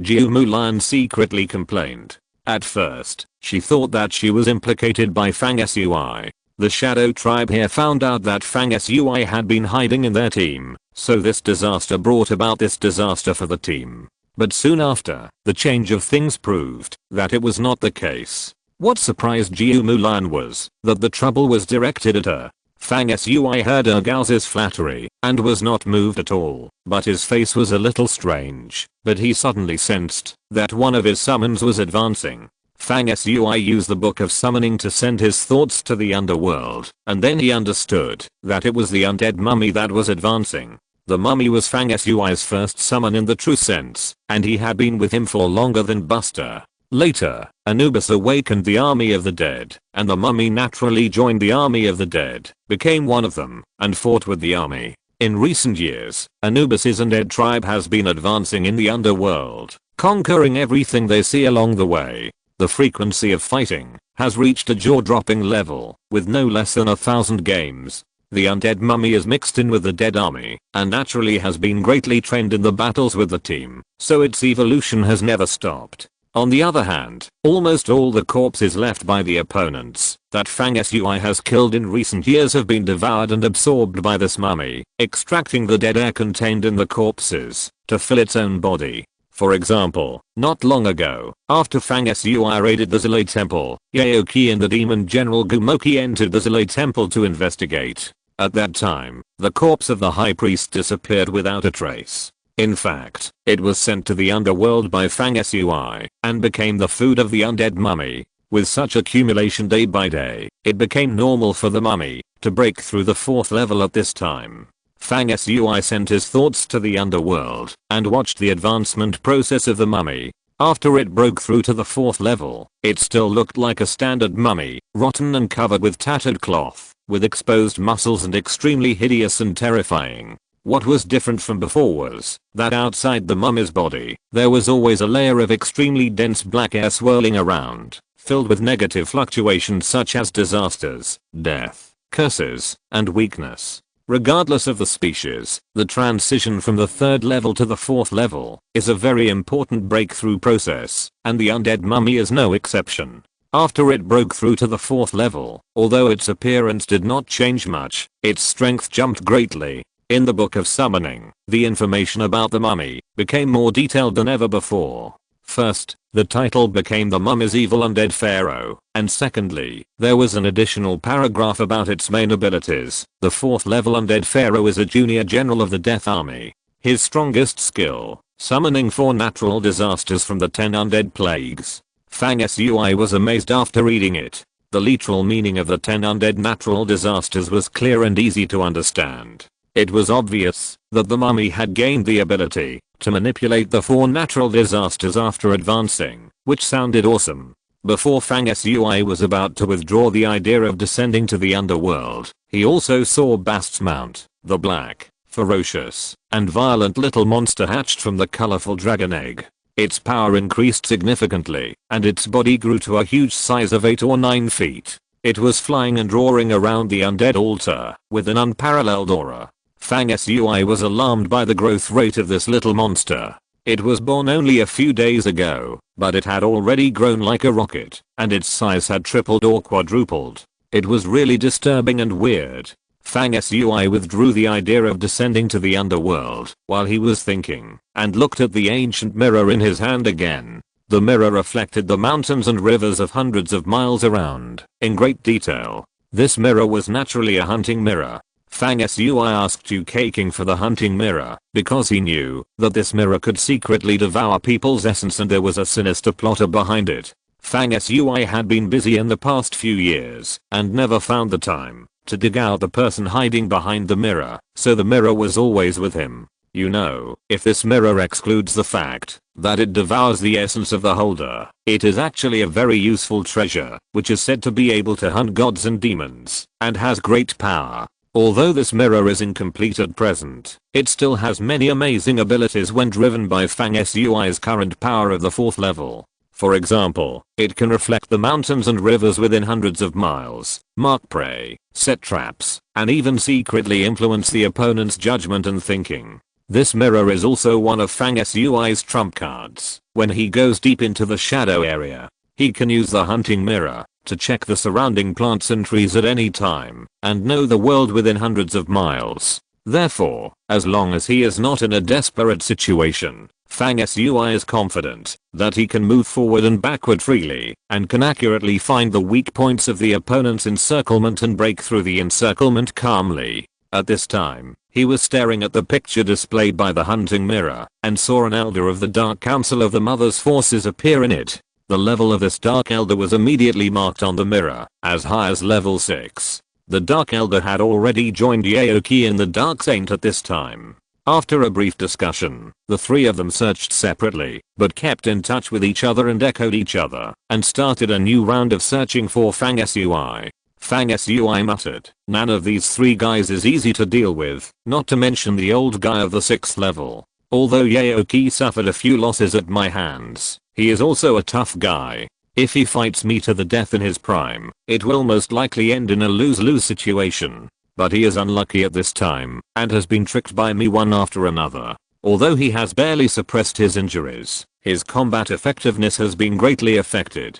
If he meets me alone, I have a great chance of killing him." Fang Sui frowned slightly, and continued to analyze to himself. Among these three people, the most difficult one to deal with is not the Dark Elder, but the Dark Saint. This woman's cultivation is unfathomable. She is actually the most difficult character among the young people I have met in recent years. It seems that she is even slightly more difficult than Dongshan. What's more, this woman is a hooligan. She doesn't mind eating anything meaty and doesn't hold back. Since I came into contact with her, I can't see her true character at all, and I can't respond to her character at all. This is really worrying. Fang Sui was muttering to himself as he thought.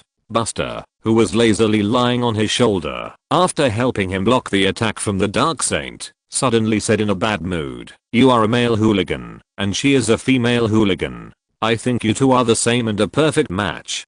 Don't look down on each other." Fang Sui said angrily, "How can you talk like that? I'm a male hooligan.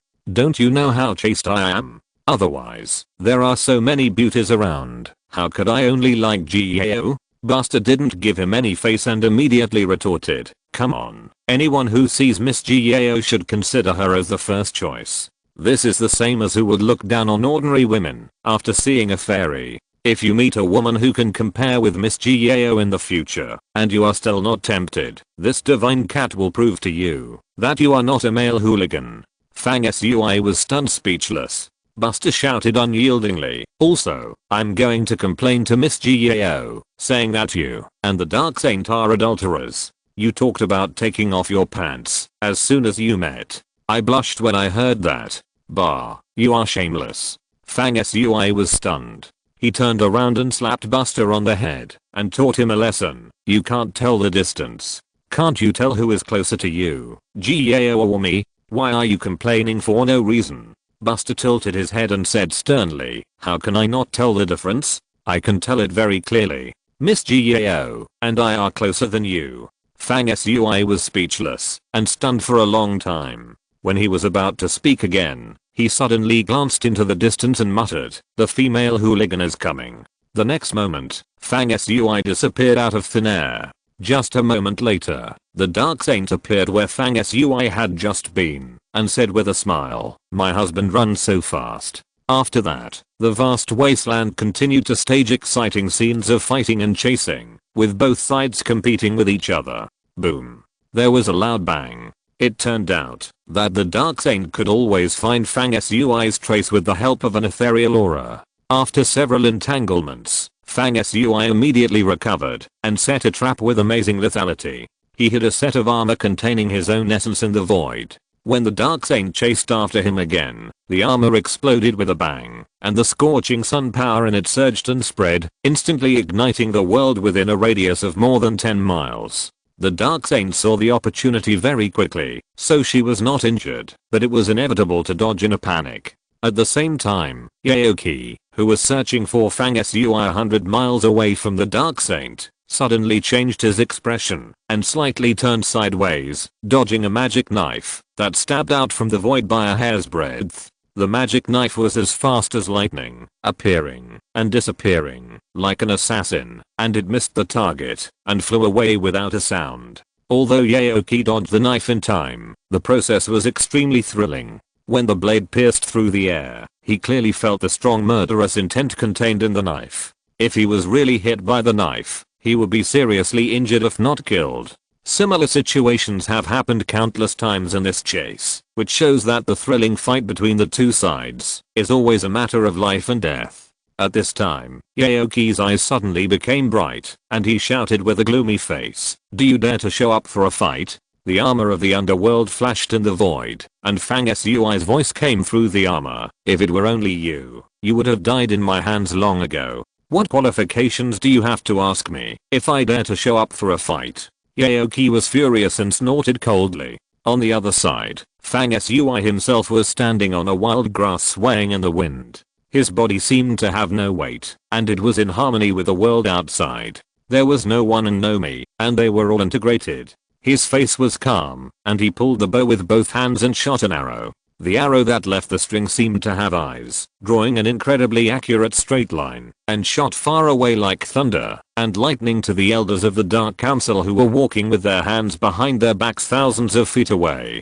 The arrow suddenly appeared in front of him. The old man looked calm. He reached out his hand unhurriedly and grabbed the arrow that was as fast as lightning. He said sarcastically, "Naughty tricks, not worth mentioning." However, the next moment, the arrow feather shattered with a bang, and the shadow of a dark mountain sealed in it suddenly appeared, extremely thick and heavy, crushing the void. Even this elder of the Dark Council could not hold it, because he had not estimated the weight of the dark mountain contained in the arrow feather. When his face changed slightly, the dark mountain changed again, cracked silently, and a scorching sun burst out from it, hitting the face of the Dark Elder with a bang. This series of magic combinations caught the Dark Elder off guard. Although he used his power in time to block the sun god fire that was coming towards his face, a few strands of hair were inevitably burned. The face of the Dark Elder was extremely ugly, and his figure flashed and appeared at the position where Fang Sui had shot the arrow before. However, at the slightest movement, Fang Sui had already turned into a virtual thing and disappeared without a trace. Similar things appeared alternately in this vast wasteland. During this period, Fang Sui was not smooth sailing. He was in danger several times and was almost surrounded and killed. Fortunately, he relied on the hunting mirror to see through the opponent's purpose first and never really fell into a dead end. At this time, Fang Sui was entangled with the three people all the way. After many contacts and fights, he had roughly figured out the details of the three people. He pondered and said, "These three people echo each other. It is impossible to kill any of them. There is no point in continuing to entangle. Well, there is a city in the center of this wasteland. Go and take a look. If it is suitable, take the opportunity to make a fuss and disrupt the situation." 2 hours later, Fang Sui sneaked all the way and saw a towering city standing on the boundless wasteland in the distance. P.S. This chapter is more than 100 words short of 4,000 words. Have a good reading. I sincerely ask for monthly tickets and recommendation tickets, thank you. Chapter 467, Entering the City to Disrupt the Situation. The Great Wasteland City covers an area of 1,600 square miles, with a vast area and a population of tens of millions. The Life Source Star, where the city is located, is not far from the Source Star, where the Jade City of the Sand Sea is located. Both are in the Shadow Border area, so they are also within the missionary range of the West Cum Church. There are also countless West Cum Church members in the city, but the largest force in the city is not the branch of the West Cum Church, but another sect under the power of the Mothers. It should be noted that the Mothers have been operating in this universe for endless years, either openly or secretly. When it comes to the wide extension of the tentacles of the forces under their command, and even the diversity of the forces under their jurisdiction, they are all amazing, and deserve the 4-character comment of unfathomable. Under the command of the mothers, there are both complex and huge branches of the gods, and there are also immortal and demon systems similar to the 5 eastern regions. Each force should not be underestimated, and there are many talents and masters. In addition to the branch of the West Kum Church in the Great Wasteland City, there is another branch under the power of the mothers, which is an evil practice sect full of Oriental charm, Yinding sect. This sect is evil and treacherous. It uses the legendary furnace cauldron as its main method of cultivation. It steals the essence of all things in the world for its own use. For example, if a woman is used as a furnace cauldron, the essence of her whole body can be stolen. The same is true for a man. For example, if a spirit beast is used as a furnace cauldron, the spirit beast's body and blood can be extracted and transferred to one's own body to add strength. When one reaches a higher level of cultivation, one can also use the stars as a furnace cauldron, steal the stars' luck, and integrate it into one's own body. According to ancient legends, the ultimate level of cultivation of the Yinding sect is to use the world as a furnace cauldron, steal the secrets of heaven into one's own body, and touch the barrier between immortals and mortals. All of the above shows the strangeness of this sect. Of course, the realm of using stars and the world as a furnace cauldron is too difficult. It is said that except for the founder of the Yinding sect, no one has ever achieved it over the years. Therefore, the relatively simpler practice of using spirit beasts, or living creatures as furnaces, and stealing their essence, to achieve oneself has become the mainstream of Yinding sect practitioners. Therefore, most of the cultivators of Yinding sect are good at practicing yin yangding, which is to say, that they steal the essence and cultivation of the male and female furnace cauldrons through sex and transfer it to their own body. Not long ago, a group of people from the Nightwalker team were detained by the Shadow Tribe patrolling the city after entering the Great Wasteland City.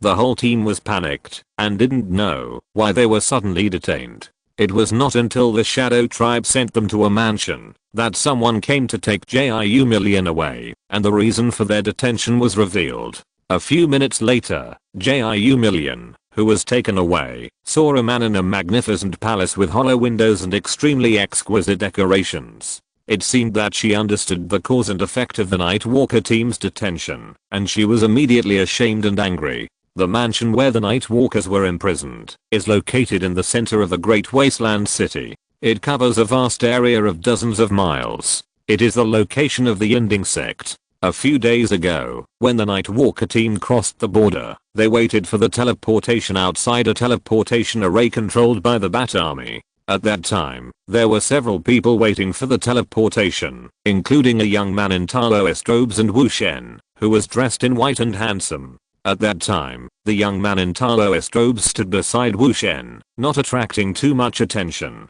Most people focused their attention on Wu Shen, who was handsome and elegant, and did not look at the young man in Taoist robes too much. However, the young man in Taoist robes looked at Jiu Million at that time, just like a hunter who found his favorite prey meaningful. With Jiu Million's beauty, many men would inevitably have the desire to conquer her when they saw her, so she saw a lot of the young man in Taoist robes' eyes, and did not pay too much attention. However, until this moment, when Jiu Million was brought to this temple, she was shocked to find that the young man in Taoist robes, who had only met once before, was sitting proudly in the temple, and when he saw her come in, he had a playful smile on his face. When Jiu Mulan was brought into the hall, the young man in Taoist robes was leaning on a pale yellow couch, surrounded by several young, beautiful and charming women. He pulled his hand out of the thin shirt on the chest of a woman and stared at Jiu Mulan, who walked into the hall with a pair of slightly evil eyes shining.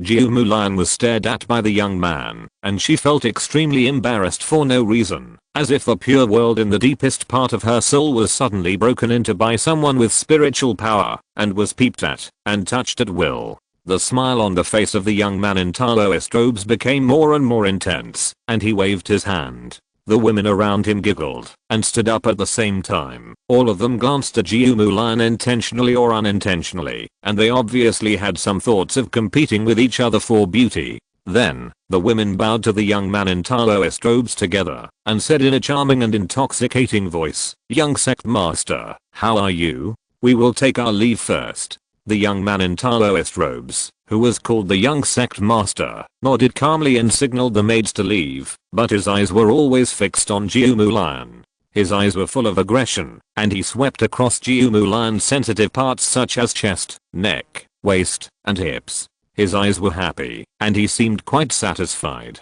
He said in a gentle voice, "You have been walking in the border for a long time, and you are not a rookie. You should know that no matter where you are, the principle of strong people being respected will never change. So I captured you and your team. You don't have to be resentful. The fate of the weak should be controlled by the strong. This is the only standard given to people by the cycle of heaven to measure the right and wrong of things." He added, "My Yinding sect has practiced the art of cauldrons and furnaces, and is very good at observing ki.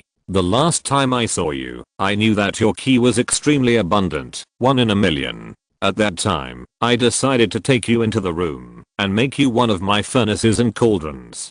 Jiu Mulan then realized that she had encountered such a common thing as robbing a woman. She said calmly, "Don't even think about it. You can't succeed even if I die." The young master of Yinding sect looked at Jiu Mulan wantonly and said firmly, "Don't rush to refuse. If I'll let you be my furnace, you must be willing and actively beg to be my plaything." Jiu Mulan's face was full of contempt, and she didn't even bother to talk to the young master of Yinding sect. In fact, Jiu Mulan's outward expression of joy and anger was just a disguise to make her opponent despise her. She did not lose her composure in her heart and was actively thinking about a way to get out of this situation. Unfortunately, not only was her cultivation forbidden at this time, but her strength was like that of an ordinary person, and Yinding sect was omnipotent in Dahuang City. They fell into the hands of Yinding sect, and it was really a pity to cry out to the heavens and the earth. The young master of Yinding sect continued triumphantly, "Let me tell you my plan first. From now on, as long as you don't take the initiative to beg to be my plaything, I will kill a member of the Night Walker in front of you every hour. I calculated that you are enough to kill for 3 days. I know that this method is a bit old, but it doesn't matter who makes it useful." He continued to talk to himself. "Of course, this is just the first step. You should know the strength of our Yinding sect. It is easy to deal with a smuggling team of your level. If everyone is killed after 3 days, and you still haven't asked me for help, I will send people to your Night Walker base camp to capture more people, and kill them one by one, until you are convinced." This is indeed an old-fashioned method, but although the method is old, it is undeniably useful, and goes straight to the heart. Under the current situation, it is almost a dead end for Jiu Mulan, and it cannot be cracked at all. Jiu Mulan's expression did not change after hearing this, but she was really panicked in her heart. She said in a deep voice, "Even if you force me to agree to you, I will not be convinced in my heart. I have played with more women than ordinary people have seen.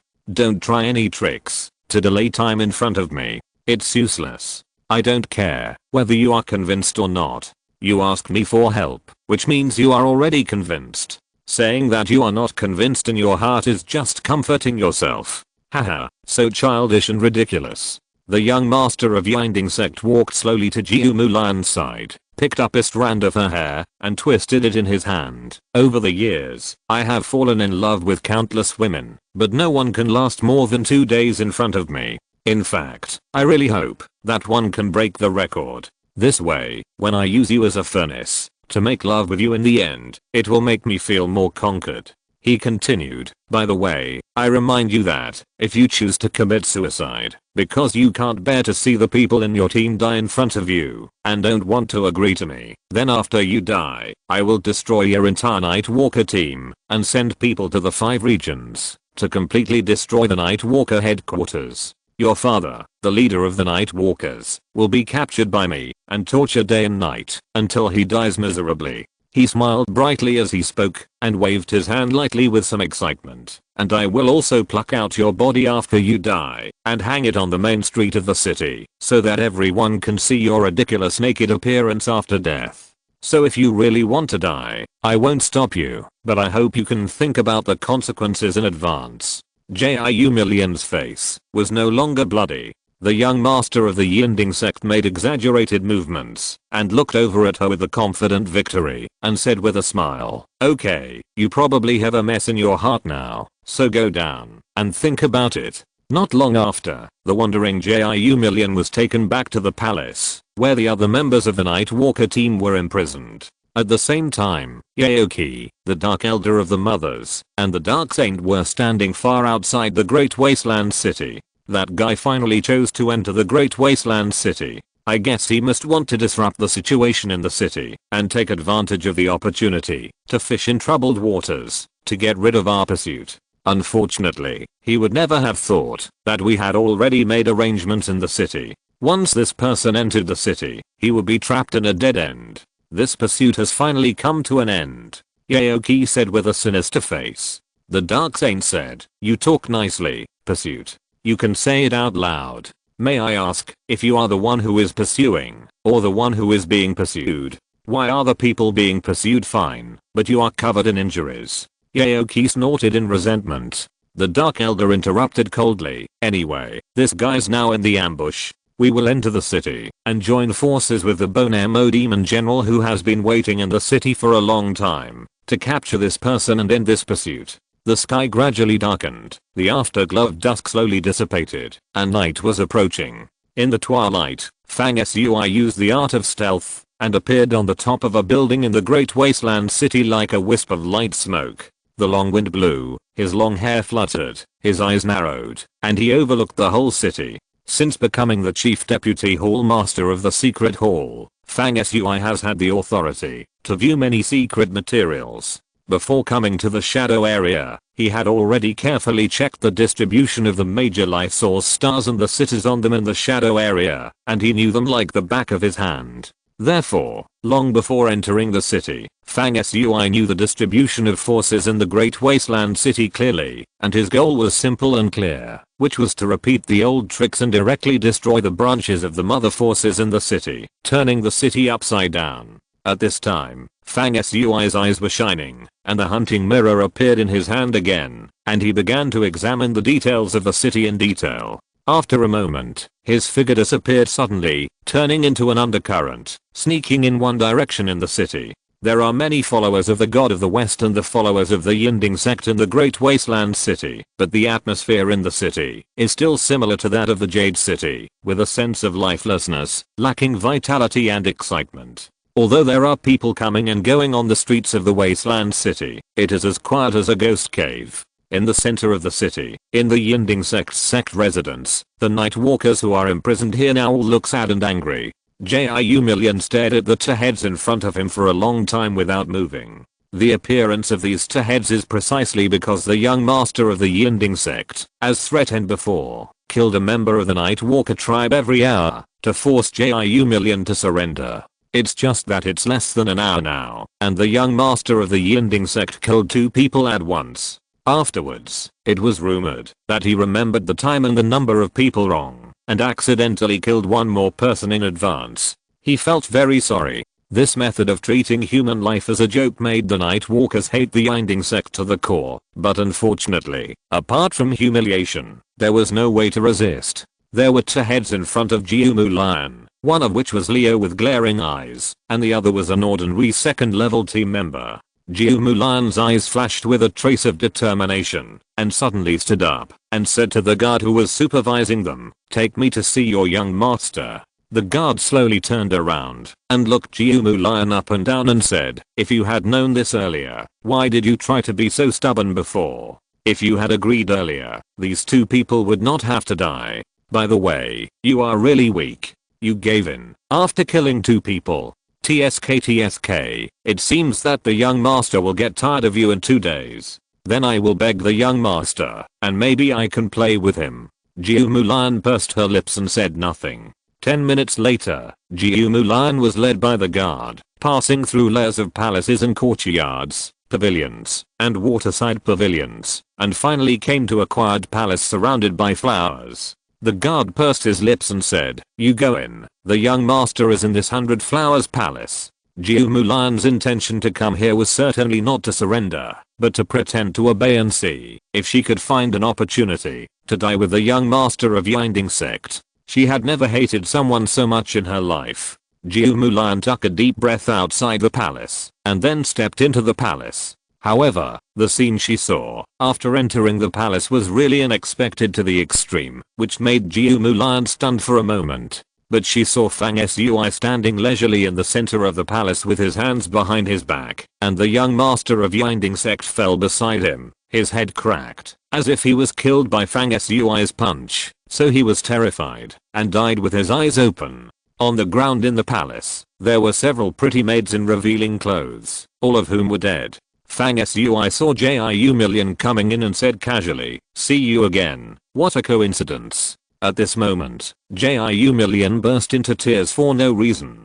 P.S. This chapter has more than 4,000 words, it's a bit late. Sincerely ask for monthly votes and recommendation votes, thank you. Chapter 468, Life and Death. Fang Ji, is your real identity Fang Sui from our Wufang domain?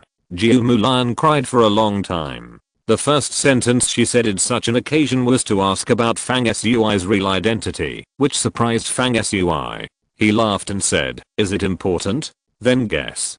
"Guess." Jiu Mulan cried and laughed. Fang Sui said dumbly, "Okay, you should leave quickly. This Dahuang city will change soon. If you stay here, you will become an innocent bystander." Jiu Mulan wiped the tears from her face casually. "Then are you going or not? Also, everyone in our Nightwalker team has been imprisoned." Fang Sui raised his hand and threw out a white light. Jiu Mulan caught it and saw that it was a piece of flawless white jade with exquisite patterns on it and a faint chaotic mist lingering on the surface. When the white jade was in hand, a powerful and incomparable hot firepower surged out of it and was sent into Jiu Mulan's body. It rotated a circle in an instant, and her body orifices were immediately filled and cleansed by this firepower coefficient. The originally sealed power was restored in an instant. Fang Sui kicked the young master of Yinding sect on the ground and said, "The jade pendant is the token of this guy on the ground. You take the jade pendant and keep it in Yinding sect. Go and get the people in your team and leave quickly. Well, you will set off to return after leaving Dahuang city. Don't stay in the shadow border area any longer." When Jiu Mulan nodded, Fang Sui stretched out his hand and pointed, and the black hair at the tip of his finger was like water. In an instant, the strange scene in this quiet temple was terrifying.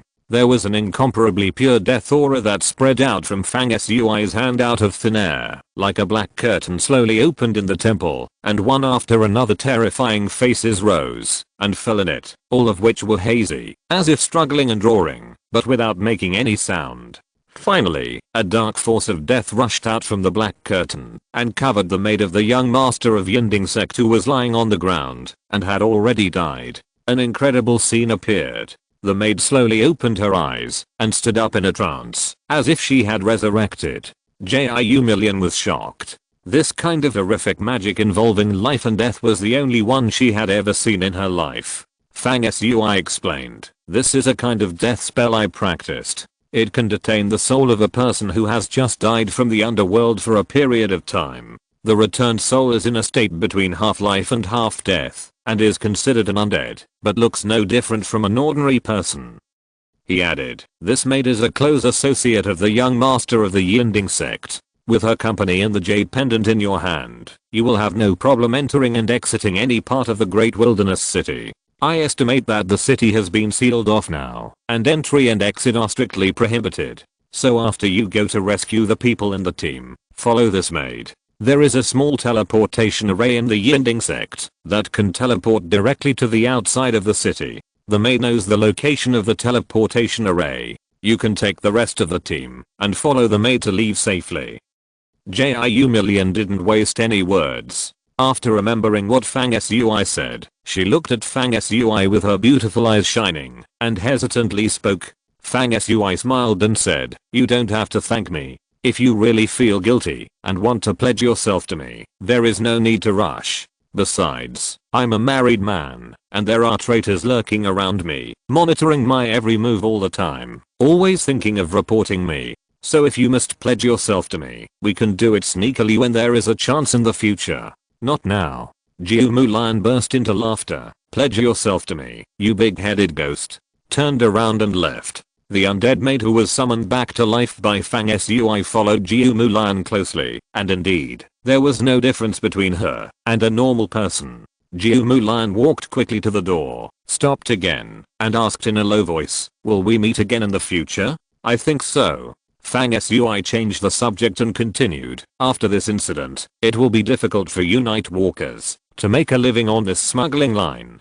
So, when you go back this time, talk to your father. If you are willing, you can move the Night Walker team to the central domain. You go to the Knight's Hall Arena in the 13 stars area and find an old man named Augula, and tell him that I asked you to go. The Knight's Hall is expanding and developing, and it is in urgent need of manpower. If you go there, the old man will certainly be happy to accept you.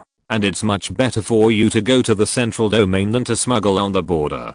Jiu Mulan hummed, and finally whispered thank you. After hesitating for a moment, he said, "I said your name is Fang Ji, and Augula of the Knight's Hall will take us in?" Fang Sui blinked his eyes and said, "Yes, that's what I said." Jiu Mulan was trying to test his true identity again in disguise.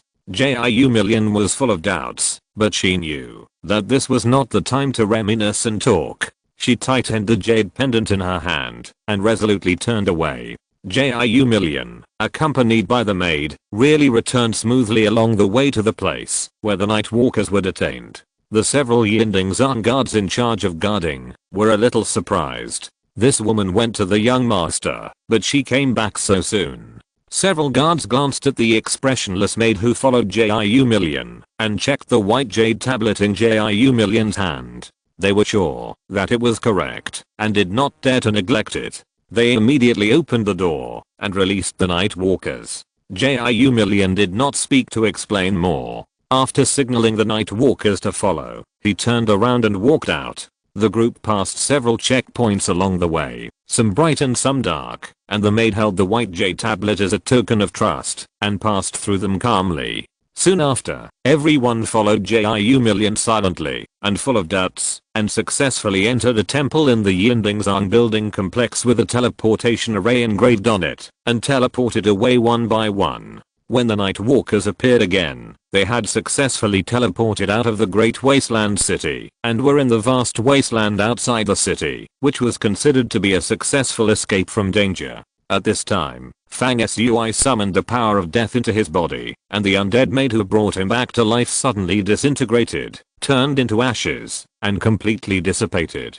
Jiu Million then breathed a sigh of relief, and while leading everyone away, he began to explain the whole story. Everyone in the Night Walker team who understood the reason was stunned, and there were constant low shouts of surprise in the team. Is Fang Ji so powerful? Is this news true or false? Fang Ji saved us. While the Night Walkers were leaving the Great Wasteland City, Yaoki, the Dark Elder, and the Dark Saint had just entered the city and met with the Demon General Gumoki in a palace in the city that was shrouded in black mist, and the aura was kept secret. The airlocking formation in the city has been activated.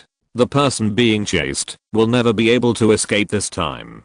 He will definitely die in the city, Gumoki said in a gloomy tone with full confidence. Eldarin nodded slightly. Have you found out where the person we are chasing is now in the city? Gumoki said, I don't know yet, but since he has entered the city, he is trapped in a jar. It is not difficult to find his specific location. I will activate the city search formation pattern, and it won't take long to find where this person is hiding. At this time, behind Yaoki, the slender and strange-shaped weapon Dragon Whiskers trembled violently, like a bloodthirsty venomous snake about to pounce on its prey, full of murderous intent and an evil spirit. Yaoki stretched out his hand, and the Dragon Whiskers suddenly shortened, jumped into his hand, and swam and gathered between his palms and fingers. Yaoki grinned and said, the Dragon Beard can't wait to kill the opponent and drink his blood. This gives me a premonition that today's battle will be very important to me. Once the opponent is defeated by me, after this battle, I will break through the current level of the 5th order primary grade. Several people around Yaoki looked at him. The Dark Saint frowned. At this time, Yaoki was facing a big battle, but his voice became calmer and colder, which showed that he had no more distractions in his mind, and even abandoned life and death. In this state, Yaoki will be extremely powerful. Even the Dark Saint felt a little dignified, thinking that the guy who rashly entered the city really walked into a dead end. Once his trace was discovered, he would definitely be killed by Yaoki and there was no way he could escape. just as several people here gathered together and prepared to start searching for the specific traces of Fang Sui. After he entered the city, a voice suddenly rang out unexpectedly, shaking the great wilderness city. "Hey, leader of the Yinding sect, your son was killed by me."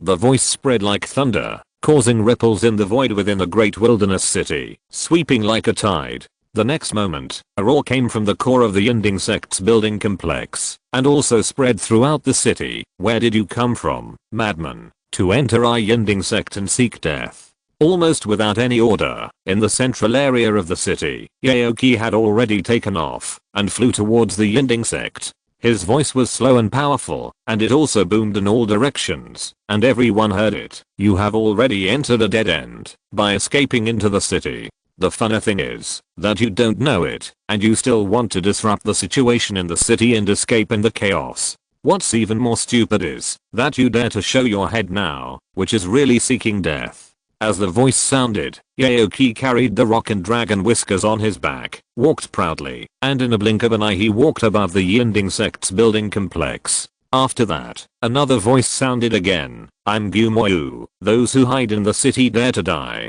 As the voice sounded, Gumoyu followed Yaoki and appeared in the air. He took a step forward and drove side by side with Yaoki to the sky above the Yinding sect, overlooking from the air, staring at them covetously. Immediately afterwards, the Dark Saint and the Dark Elder both appeared and pressed towards the Yinding sect. The four people appeared one after another, forming a siege. At this time, there was also a strong aura in the Yinding sect, forming a column of energy and light, penetrating the sky and the earth, with an overwhelming momentum. An old voice said gloomily, "You have entered my Yinding sect without permission, and killed my beloved son. If I don't peel your skin and pull out your tendons today, I will not be able to relieve the hatred of this sect master." One voice after another came one after another, and the city was suddenly turbulent. Since Fang Sui said a word at the beginning, stirred up the situation, and exposed his location, no sound was heard. He himself was standing calmly with his hands behind his back in the 100 Flowers Hall where the young master of the Yinding sect was killed. He was neither eager to escape nor panicked. He was just a little surprised at the true strength of the enemy in the city, so he frowned slightly. In the blink of an eye, Yaoki approached the 100 Flowers Hall first, walked in, and finally stood a few feet away from Fang Sui, his face calm, his eyes as fierce as a tiger, and he covered Fang Sui from a distance. Gumoki appeared silently in another direction of the hall, and then Eldaron also appeared like a ghost. The three of them surrounded Fang Sui in the center from different directions. The three people had different expressions, but the common point was that their faces were very determined, and their eyes were contemptuous. No one would doubt that Fang Sui could still escape under the current situation. At this time, the Dark Saint also appeared outside the 100 Flowers Hall leisurely, walked in with a relaxed pace, sat on the threshold of the hall with a smile, waved her little hand and said, "Hey, my dear husband, let's make it clear first, I'm not here to kill you. These people are so shameless, bullying the weak with their numbers. Hee, I can't beat so many people, and can't help my dear husband, so I can only watch the show from the side. You fight yours, don't worry about me." After the Dark Saint finished speaking, another red and green airflow intertwined in the hall, and an old man with a fairy-like appearance and a face as white as jade appeared out of thin air. He was wearing a scarlet Taoist robe and his white hair was like snow, which contrasted with the red robe, and he had a terrifying majesty. The old man had a pair of strange dark green eyes. After he appeared, he glanced at the corpse of the young master of Yinding sect on the ground. There was no sadness in his eyes, but a flash of terrifying anger. He said to Fang Sui, "Don't even think about dying peacefully today. I will make you suffer all kinds of suffering in the world. You will neither be able to live nor die." Fang Sui pursed his lips and took it indifferently. Yaoki continued, "Sect Master Gu Yan, please be patient. I plan to use this man to hone my cultivation, so he has to be defeated by me first, before I can hand him over to you for disposal." Gu Yan, the Yinding sect master who was dressed in a scarlet Taoist robe, said sinisterly, "It doesn't matter, as long as he falls into my hands before he dies. Yaoki, I would love to take him down first." After entering the hall, Gumoki kept staring at Fang Sui, looking him up and down, and said, "In my judgment, you must be a talented person in the 5 directions domain, so you are very conceited. You want to go deep into my shadow area to temper yourself, and take the opportunity to break through your cultivation." Having said that, he stretched out his hand and pointed at Fang Sui in the air and commented, "This is actually a good idea. It's a pity that you are too stupid and overestimate your abilities. You deserve to die here today." Fang Sui chuckled casually, put one hand behind his back, tilted his head, and glanced at Gumoki. At this time, Eldarin said in a deep voice, "You should be aware of your current situation. There is absolutely no chance of luck. It is difficult for you to even want to die now. If you are smart, you can take the initiative to hand over the divine fetus from the west that you robbed, and then surrender.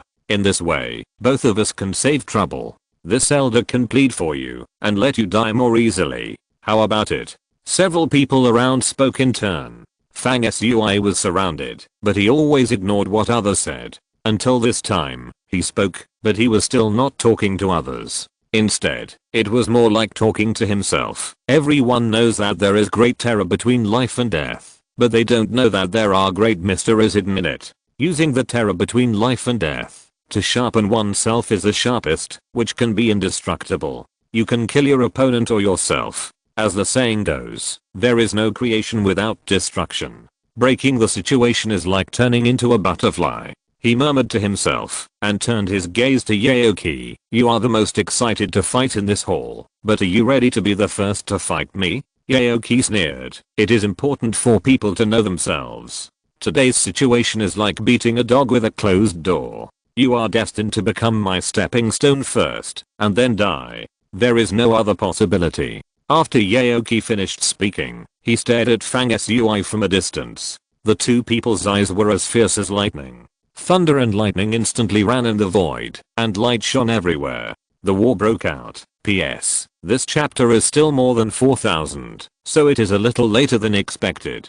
Sincerely ask for monthly votes and recommendation votes, thank you. There will be a single chapter of the update arrangement during the spring festival later. If you are interested, you can take a look. Chapter 469 update schedule during the spring festival. Chapters have been updated. Let me talk about the updates during the spring festival. Book friends who have been following me all the way should know that I almost never take leave. Since the release of the book, I have updated more than 6,000 words every day. However, the situation during the spring festival is a little different. I have to go back to my parents' house for the new year, which is not in the same city. In addition, I have to go to my girlfriend's house to discuss the specific details of the wedding next year, which is also not in the same city.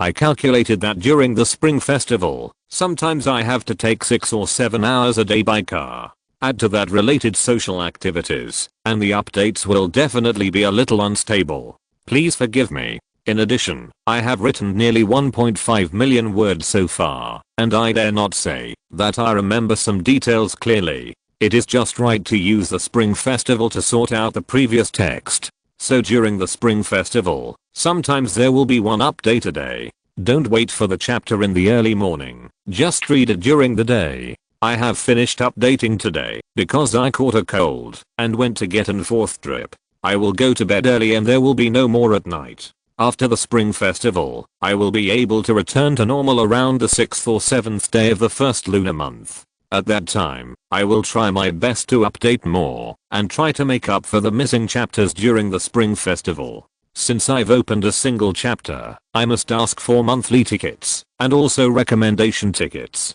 Because I really need them, I'm begging for them sincerely. Please. Finally, I wish you all a happy Chinese New Year and all the best. Leo Gao. Chapter 470, full, 5,000 words long chapter. The Great Wasteland City, which is 1,600 miles long and wide, is shrouded in the quiet night. The stars are scattered all over the deep sky, and a white crescent moon hangs high, shining coldly like water. In the Yinding Sect building complex in the city, in the 100 Flowers Hall, Fang Sui and Yaoki's momentum burst out, and an invisible and intangible force collided with each other. Ripple spread in the void, and the entire hall was lifted by the momentum of the two. It shook violently and almost collapsed. This kind of powerful momentum that can be produced without any action, just by stimulating the energy, surprised the Yinding sect master Gu Yan. He sneered and said, "This fool from the 5 regions is quite capable.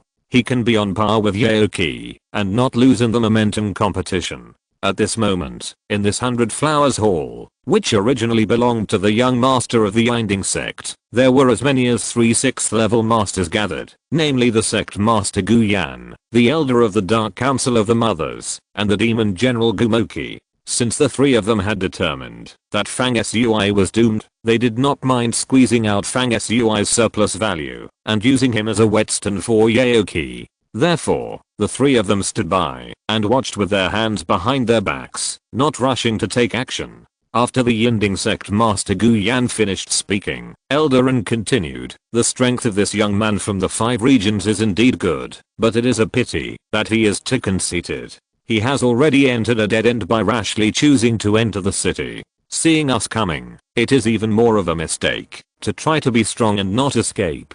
This behavior is no longer conceited or self-confident, but suicide." Gumoki stared at the 2 people on the field with rising momentum and asked, "In your opinion, how long will it take Yaoki to defeat this boy?" As soon as Gumoki finished speaking, Fang Sui and Yaoki, who were in the center of the hall, suddenly chose to take action at the same moment, after emitting a surging momentum like destroying a city and taking a stronghold. The fight officially began. The 2 had fought before, so when they started fighting again, there was no process of testing each other. They just attacked fiercely without turning back. They stepped into the air, and the vitality under their feet burst out like a lotus. Their fists collided with each other. Boom. A muffled sound that shook the great wasteland city came, as if it was a scorching thunder on the ground.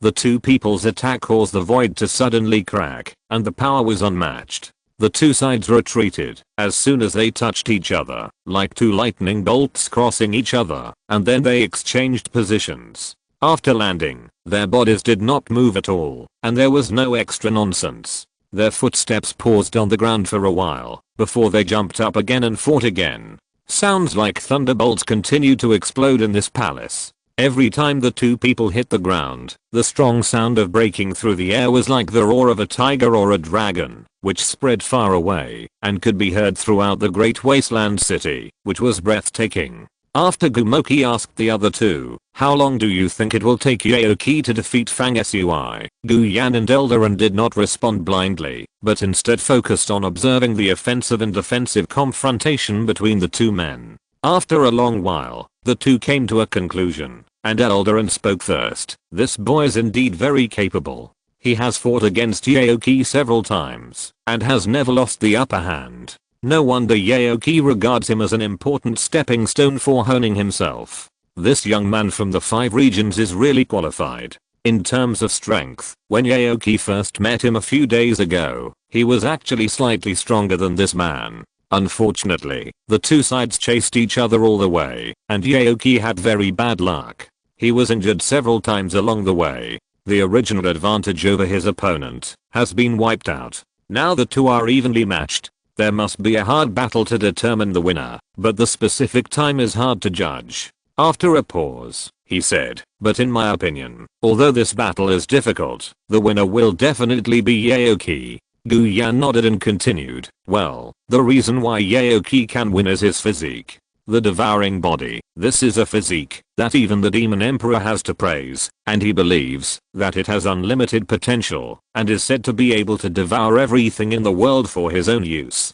This body is naturally endowed with infinite combat power and never runs out. It can even devour the power contained in the opponent's attack, and the more it fights, the stronger it becomes. Therefore, no matter who it is, once they fight against Yaoki, who has a devouring body, the more they will be suppressed. So in this battle, Yaoki will gradually gain the upper hand and eventually win. There is no doubt about it." Gumoki said, "You 2 have reasonable and well-founded judgments, which coincide with mine. But we still need to guard against this kid's escape at the last moment. He dares to wait here, to be besieged by us, so he must have something to rely on. Gu Yan said contemptuously. The three of us are here in person. How could we let him, a person who is less than the 5th level, escape successfully? Besides, now outside the 100 Flowers Palace, there are all masters of my Yinding sect, and the deserted city is under complete martial law. Even if this kid has some backup, there is no place to use them.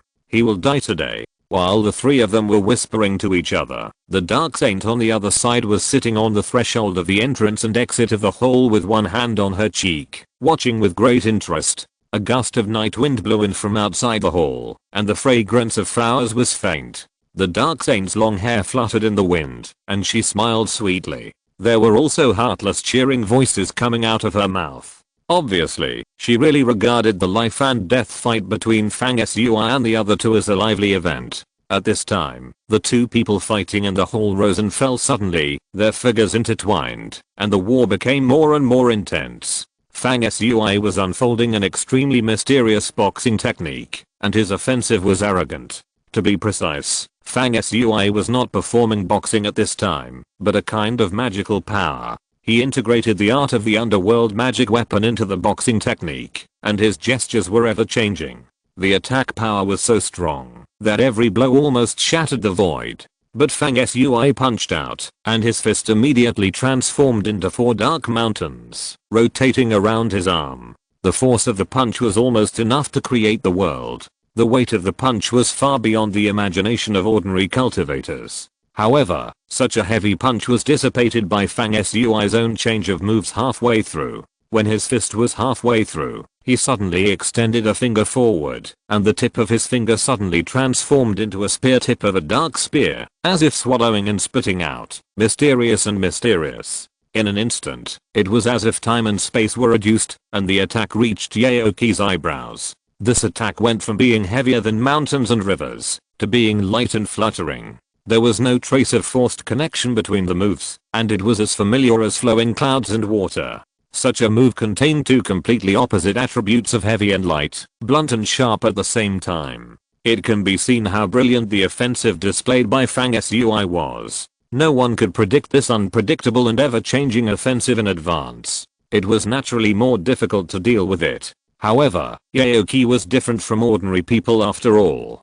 At this time, he had a relaxed smile on his face. He held the dragon whisker and the rock in his left and right hands, one for attack, and one for defense, 2 magical weapons, one positive and one strange. With this pair of weapons in Yaoki's hands, it was like he and Fang Sui contained thousands of magic weapons and techniques, and their endless offensives complemented each other. The two of them were engaged in multiple attacks and defenses at every moment, and the battle was indistinguishable. At this time, Yaoki swept the rock in his left hand, pushed away Fang Sui's spear, and the dragon whisker in his right hand, stabbed out like a thunderbolt, and immediately turned defense into offense. For a period of time afterwards, the two of them went back and forth, attacking and defending alternately. Suddenly, Fang Sui muttered something in his mouth, and began to chant a mysterious spell recorded in a dead book. The inside of the palace seemed to be rendered by a layer of thick ink, and it became dark in an instant, as if the stars had moved, and they had come to an unknown dark time and space.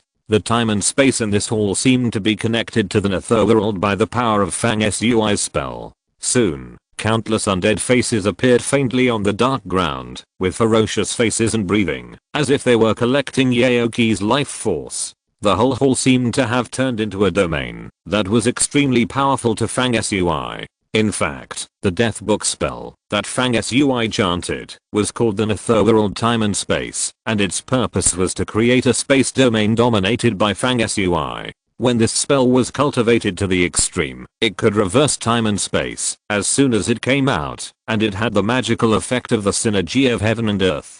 Unfortunately, Fang Sui was not yet at the 5th level at this time, and his practice of this spell was far from profound. It's just a trick. Yaoki chuckled and shook his hand lightly, and the dragon whiskers trembled, splitting into thousands of points of light, which took shape one after another, becoming thumb-sized, dragon-like and snake-like monsters. These monsters rushed into the ground densely, and fought and bit with the undead faces that Fang Sui summoned with spell power and faintly appeared on the ground. Soon after, the darkness in the hall gradually receded, and the strange underworld time and space and the Dragon Whisker transformation technique finally disappeared and dissipated into nothingness. The means of the two at this time have obviously changed from the offensive and defensive battle of moves and magical powers to the magical level of fighting. At present, it is still a situation of no winner. The next moment, Fang Sui turned his hands into claws, and the art of underworld magic weapons was activated.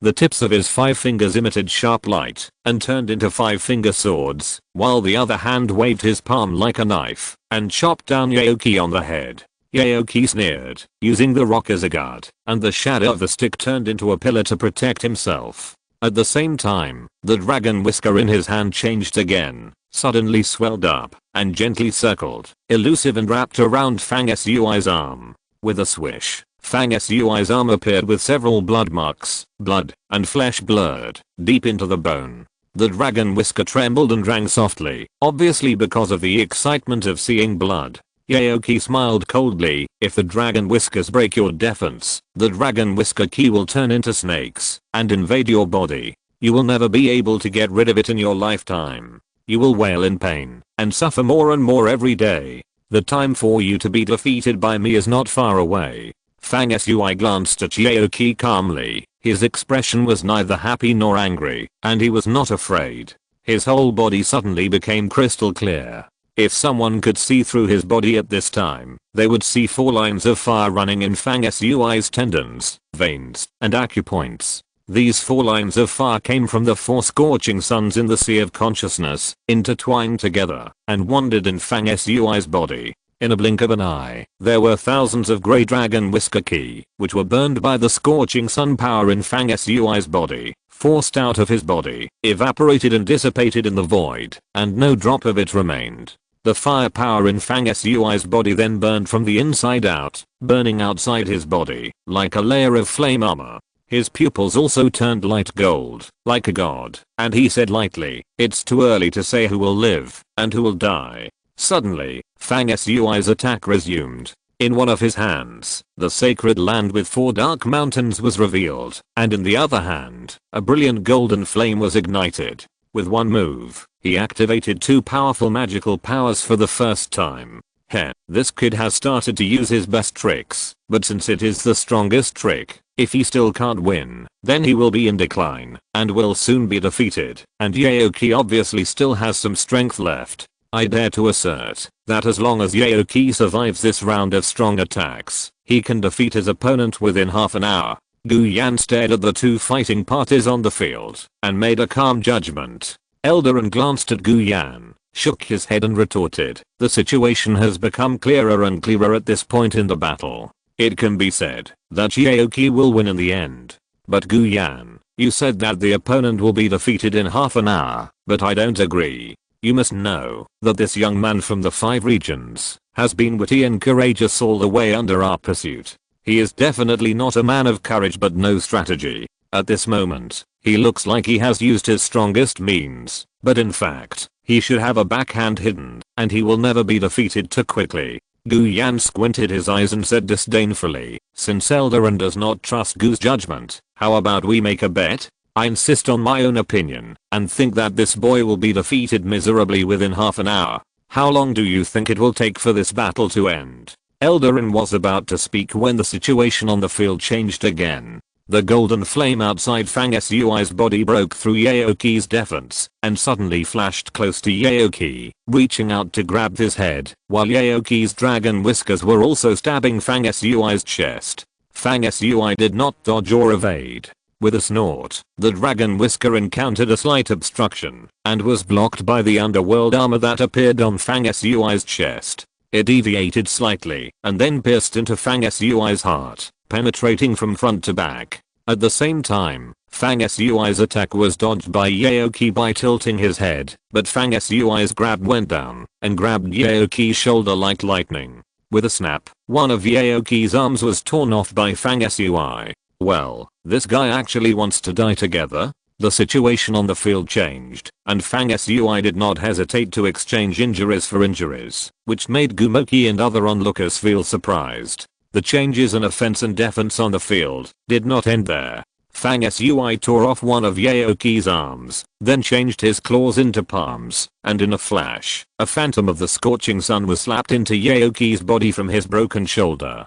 With a bang, Yaoki's body was completely ignited and completely disintegrated into a ball of nothingness. This was not the scorching sun phantom that Fang Sui had sent in, which was so powerful that it could kill Yaoki with one blow. Instead, Yaoki took the opportunity to dissipate his body. This was the specialty of the Shadow Clan, turning reality into illusion. When Yaoki emerged from the void, he would be restored to his original state, and his torn arm would also be restored. Although the rebirth of a broken arm was quite energy consuming for the Shadow Clan, it could be completed in an instant. This was the terrifying part of the Shadow Clan. They were not afraid of getting hurt. They could even regenerate their entire bodies by switching between reality and illusion, not to mention an arm. This man made many stupid moves, exchanging injuries with the Shadow Clan. He was extremely stupid. Now, Eldarin, do you still think he can survive half an hour without being defeated? Elder Guyan watched the battle leisurely and smiled gloomily. Eldarin frowned and said nothing. For some reason, a sense of foreboding suddenly rose in his heart. At this time, Yaoki's figure turned from virtual to real and reappeared. Sure enough, his whole body was intact, and the torn arm was restored as before. Except for his pale face, there was no other sign of injury. Fang Sui's chest was pierced by the dragon's whiskers and bleeding profusely. Obviously, his injury was more serious than Yaoki's. Fang Sui ignored his own injuries. When Yaoki's body changed from virtual to real, he held his hands flat and chanted softly, using life as a knife can kill death, using death as a knife can cut off vitality, and using life and death as a knife can cut everything, break away from cause and effect, and control life and death. Fang Sui's hands appeared a bright sun and a small dark mountain. The sun quickly converged its light, like tracing back to its origin, and finally turned into a hazy page of a book. This page is the source of this sun, a virtual image of a page from the Sun Golden Sutra. The whole page is light gold in color, and the hundreds of millions of words on it flow, flickering and fading. The dark mountain that Fang Sui held with his other hand also turned into a page of a book. It was also traced back to its origin. It was a virtual image of a page of the Book of the Dead, dark and lightless. These two pages represent life and death. Fang Sui put his hands together and blended them together, and then wonderful changes followed. A golden and black blade, as thin as a cicada's wing, slowly stretched and appeared in Fang Sui's hand. The spells on the blade were as dense as the billions of stars in the vast void. Squeak. A black and gold light flashed through the air like a thread. At this moment, the eyes of the Dark Saint, who had been sitting at the door of the temple, were shining, and suddenly lit up, and she stood up with a bang. Among the 3 6th level masters, the Dark Elder was the first to react and shouted, using life and death to turn the knife. What you pick is the power of the reincarnation of the heavenly way, and kill all visible and invisible things.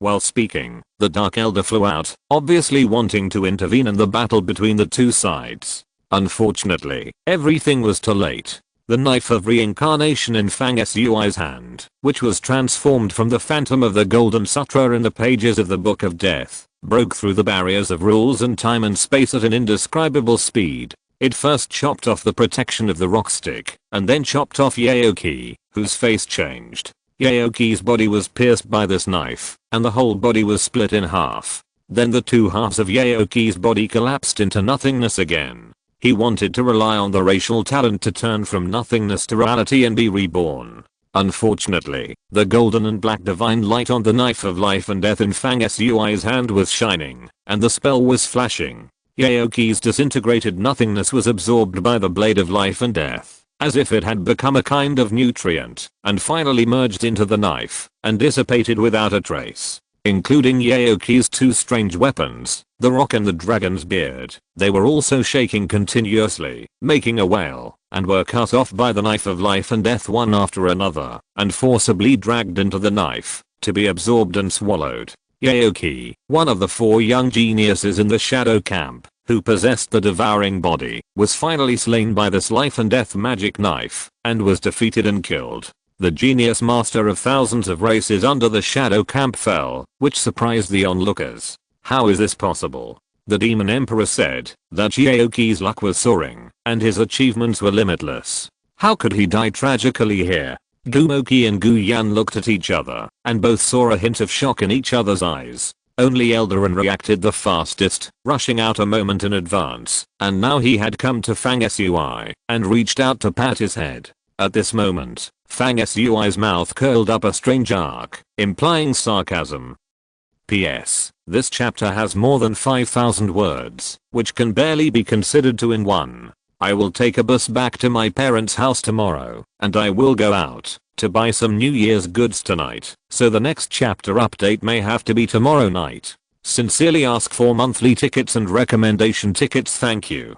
Thank you for all your support. Chapter 471. A series of changes. At the moment when Eldarin's attack was about to hit his head, Fang Sui pushed forward slowly with one hand. In front of his palm, the key changed and quickly formed a sacred land with 4 dark mountains standing on it. A heavy force that could crush the heaven and earth rushed out from the sacred land in the dark mountain and headed towards Eldarin. However, Eldarin was a 6th level strongman after all. Although Fang Sui's attack was extraordinary, it was not enough to confront Eldarin head on. The magic images of the dark mountain and the sacred land were both broken by Eldarin's force and quickly dissipated. However, Fang Sui made good use of the time when the sacred land and dark mountain blocked Eldarin and quickly pulled back a step. The amazing thing was that when he took this step back, a mirror image like water ripples appeared in the void behind him. Fang Sui flashed and sank into the mirror image and was about to disappear.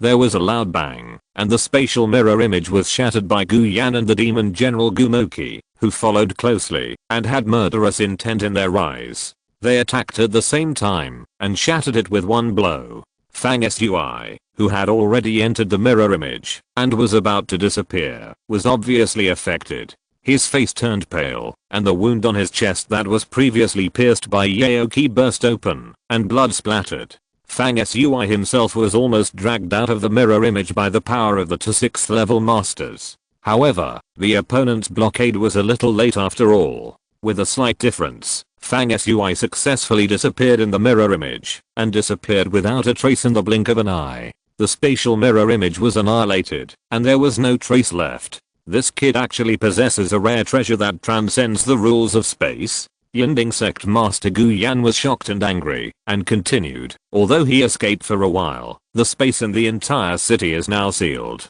No matter what level of the treasure, it is impossible to send him out of Dahuang City directly. He can temporarily escape from this 100 Flowers Palace, but he will eventually be caught by us. Gumoki said angrily, what's the use of saying this now? The city has been sealed off, and that kid has moved his position using the mirror space. The right thing to do is for us to find him quickly. Gumoki was halfway through his words when he suddenly felt something, and his eyes lit up and said, that kid really can't be teleported out of the city directly. I have sensed his breath appearing 100 miles away. At the same moment, Gu Yan, Eldarin, and Gumoki rushed out of the palace together, and their figures disappeared in an instant. In a blink of an eye, only the Dark Saint was left standing in the hall, with her hands behind her back, highlighting her plump chest, which was even more thrilling and dazzling. Interestingly, her pair of autumn water eyes were flashing with vitality, staring at a certain void in the hall. Under the gaze of the Dark Saint, the space in the hall was in turmoil again. The mirror image was reborn, and Fang Sui walked out of it like a magic trick, with a calm face. In fact, as early as when Fang Sui and UK King first cooperated to kill Yin Wuliang, the hunting mirror showed the ability to create space mirror traps, helping Fang Sui and UK King to win with fewer people and successfully kill Yin Wuliang and Lai Yan's group.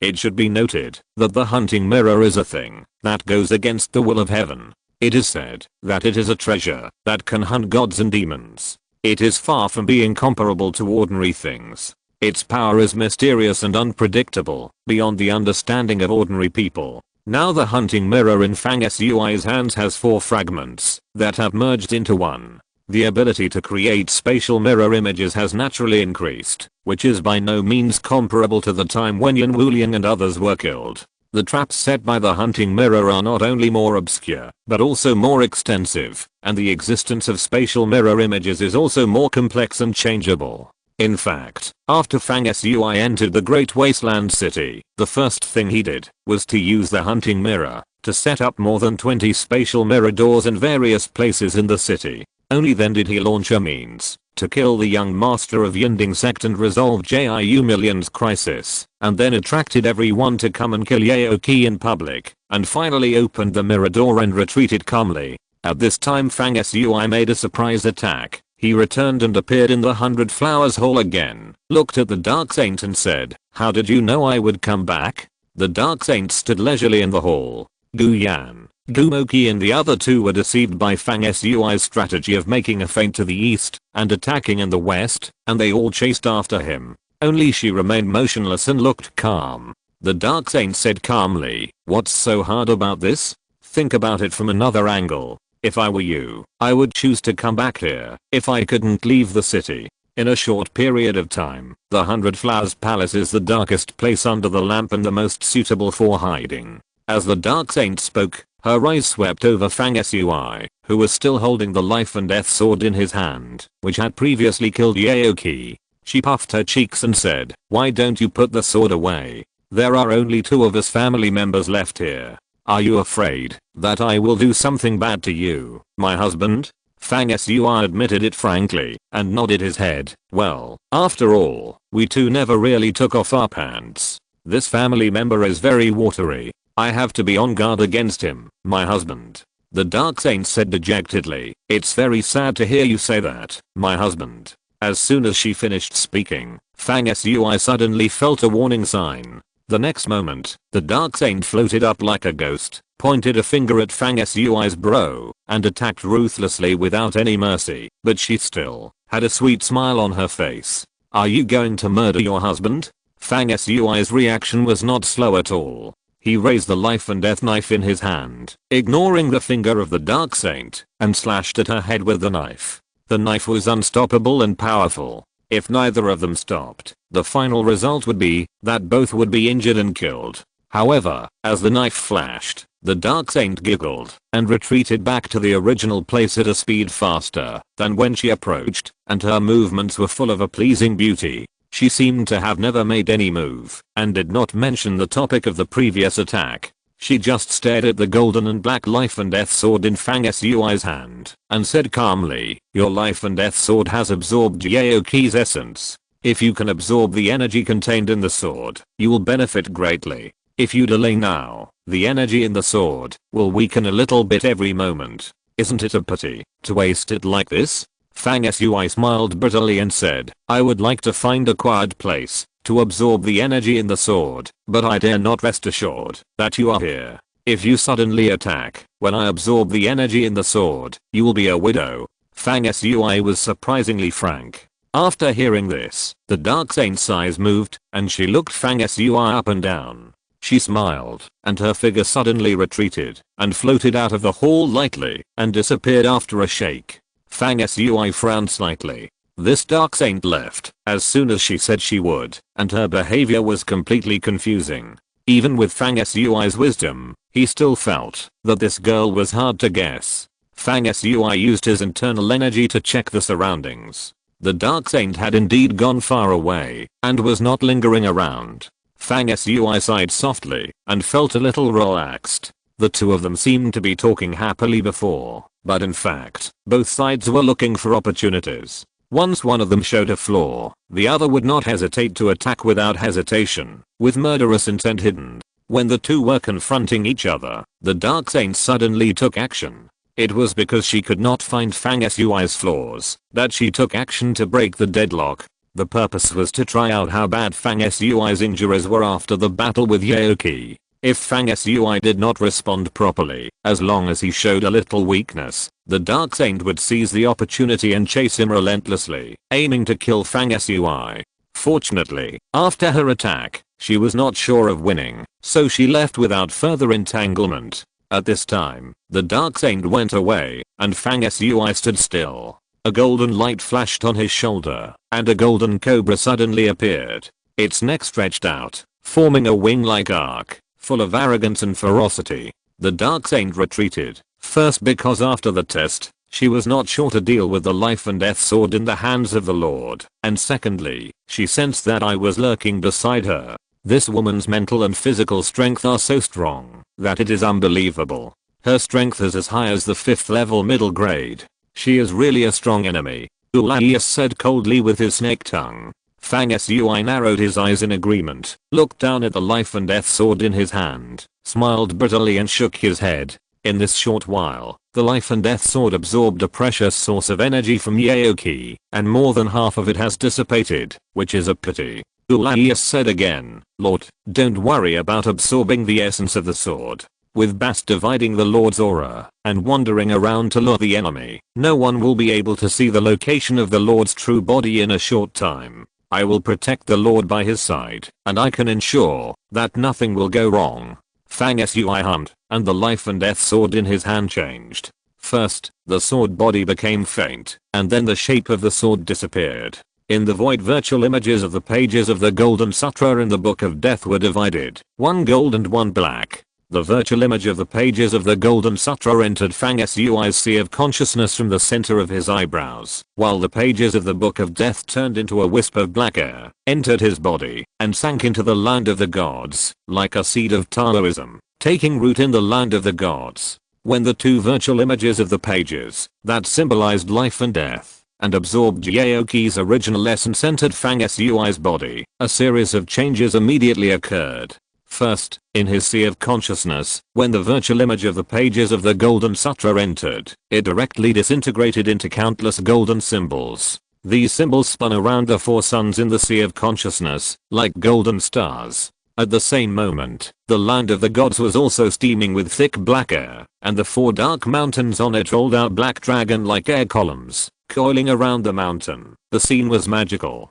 If you look from the outside, at this time, a group of black dark air appeared under Fang Sui's body, and white chaos appeared above his head. The two groups of black and white air corresponded to life and death respectively, rotating around him, faster and faster, like life and death connected, with signs of gradually merging into one. Fang Sui closed his eyes, sat cross-legged in the air, one hand pointing to the sky, the other to the ground, forming the posture of the fearless supreme seal in the center of heaven and earth. This was not something he did deliberately, but a situation that appeared naturally in harmony with heaven and earth, mysterious and mysterious. Wu-La, who was coiled on Fang Sui's shoulders, was not idle either. It activated the hunting mirror that Fang Sui mastered. The next moment, Fang Sui's sitting cross-legged figure was wrapped by a mirror image that appeared out of thin air. He was like being sucked into a huge bubble and disappeared without a sound, disappearing in both vision and perception.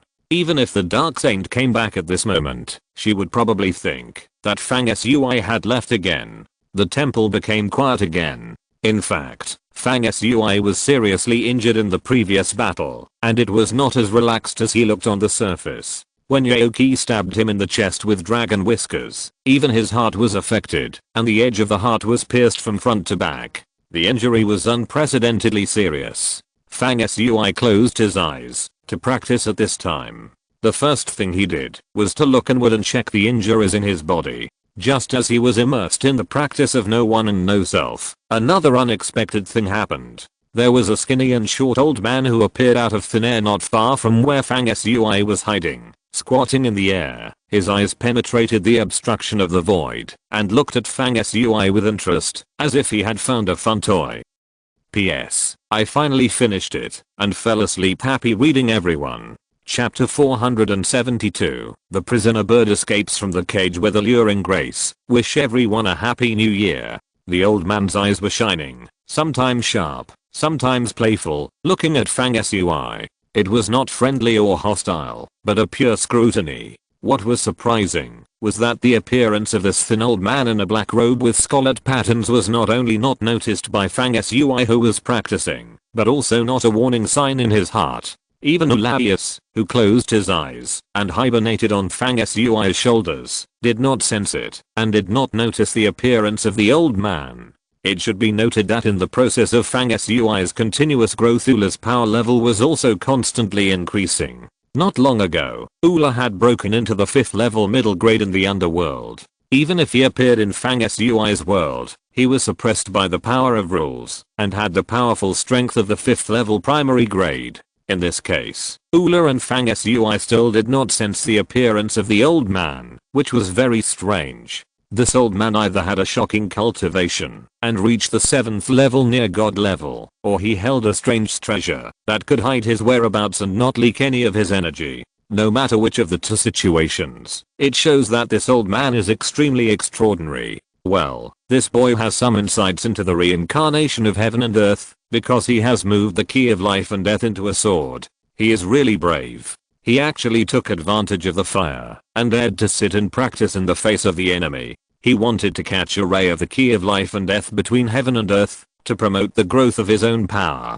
Maybe he even had the idea of impacting the 5th level. Unfortunately, he was too arrogant. The way of reincarnation is one of the most wonderful methods among all the rules in the world. It is extremely difficult. How can it be so easy to understand the truth? Wishful thinking. The old man's thoughts turned, muttering in his heart, and his eyes looking at Fang Sui became more and more playful. At this time, Fang Sui's body, under his own introspection, could see the heart in his chest beating vigorously, emitting a monstrous blood. Unfortunately, there was a terrible through wound on one side of the heart, and blood was gushing out like a spring, which made people look shocking. It should be noted that the heart is the most important part of the human body, on par with the head. Although practitioners strive to transcend before becoming a god, a pierced heart is indeed very troublesome and difficult to repair. If you are not careful, you may even lose your life. If an ordinary person suffers such an injury, he will die in an instant. If an ordinary practitioner suffers such a serious injury, his essence will leak out, and he will become weaker and weaker. Even if he does not die in the end, he will be in danger of regression in practice. However, Fang Sui's practice is different. According to the Sun Golden Sutra, the supreme law, when a person who practices the Golden Sutra reaches the 4th level, 4 scorching suns will appear in the sea of consciousness, and the holy fire of the scorching sun will temper his body day and night. At that time, the body of the practitioner can reach the level of flawlessness and dust-free, far beyond the level of the mortal body. This body state is called the infinite light heaven Dharmakaya in the Golden Sutra, which means that the soul is immortal, the scorching sun is not extinguished, and it keeps going. When the cultivator's body reaches this level, he can pick up the yang fire, which allows the body to be reborn in the fire, and possesses the ability of being almost immortal. At this moment, Fang Sui closed his eyes and practiced, which was to activate the infinite light heavenly Dharma body, wash the body with the scorching sun holy fire, and repair the body's injuries. The 361 orifices in his body became brighter, and a syllable sounded in each orifice, and a ray of divine light containing light golden symbols flowed out. Finally, the power in the 361 orifices gathered and flowed back into Fang Sui's heart. But I saw that one after another symbols and rule fragments burst out around Fang Sui's heart, and the light golden divine light was lingering. The most amazing thing was that his heart actually ignited a layer of golden divine fire. Boom. Boom. The beating sound of the heart was vigorous and full of vitality. The huge beating sound of the heart affected the 361 orifices in Fang Sui's body, as if the heavens were resonating. At this moment, the injured part of Fang Sui's heart was emitting light and blazing flames. The injured part was gradually healed, and the power inside and outside his body was also changing, absorbing, and exhaling the energy of heaven and earth. The dark mountain grew taller and heavier, the sun burned angrily, and the fire burned the sky. A long time or a moment passed. Fang Sui slowly opened his eyes. His eyes were radiant and shining. Just as he opened his eyes, the old man who was squatting in the void and examining him narrowed his eyes and disappeared in a flash. At this moment, not only was the injury to Fang Sui's heart almost restored, but the power in his body was also steadily increasing. In a trance, he could vaguely touch the 5th order barrier between heaven and earth. Fang Sui's face was slightly thoughtful, and he glanced at the surrounding void, smiled, ended the state of invisibility in the void, and stood up and walked out. At this time, Fang Sui was very surprised to hear a hysterical voice outside the Beihua Palace, where he was hiding, shouting, "That kid is hiding in the Beihua Palace. Come and catch him, or he will run away again." If there was someone outside the Beihua Palace at this moment, they would see that the person shouting was the old man who had squatted beside Fang Sui and looked at him inexplicably for a long time. The old man was obviously afraid of chaos in the world. He jumped up and down and shouted, with a smirk on his face, and then disappeared with a swoosh. At the same time as the voice entered his ears, the void in front of Fang Sui suddenly changed. A big hand broke through the air, showing the magical power of the law of heaven and earth, covering the sky with one hand, and grabbing Fang Sui. At the other end of time and space behind the big hand that broke through the air, the face of the Dark Elder was looming and approaching quickly. Fang Sui held his hands together, as if to seal and close, and a force escaped from his hands. He was not resisting the pressing hand, but used a clever power of leveraging to turn the force of Eldarin's pressure from the air into a boost, and in turn used his power to accelerate his retreat. Suddenly, Fang Sui floated out of the 100 Flowers Hall, without stopping for a moment. He took a step forward, and a spatial mirror image was generated. He stepped into it, disappeared in a flash, and appeared again 100 miles away. Then he kept walking, and rushed straight to the outside of the city. Every step he took, a spatial mirror image would be generated, and every disillusionment was 100 miles away. Following Fang Sui, several figures appeared one after another, chasing after him. They were the Demon General Gumoki, Eldarin, Yinding Sect Master and others, together with a group of Yinding Sect Masters and Shadow subordinates in the city, who went out together at this time to participate in the capture of Fang Sui. Fortunately, Fang Sui used the mirror door of space to move erratically and appear and disappear mysteriously, so he was able to escape the siege of many pursuers with ease. It was early morning in Dahuang City. The sun was rising, and everything was bathed in the sun, swaying. The sky was blue and the clouds were white, and the scene was picturesque. Swish. When Fang Sui walked out of the mirror of space again, it happened that a middle-aged Shadow Tribe member was nearby. This person ran into Fang Sui head-on, and his expression suddenly became happy. His eyes brightened. "Where is the dog that lost its home?" He raised his hand and chopped it with a knife, attacking Fang Sui. However, behind the middle-aged man, a big claw suddenly stretched out from the void, slapped the middle-aged man's head with one claw, and smashed his head into a rotten watermelon. "You think you can call a dog that lost its home?" Semele walked out of the void, twisted his lion head, and looked ferocious. Then Semele transformed into Bast, jumped onto Fang Sui's shoulder with a smile, glanced at the many pursuers gathering in the distance, and shouted heartlessly, "Run, run. It's over if we are caught up." Fang Sui smiled bitterly. The mirror image under his feet regenerated, and he moved forward in disillusionment. The next moment Fang Sui disappeared from the spot. The Dark Elders and others almost rushed to chase him. "Youngsters from the 5 regions, do you dare to stop and take a hit from this elder?" Fang Sui walked out of the next mirror door and reached 100 miles away again. Bast on his shoulder, curled his lips and responded disdainfully, "This divine cat just wants to ask, do you still have shame, old man? You are at the 6th level, and you have the nerve to invite us to stop and take a hit from you? Why don't you go back and find all the people of your mother forces in the shadow camp who are of the same level as my master, and then this divine cat will personally take action. I can kill several of them with one claw. Do you believe it?" The arrogant voice of this cat boomed through the great wasteland city, making people laugh and cry. For a period of time afterwards, the situation in the entire city was extremely chaotic. Fang Sui's purpose was clear, and he was obviously preparing to break out of the city. He moved forward all the way, using the spatial mirror image to move forward and backward freely as if teleporting, and was never caught up by anyone. Not long after, Fang Sui successfully arrived at the edge of the great wasteland city. Gumoki and others were not impatient in their pursuit, but were constantly narrowing the encirclement. Seeing Fang Sui approaching the edge of the city, Gumoki and others still looked determined, believing that Fang Sui could not successfully leave the city. In fact, when the protective formation of a city is activated, let alone Fang Sui, who is less than the 4th level now, even if he reaches the 6th level, he can't think of breaking through the protective formation of main city by himself. This city is now equivalent to a cage, and the whole city is shrouded in a layer of light curtain. In a short period of time, Fang Sui still has room to dodge with the help of the Mirador, but as time goes by, if he can't leave the city, he will eventually be surrounded and killed. It was under such circumstances that Fang Sui successfully approached the edge of the Great Wasteland City, less than 10 feet away from the protective light wall that had been open for a long time and covered the entire city.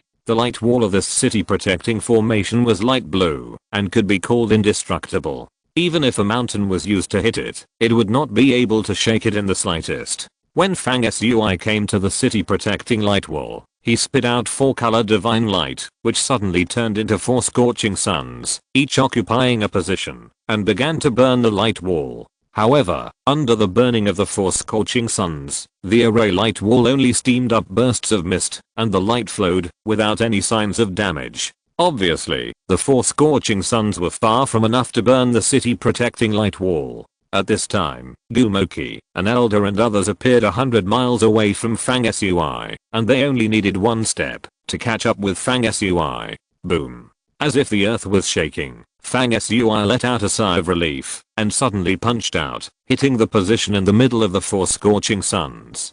The ripples on the light wall of the city protection wavered, and a trace of cracks appeared, but the next moment the array pattern flowed, shining like water, and the light wall was restored to its original state in an instant. You don't know your own strength. With your strength of less than level 5, even if 100 of you attack at the same time, you can't open the light wall of the city protection. Gumoki and others showed sarcasm on their faces, approached calmly, and walked neither slowly nor slowly. Obviously, several people thought that the pursuit had come to an end, and they were not in a hurry to approach. They were taking the opportunity to appreciate the dead end of Fang Sui, the little mouse. Fang Sui himself did not have the slightest awareness of being trapped in a desperate situation. He said leisurely, "In fact, if I want to leave, this city protection array can't stop me. There is no shortage of blind and ignorant young people. Since you have such confidence, you might as well use your means to try to see if you can break out of the city. If you can really break through the array pattern and leave the city, I'm willing to let you go, and will not participate in the pursuit of you for a day." Gumoki said jokingly. Fang Sui said calmly, "No need, just come and chase me. 1 more or 1 less doesn't matter. It doesn't matter whether you chase me or not." Gumoki's face was stern. Fang Sui's words were like a spell. As soon as they fell, a shocking change occurred. In the center of the Great Wasteland City, a pillar of fire suddenly rushed up, booming like thunder, piercing the sky and the earth. In the raging fire, there were collapse sounds one after another. In the center of the city, magnificent buildings were quickly destroyed and turned into ashes. Indistinctly, a huge phantom of a god appeared in the center of the Great Wasteland City, supporting the sky, with a dog's head and a human body, and domineering. Suddenly, the dog-headed god holding the death spear stabbed the spear in his hand into the earth, all the way to the handle. Crack, crack. The ground in the center of the Great Wasteland City, with the divine spear as the core, cracked into deep gullies. Under the ground within 100 miles, it seemed as if something was cut off, and the sound of shattering surged up from the ground for a long time. Gumoki looked at the center of the wasteland city from a distance. His face changed slightly and said, "The core of the city defense." Fang Sui continued from a distance, "You all came to catch me. If I don't take the opportunity to raid your sparsely protected city defense core, wouldn't it be a shame for your efforts? I can't break this city defense light wall, but the formation hub in the center of the city is broken, so this city defense light wall will naturally be destroyed. Goodbye everyone." While Fang Sui was speaking, the city defense light wall around him quickly melted. Fang Sui took a calm step and finally succeeded in going outside the city. In the center of the city, Anubis, who had a dog's head and a human body, put away the phantom of the god behind him, and also disappeared without a trace, and went directly back to the underworld. On this side, Gumoki and others looked at each other, all with ugly faces and murderous intent. In this situation, Fang Sui made a feint to the east, and attacked in the west, cut off their retreat, and successfully broke through the city defense and left. It made several people feel particularly ashamed. Perhaps until this time, they really put away their contempt, and regarded Fang Sui as a person who could really compete with them. When Fang Sui rushed out of the great wilderness city, he was like a prisoner out of a cage. In an instant, the sea and sky were wide open, and he went away rapidly. At the same moment, in the Wufang East region, which was billions of miles away in time and space, there was also a strange phenomenon. On the bright moon in the sky where the Guanghan Yu family was located, a brilliant divine brilliance that was rarely seen in thousands of generations was lit up.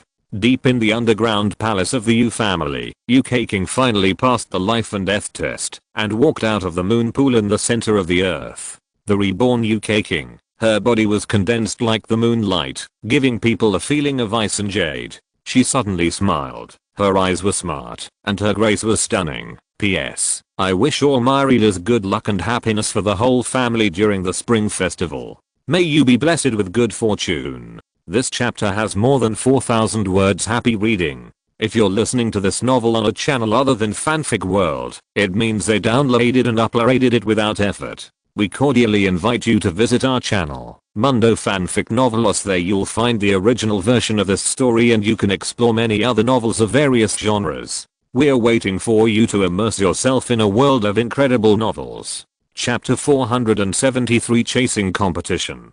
UK King did not achieve the realm leap that ordinary people imagined when she came out of retreat this time. She only advanced from the peak of the 3rd level to the initial level of the 4th level. This was obviously far below the expectations of the Yu family, which was extremely disappointing. Therefore, when she walked out of the moon pool, the clan members confirmed that her cultivation level was only the initial level of the 4th level, and she did not achieve the expected realm leap. This woman, the only one who had passed the Yuxin trial in the long years of the Yu family, did not receive the expected attention. Instead, many elders in the family, who were afraid that UK King would succeed in the trial and gain the power of the family, secretly breathed a sigh of relief, not without gloating. Many other people envied UK King for her more outstanding appearance after she was born this time. Some utilitarian people in the family even had the dirty idea of using her for marriage and selling her at a high price. The various reactions of the clan members were not unexpected by UK King. This family has only utilitarianism and no warmth since childhood, and this has never changed. UK King has experienced this deeply since childhood. The scene that shocked the Yu family appeared on the first night after UK King came out of retreat. That night, a small building called Gui Building, where UK King lived, showed a magnificent vision. A ray of moonlight gathered into a river, crossing time and space, surging and rushing like rivers flowing eastward, and poured into the small building where UK King lived. One night passed in the blink of an eye. In the early morning, UK King walked out of her room. What shocked many Yu family members was that her cultivation level increased by 1 level overnight, reaching the 4th level middle level. What was even more surprising was to come. When the day and night alternated again, the strange phenomenon appeared in the small building where UK King lived. At dawn the next day, UK King broke through 1 level again, and was already at the peak of the 4th level. At this time, the fact that UK King broke through 2 levels in 2 days after coming out of retreat spread throughout the family. The whole family focused their attention on UK King. Some were delighted, some were jealous and flustered, and their emotions were different. The change that shocked more people came 3 days later. In the following 3 days, the moon in the sky where the Guanghan Yu family was located shone brightly and brilliantly, forming a moon river in the sky, which spanned the sky and was spectacular. The entire moon in the center of the moon river even stopped moving, just hanging in the sky, motionless for a long time. In other words, this moon suppressed the normal changes of day and night, dominating the sky, and the several life source stars covered by its brilliance temporarily lost the daytime. For several days, it was all moonlit nights, illuminating the 9 states. 3 days later, the moon's light suddenly disappeared, the world turned upside down, the day returned, and everything returned to normal. However, the Guanghan Yu family was turned upside down, because UK King used 3 days to reproduce the miracle, rising from the peak of the 4th level all the way to the 1st level of the 5th level, and became the first master of the young generation of the Yu family. The whole family looked at him sideways, and the eastern region was shocked. Time passed quickly, and more than a month passed in a flash. 5 southern regions. On a life source star in this domain, deep in a vast mountain with miasma covering the sky, a figure was sneaking in the void, as fast as lightning. Half an hour later, The figure stopped at the top of a mountain. It was an old man wearing a blood red robe and white hair. This person was the Yinding sect master Gu Yan. After he stopped, he spat fiercely, without the demeanor of a 6th level master, and a low curse came out of his mouth. He has been deep in this mountain full of poisonous fog and miasma, with complex terrain, mountains and valleys, and fierce beasts and poisons rampant for nearly half a month. The purpose is naturally, to hunt down Fang Sui. After Fang Sui left Dahuang City that day, he moved forward all the way, and finally used a smuggling teleportation array to successfully leave the life source star, where Dahuang City was located, and continued to go deep into the southern domain, ruled by the Shadow. Gu Yan, an elder, Gu Moyu and others would naturally not give up, and they have been chasing Fang Sui relentlessly since then, and they must kill him, as soon as possible. According to their plan, they originally thought that once they got serious, it would not take long to jointly hunt down a young man. However, to their surprise, this chase was protracted, and the process was extremely thrilling. In the subsequent process, the young man from the 5 regions, who was chased by everyone, was as cunning as a fox, and his tricks emerged one after another. He kept setting up mirror doors at the places he passed by, so that he could shuttle back and forth. And his whereabouts were sometimes forward and sometimes backward, sometimes left and sometimes right, which was extremely elusive. Therefore, no one could do anything about it as he went deep into the south region. That was fine, but what was even more terrifying was that the young man fought to support himself all the way, and his progress was so fast that it was shocking. It should be noted that there were many masters under Gu Yan and Gu Moyu who were originally very powerful, but as time went by, the situation gradually changed. The young man fought and retreated, and soon began to take the initiative, trying to seize the initiative in the situation. He even turned back from time to time while moving forward, and boldly launched ambush assassinations. As a result, many 4th level figures in the pursuit team were attacked and killed one after another. After more than 10 days of pursuit, the number of 4th level figures who were attacked and killed in turn had risen to double digits, which made the remaining 4th level pursuers feel terrified. From the initial high spirits and excitement of being ready to beat the drowning dog, they suddenly woke up and began to be cautious. They dared not act alone in the pursuit. After more than 10 days, the situation changed again. The 5th level figures on the pursuit side also began to be attacked, and they also suffered heavy losses, either injured or dead. Of course, Fang Sui, who was being pursued, was in danger many times during the process. Several times he was almost trapped in a siege, and there were many thrilling moments. The most dangerous time was when Fang Sui was hit by a punch from the Dark Elder in the air, and his 5 internal organs were cracked, and he almost died. Fortunately, his infinite light sky Pride Sun body has extraordinary recovery ability, and it is said that the Pride Sun will not go out, and the vitality will not be exhausted, so he narrowly escaped death. Time continued to pass, and half a month ago, when Fang Sui came to this complex terrain of the Million Mountains, he stopped moving forward, and began to play a hide-and-seek assassination game with all the pursuers relying on the Million Mountains. Even the 3 6th level masters, Gu Yan, Gu Moki, and an elder, began to be invaded and harassed by Fang Sui. From attacking the 4th level, to the 5th level, and now showing signs of attacking the 6th level, the chased Fang Sui, the speed of soaring combat power along the way, made everyone who was an opponent feel cold. At this moment, the pursuit of Fang Sui has attracted the attention of half of the southern region, and many races under the command of Shadow are making relevant discussions about it. Many people often chat about topics such as, does anyone know how the hunted young man from the 5 regions is doing? Has he been killed? Or guess, how many days will the hunted guy die? Topics like these are spreading more and more widely in the area ruled by the Shadow. This hunt that has attracted such widespread attention has put the Dark Elders and other participants in a dilemma. They were caught off guard and could not give up, even if they wanted to. The fight between them and Fang Sui can only end with the death of one of them. The enemy and us have been entangled all the way, and the battle has traveled for more than 10,000 miles. The people on both sides have alternated between prey and hunter. To be precise, it is no longer a hunt, but a contest. The competition is not only about combat power, but also about mind and resilience, and even related aspects. It can be said that anyone who has participated in this chase and fight, whether enemy or friend, as long as they can survive in the end, will draw nutrients from it, which will be of great help to their practice. This is the benefit of fighting to support fighting and experiencing life and death.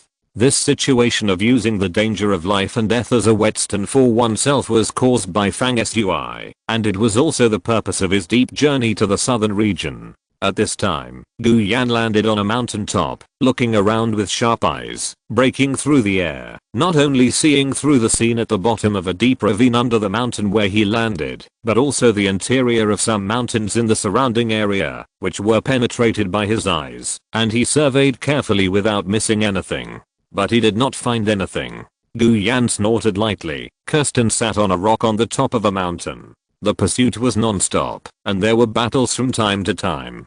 Such a thrilling atmosphere made Gu Yan, a 6th level master, feel mentally exhausted. At this moment, he was sure that there was no trace of Fang Sui around, so Gu Yan was ready to seize the time to recover the consumed spirit and physical strength. However, just as he closed his eyes, a warning sign suddenly rose in his heart. He suddenly opened his eyes and saw Fang Sui standing proudly on another mountaintop in a very far distance, his black robe fluttering, his long hair dancing in the wind. Fang Sui pulled open a rough and ancient bow with both hands. An arrow flew out of the bow silently and shot towards Gu Yan like thunder and lightning. At the same moment, when Gu Yan opened his eyes, the arrow was already in front of him. Gu Yan didn't even have time to get up before he pointed it out, with thunder and lightning flowing at the tip of his finger, accurately hitting the tip of the arrow. Crack. The whole arrow broke and exploded.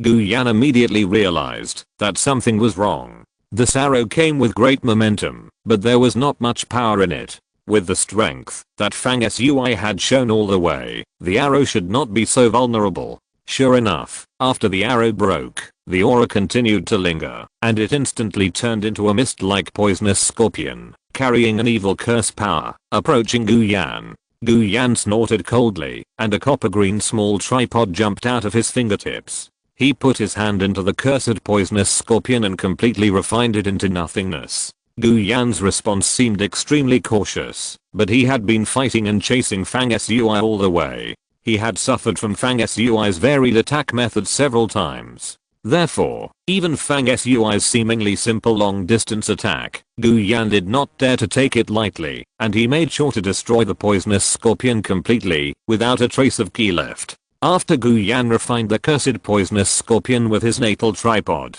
he looked up and saw that Fang Sui had disappeared in the distant mountains for a long time, without a trace. Gu Yan, how is the situation over there? The voice of Eldarin came from hundreds of miles away. The 3 6th level masters, separated by hundreds of miles, were carrying out the most clumsy, but also the most reliable search method, using the style of pulling a net, spreading their divine thoughts, and searching the millions of mountains inch by inch. Hearing the voice of Eldarin, Gu Yan said in a deep voice, "That little beast tried to attack me, but failed." He added, "You said not long ago that another Eldarin from your mother's force will come with the Sky Peaking map. When will he arrive?" Eldarin responded in a calm voice, "He will arrive within a few days. This fight has lasted for such a long time, which is beyond my expectation. But once the Sky Peaking map arrives, this kid will not be able to hide his tracks any longer. He deserves to die." Gu Yan said sinisterly, "This sect leader will do his best to kill this kid, and will not let him live any longer." Suddenly, Eldarin's voice sounded again. "Well, Gumoki sent a message saying that the kid was found deep in the Baywen Mountains, and was suddenly blocked by a mysterious figure. The two sides started a big battle. Let's go quickly." Gu Yan's eyes brightened, and he immediately jumped up and rushed into the depths of the Baywen Mountains. In fact, looking from afar, at this moment, the deep of the millions of mountains has shown a terrifying scene. The sky is filled with dark storms, and lightning flashes like chains in the sky, spreading destructive fluctuations between the flickering, and the mountains and valleys are flickering. Obviously, someone has ignited a raging war in the depths of the mountains. PS. Happy New Year on the first day of the new year. Chapter 474 Dangerous. in the central area of the 5 directions, on the western star of the inner ring of the 13 stars. In the headquarters complex of the Alliance of All Heavens, in the inner house of the Lion family, one of the top leaders of the Alliance, the gentle head of the Lion family and the second in command of the family, the old man surnamed Lion, were facing each other and talking across the table. Our Lion family has a long history in the Alliance and has had a seat in the Alliance Elders Council for generations. At its peak, it occupied 4 positions in the Alliance Elders Council with the strength of one family, which was unprecedented. It stands to reason that now the talents in the family are dwindling, and the family is in a dormant period. We should act with due caution. The face of the head of the Lion family was calm, and he spoke in a narrative tone, without too much emotional ups and downs. After he finished speaking, he glanced at the old man surnamed Lion lightly. The old man said in a deep voice, "I know the head of the family's concerns, but I don't believe that anyone would spend so much effort to compete with a Lion family for a dead person. Not to mention that I have done this matter very obscurely. It is impossible for anyone to know about it, let alone anyone to investigate." The head of the family said calmly, "If we can really kill him tragically by revealing his whereabouts, no one will investigate too much." The old man surnamed Lion smiled and interrupted, "Indeed, when a person dies, his value is gone. Who would entangle with a Lion family for a dead person? Step back. Even if someone wants to investigate at that time, with the strength of our Lion family, will we be afraid?" The middle-aged man who is the head of the family showed a thoughtful look in his eyes. "The question is, are you really sure he will die? I heard that Fang Sui is now fighting thousands of miles in the shadow ruling area, and he is getting braver and braver. Even several 6th level figures have joined forces, but they have not been able to kill him." The old man from the Lion family snorted and said, "Fang Sui is just a young brat. Some old guys in our alliance and the Privy Council are so confused that they actually handed over such an important place as the Secret Palace to a junior like him. How can we watch such a thing happen?" The old man from the Lion family raised his head slightly and said in a senior manner, "There is one thing the head of the family guessed wrong. I never do anything, but once I do it, I will do it thoroughly without leaving any room for evasion." The head of the Lion family raised his eyelids again and glanced at the old man surnamed Lion, a flash of light in his eyes that disappeared. The old man from the Lion family continued that Fang Sui is ignorant of his own life and death. He wants to show off his strength. Before taking over as a deputy hall master of the secret hall, he has to go deep into the shadow area. This is just courting death.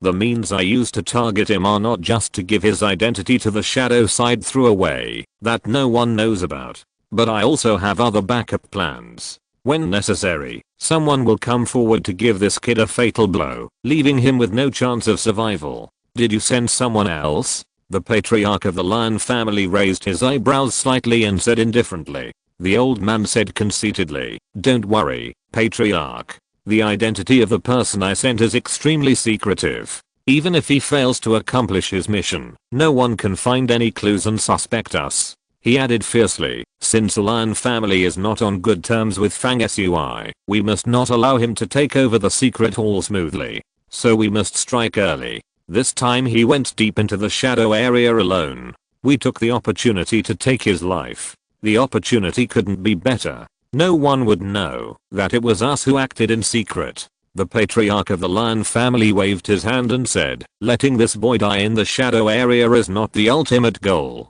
We must look further." He continued, "Since we have done it, we must strive to maximize the benefits. You are using a borrowed knife to kill someone and want to take Fang Sui's life. The reason why I didn't stop you is that I considered that we could actually take the opportunity to target Zhang Zheng. Otherwise, if we allow this boy to sit firmly in the position of Deputy Hall Master of the Secret Hall, Zhang Zheng, with his support, will inevitably expand his position in our alliance. At that time, our Lion family may be the first to bear the brunt. For this reason, I acquiesced in your actions this time." The old man of the Lion family hummed grimly, "No matter what the reason, that kid won't live long. Calculating the time, my people should have taken action." Wufang South region. Deep in the Million Mountains. The sound of collapse and collapse one after another was deafening. Many peaks in the deep mountains collapsed one after another. After the huge mountain body broke, it would be hit by a strong force and thrown thousands of feet away like grass, and then fell to the ground with a bang, causing the ground in the near and far range to crack layer by layer and deep gullies. Such a terrifying scene is like the collapse of the sky and the crack of the earth, and everything will be destroyed. And what caused all this was two figures fighting in the air. The two figures were one black and one gold. The golden figure was burning with flames all over his body, looking arrogant, with a high fighting spirit in his eyes. It was Fang Sui. He had shot an arrow earlier and attacked the Yinding sect master Gu Yan from a distance. Then, he used the Mirador to travel thousands of miles in an instant and continued to go deep into the Million Mountains. But just when Fang Sui had teleported several times and was sure that no one would catch up in a short time, he slightly slowed down, and the attack came suddenly without any warning. The attacker did not show up at first, but his methods were extremely strange. He used some secret technique to grasp Fang Sui's route in advance and secretly set up an ambush. There was a mysterious force intertwined in the surrounding area. This force was invisible and intangible, but it blocked the void like a spider web, setting up a net and waiting, treating Fang Sui as a mosquito that had broken into the net. The attacker had good patience and clever methods. He was lurking at the side at the beginning, and Fang Sui was unable to sense it in advance. When Fang Sui plunged into the trap set by the attacker, he suddenly appeared, like a poisonous snake spitting out its tongue, and his movements were as fast as lightning. He immediately approached Fang Sui, without saying a word, but in an instant he had already attacked dozens of killing moves, each of which was fatal. It was not that Fang Sui reacted quickly and had been through many battles. If it was someone else, he would have been killed or injured in a hasty response. Bang, bang, bang. Both sides used speed to counter speed, attacking and defending like lightning, thunder and lightning. After the battle, Fang Sui's body suddenly ignited with flames, and in an instant, he arranged the attackers in the surrounding void in advance, and burned a small part of them like a net-like restriction. The attacker's purpose was very clear. He wanted to entangle Fang Sui in place, so that he could not get away, waiting for the pursuers behind to approach and kill Fang Sui. Delaying would be very disadvantageous to himself, which Fang Sui naturally realized a long time ago. Therefore, at this time, the enemy and us, one was racing against time, and the other was trying to delay. At this moment, a black gas swept away the thick fog in the Million Mountains in the distance, approaching rapidly, with a terrifying momentum. It was the demon General Gumoki who first discovered that Fang Sui was blocked in the depths of the mountains. He was less than 200 miles away from the battle. For a 6th rank warrior, 200 miles is really a matter of seconds. Obviously, if Fang Sui delays a little, he will be surrounded. The man who suddenly appeared and ambushed Fang Sui was a middle-aged man with a gloomy face, as if he had not seen the sun for a long time. He was wearing tight black clothes and his eyes were as calm as dead water. Since he appeared, his face has always been cold and there is no emotion. He is obviously an extremely cold and ruthless person. During the battle, Fang Sui suddenly whistled softly, shaking the power in his body to block the opponent's approach. At the same time, he raised his hands high, as if a giant ancient god who created the world was holding up the ancient chaos to create a new world. There was a virtual image of the sky and the earth surrounded by clouds, which was born beside him. It was hazy and very illusory, but against the backdrop of this virtual image of the world, Fang Sui seemed to be standing in the center of this universe, majestic and incomparable. Then, a ray of light lit up on his forehead. Just like the first light between heaven and earth, the first ray of fire appeared, and then the 361 orifices in his body that reflected the heavens each overflowed with a ray of divine light, and finally gathered on his forehead, merging with the scorching sun that lit up between his eyebrows. This series of changes was rapid and fast, and in the blink of an eye, the scorching sun fell off Fang Sui's forehead, shining high in the sky. The light was so bright that it was impossible to look directly at it. Deep in the millions of mountains that had been gloomy and damp for millions of years, on this day, and at this moment, unprecedented light was ushered in. Within the range of vision, everything began to burn. The earth, The void, the mountains, everything that could be seen, were ignited under the sunlight, and a world of fire was formed around it, with all things as firewood, burning more and more vigorously. The restrictions that the attacker had set up in the void, as dense as a spider web, to restrict Fang Sui from leaving, quickly melted under this monstrous firepower, leaving nothing behind. At the same time, Gumoki approached, and Gu Yan and Eldaron also appeared one after another. The murderous intent on the faces of the three was clearly visible. At this time, the mirror door under Fang Sui's feet was generated, and he was about to step into it and escape from the danger. However, the assassin attacked again. He actually tore open his chest, reached out and took out his heart, and uttered a dying and resentful voice. I sacrifice myself to the evil god, and I'm willing to turn into a blood bone chain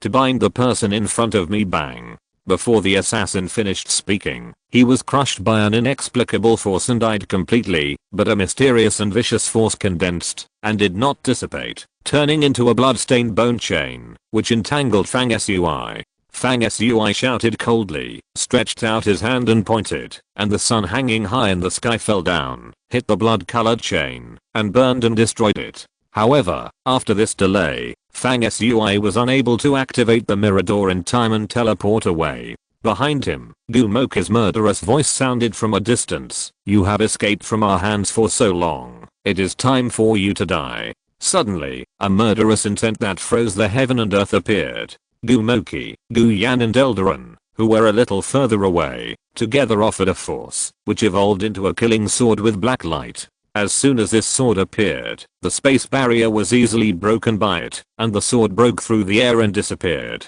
Almost at the same time, the sword appeared in front of Fang Sui. Swish. Even though Fang Sui made a timely defense, the powerful and unmatched ki in his body flowed, and he instantly played two magical powers, 1 day and 1 month, trying to protect himself, but he was still inevitably chopped to pieces by this sword. Finally, the sword flashed and penetrated Fang Sui's chest. The dazzling blood sprayed out. The last scene that appeared was that the killing power contained in the sword broke out completely, and the whole sword exploded in Fang Sui's body. Then he fell into the mirror door and disappeared without a trace. It's a good thing for him to die like this. Gu Yan's face was grim. He came to the place where Fang Sui finally disappeared with Gumoki and Eldaron. Eldaron said, the divine fetus from the west that my mother forces want to retrieve has not been found yet. It seems that we have to track down the location where he last teleported away and find the divine fetus. Only then can this pursuit be successful. P.S. I will go to my girlfriend's house to talk to my mother-in-law tomorrow. Amen. May the gods bless me. Well, the time for the next chapter update is not yet determined. Happy reading. Chapter 475 Wonderful Changes. Gu Yan sneered. What's the difficulty? The sword we fired together entered the boy's body, and he was teleported out by the inertia of the mirror gate when he was completely dead. The body can't go out of the mirror gate at most. Gumoyu agreed. Well, the three of us are separated by 100 miles, and we should be able to find it soon, if we move forward side by side. After speaking, he first pulled forward and began to search.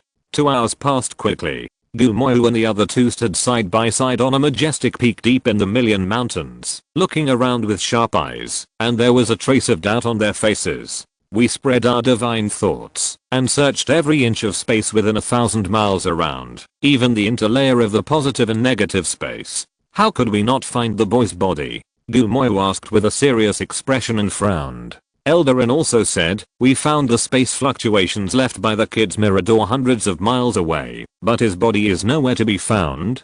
This is a bit strange. In fact, after searching for a long time, the three of them already had a guess in their minds, but they were reluctant to admit it. After Eldaron finished speaking, Gu Yan was silent for a moment, and finally said slowly, logically speaking, even if it is a 6th level cultivator, if the murderous sword energy of the three of us enters his body, he will die. However, that kid has been in contact with us many times along the way. Not only can he fight in long range and close combat, he also has the ability to summon fierce creatures to help him in battle. The most important thing is that he seems to be proficient in evil witchcraft such as curses. This kid is well versed in many schools of thought. Will he have some secret technique that can dissolve the murderous sword energy we pierced into his body? Gumoki frowned and said in a deep voice, "You mean that kid was hit by our sword and he didn't die?" "Yes." Eldarin also agreed. "It's hard to say for others, but if this slippery little beast can avoid the terrifying murderous intent of that sword, this is really possible."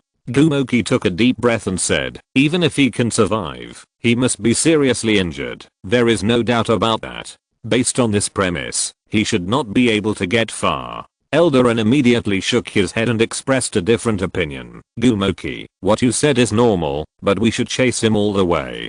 That kid can do what ordinary people can't do. Otherwise, how could he escape our pursuit so many times? It is precisely because this kid is cunning and unpredictable that I guess he might be going the other way at this time and is already thousands of miles away." Gu Yan said dissatisfiedly, "You two are guessing in opposite directions. Then our next step is to continue searching nearby, or choose to go deeper into the Beiwen mountain. You must know that the opportunity is fleeting. If you make a wrong judgment, you may have to slow down step by step and be fooled by that kid." While the three people expressed their opinions and analyzed and discussed, Fang Sui was experiencing something very strange. Not long ago, when the sword of killing entered his body, Fang Sui actually responded in other aspects in addition to playing a day and a month of magic power to protect himself. At the previous moment, the moment the killing sword energy entered his body, it suddenly exploded and disintegrated into sword energy with strong killing power, which raged in Fang Sui's body, trying to kill all his life.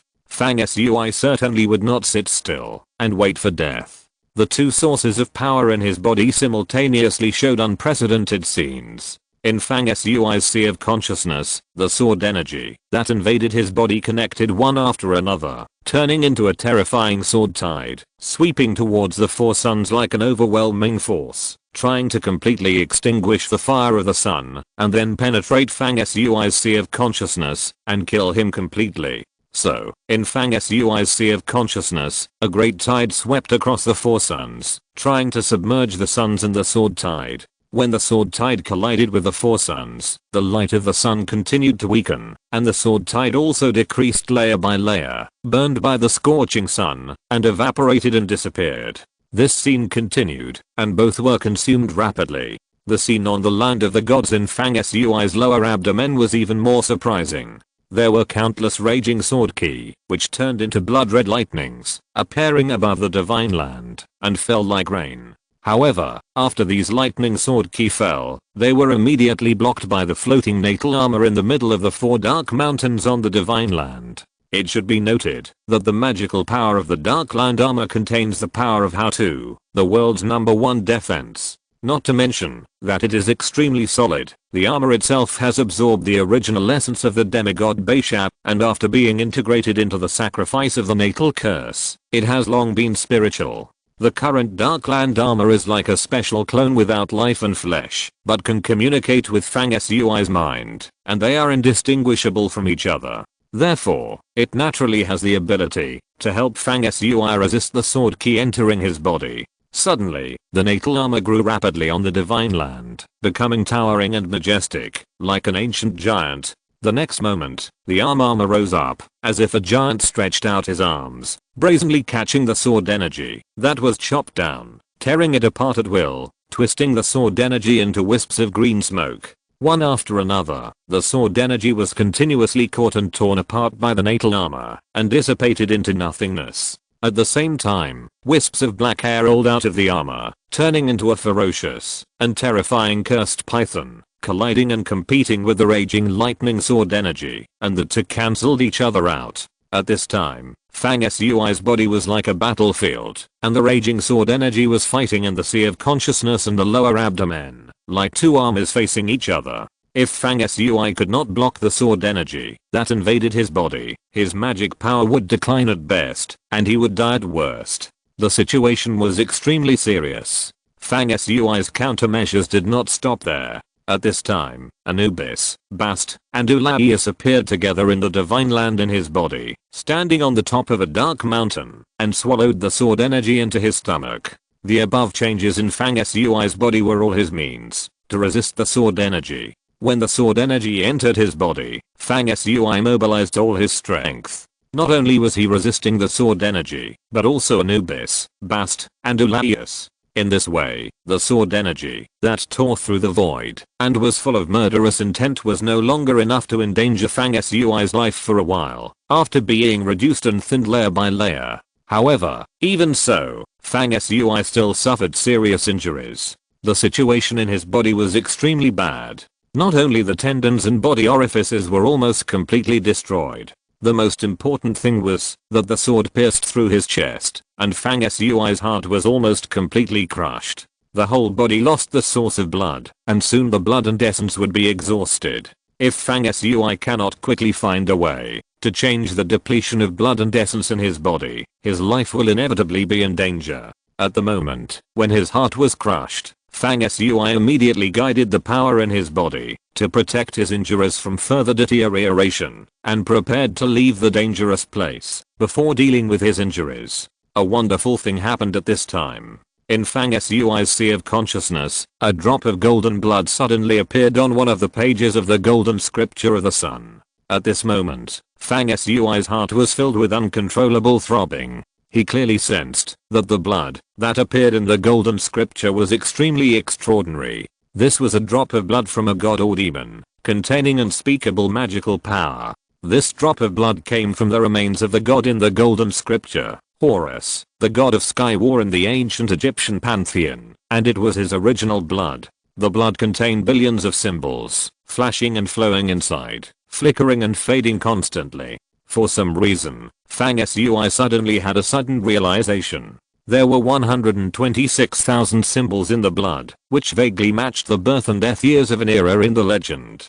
It seemed that the core mystery of the universe was hidden in it. In a blink of an eye, this drop of blood flashed out from the golden sutra in the sea of consciousness, and it descended like a small sun, instantly illuminating every meridian in Fang Sui's body, and soon came to his chest. Then the drop of blood suddenly collapsed and turned into a number of golden symbols, flashing around Fang Sui's chest. At this time, Fang Sui himself was walking out of the mirror door that was teleported away. There was a shocking sword mark on his chest, running through the front and back. The sword mark was constantly closing and breaking, and there were crackling sounds around the sword mark. Sometimes a fist-sized hole would explode in the chest, which looked extremely terrifying, with sword energy raging in it, and sometimes the vitality in the sword mark surged, and the hole would shrink rapidly, almost closing and disappearing. Obviously, this was because a sword of murderous intent and Fang Sui's own power were fighting in his body, and they were deadlocked,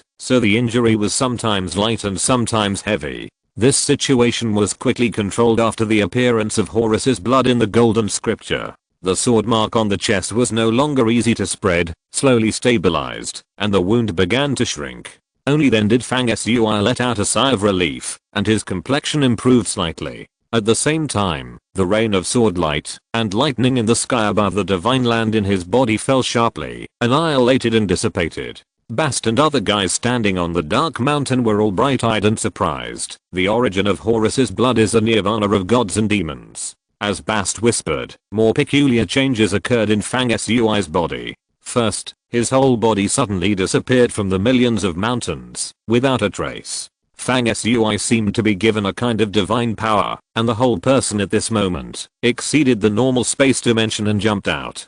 He seemed to have transcended to a more wonderful space level. At this time, Fang Sui became an existence that jumped out of this universe for the first time. It was like a chess piece that got help from external forces at a certain moment, so that it jumped above the chessboard and looked down at the entire universe from a perspective beyond ordinary people's understanding. Undoubtedly, this is a mysterious and extremely precious experience, which will have an immeasurable and far-reaching impact on a practitioner. Just because Fang Sui was carried by the blood of Horus, he suddenly entered this wonderful level that transcended all rules and was no longer in the millions of mountains, so the three dark elders could not find him for a long time and completely lost the trace of Fang Sui. At this moment, the countless symbols formed by the collapse of the drop of Horus blood on Fang Sui's chest showed new changes, as if they were beginning to try to merge with Fang Sui and use the blood of God to create a new heart for him.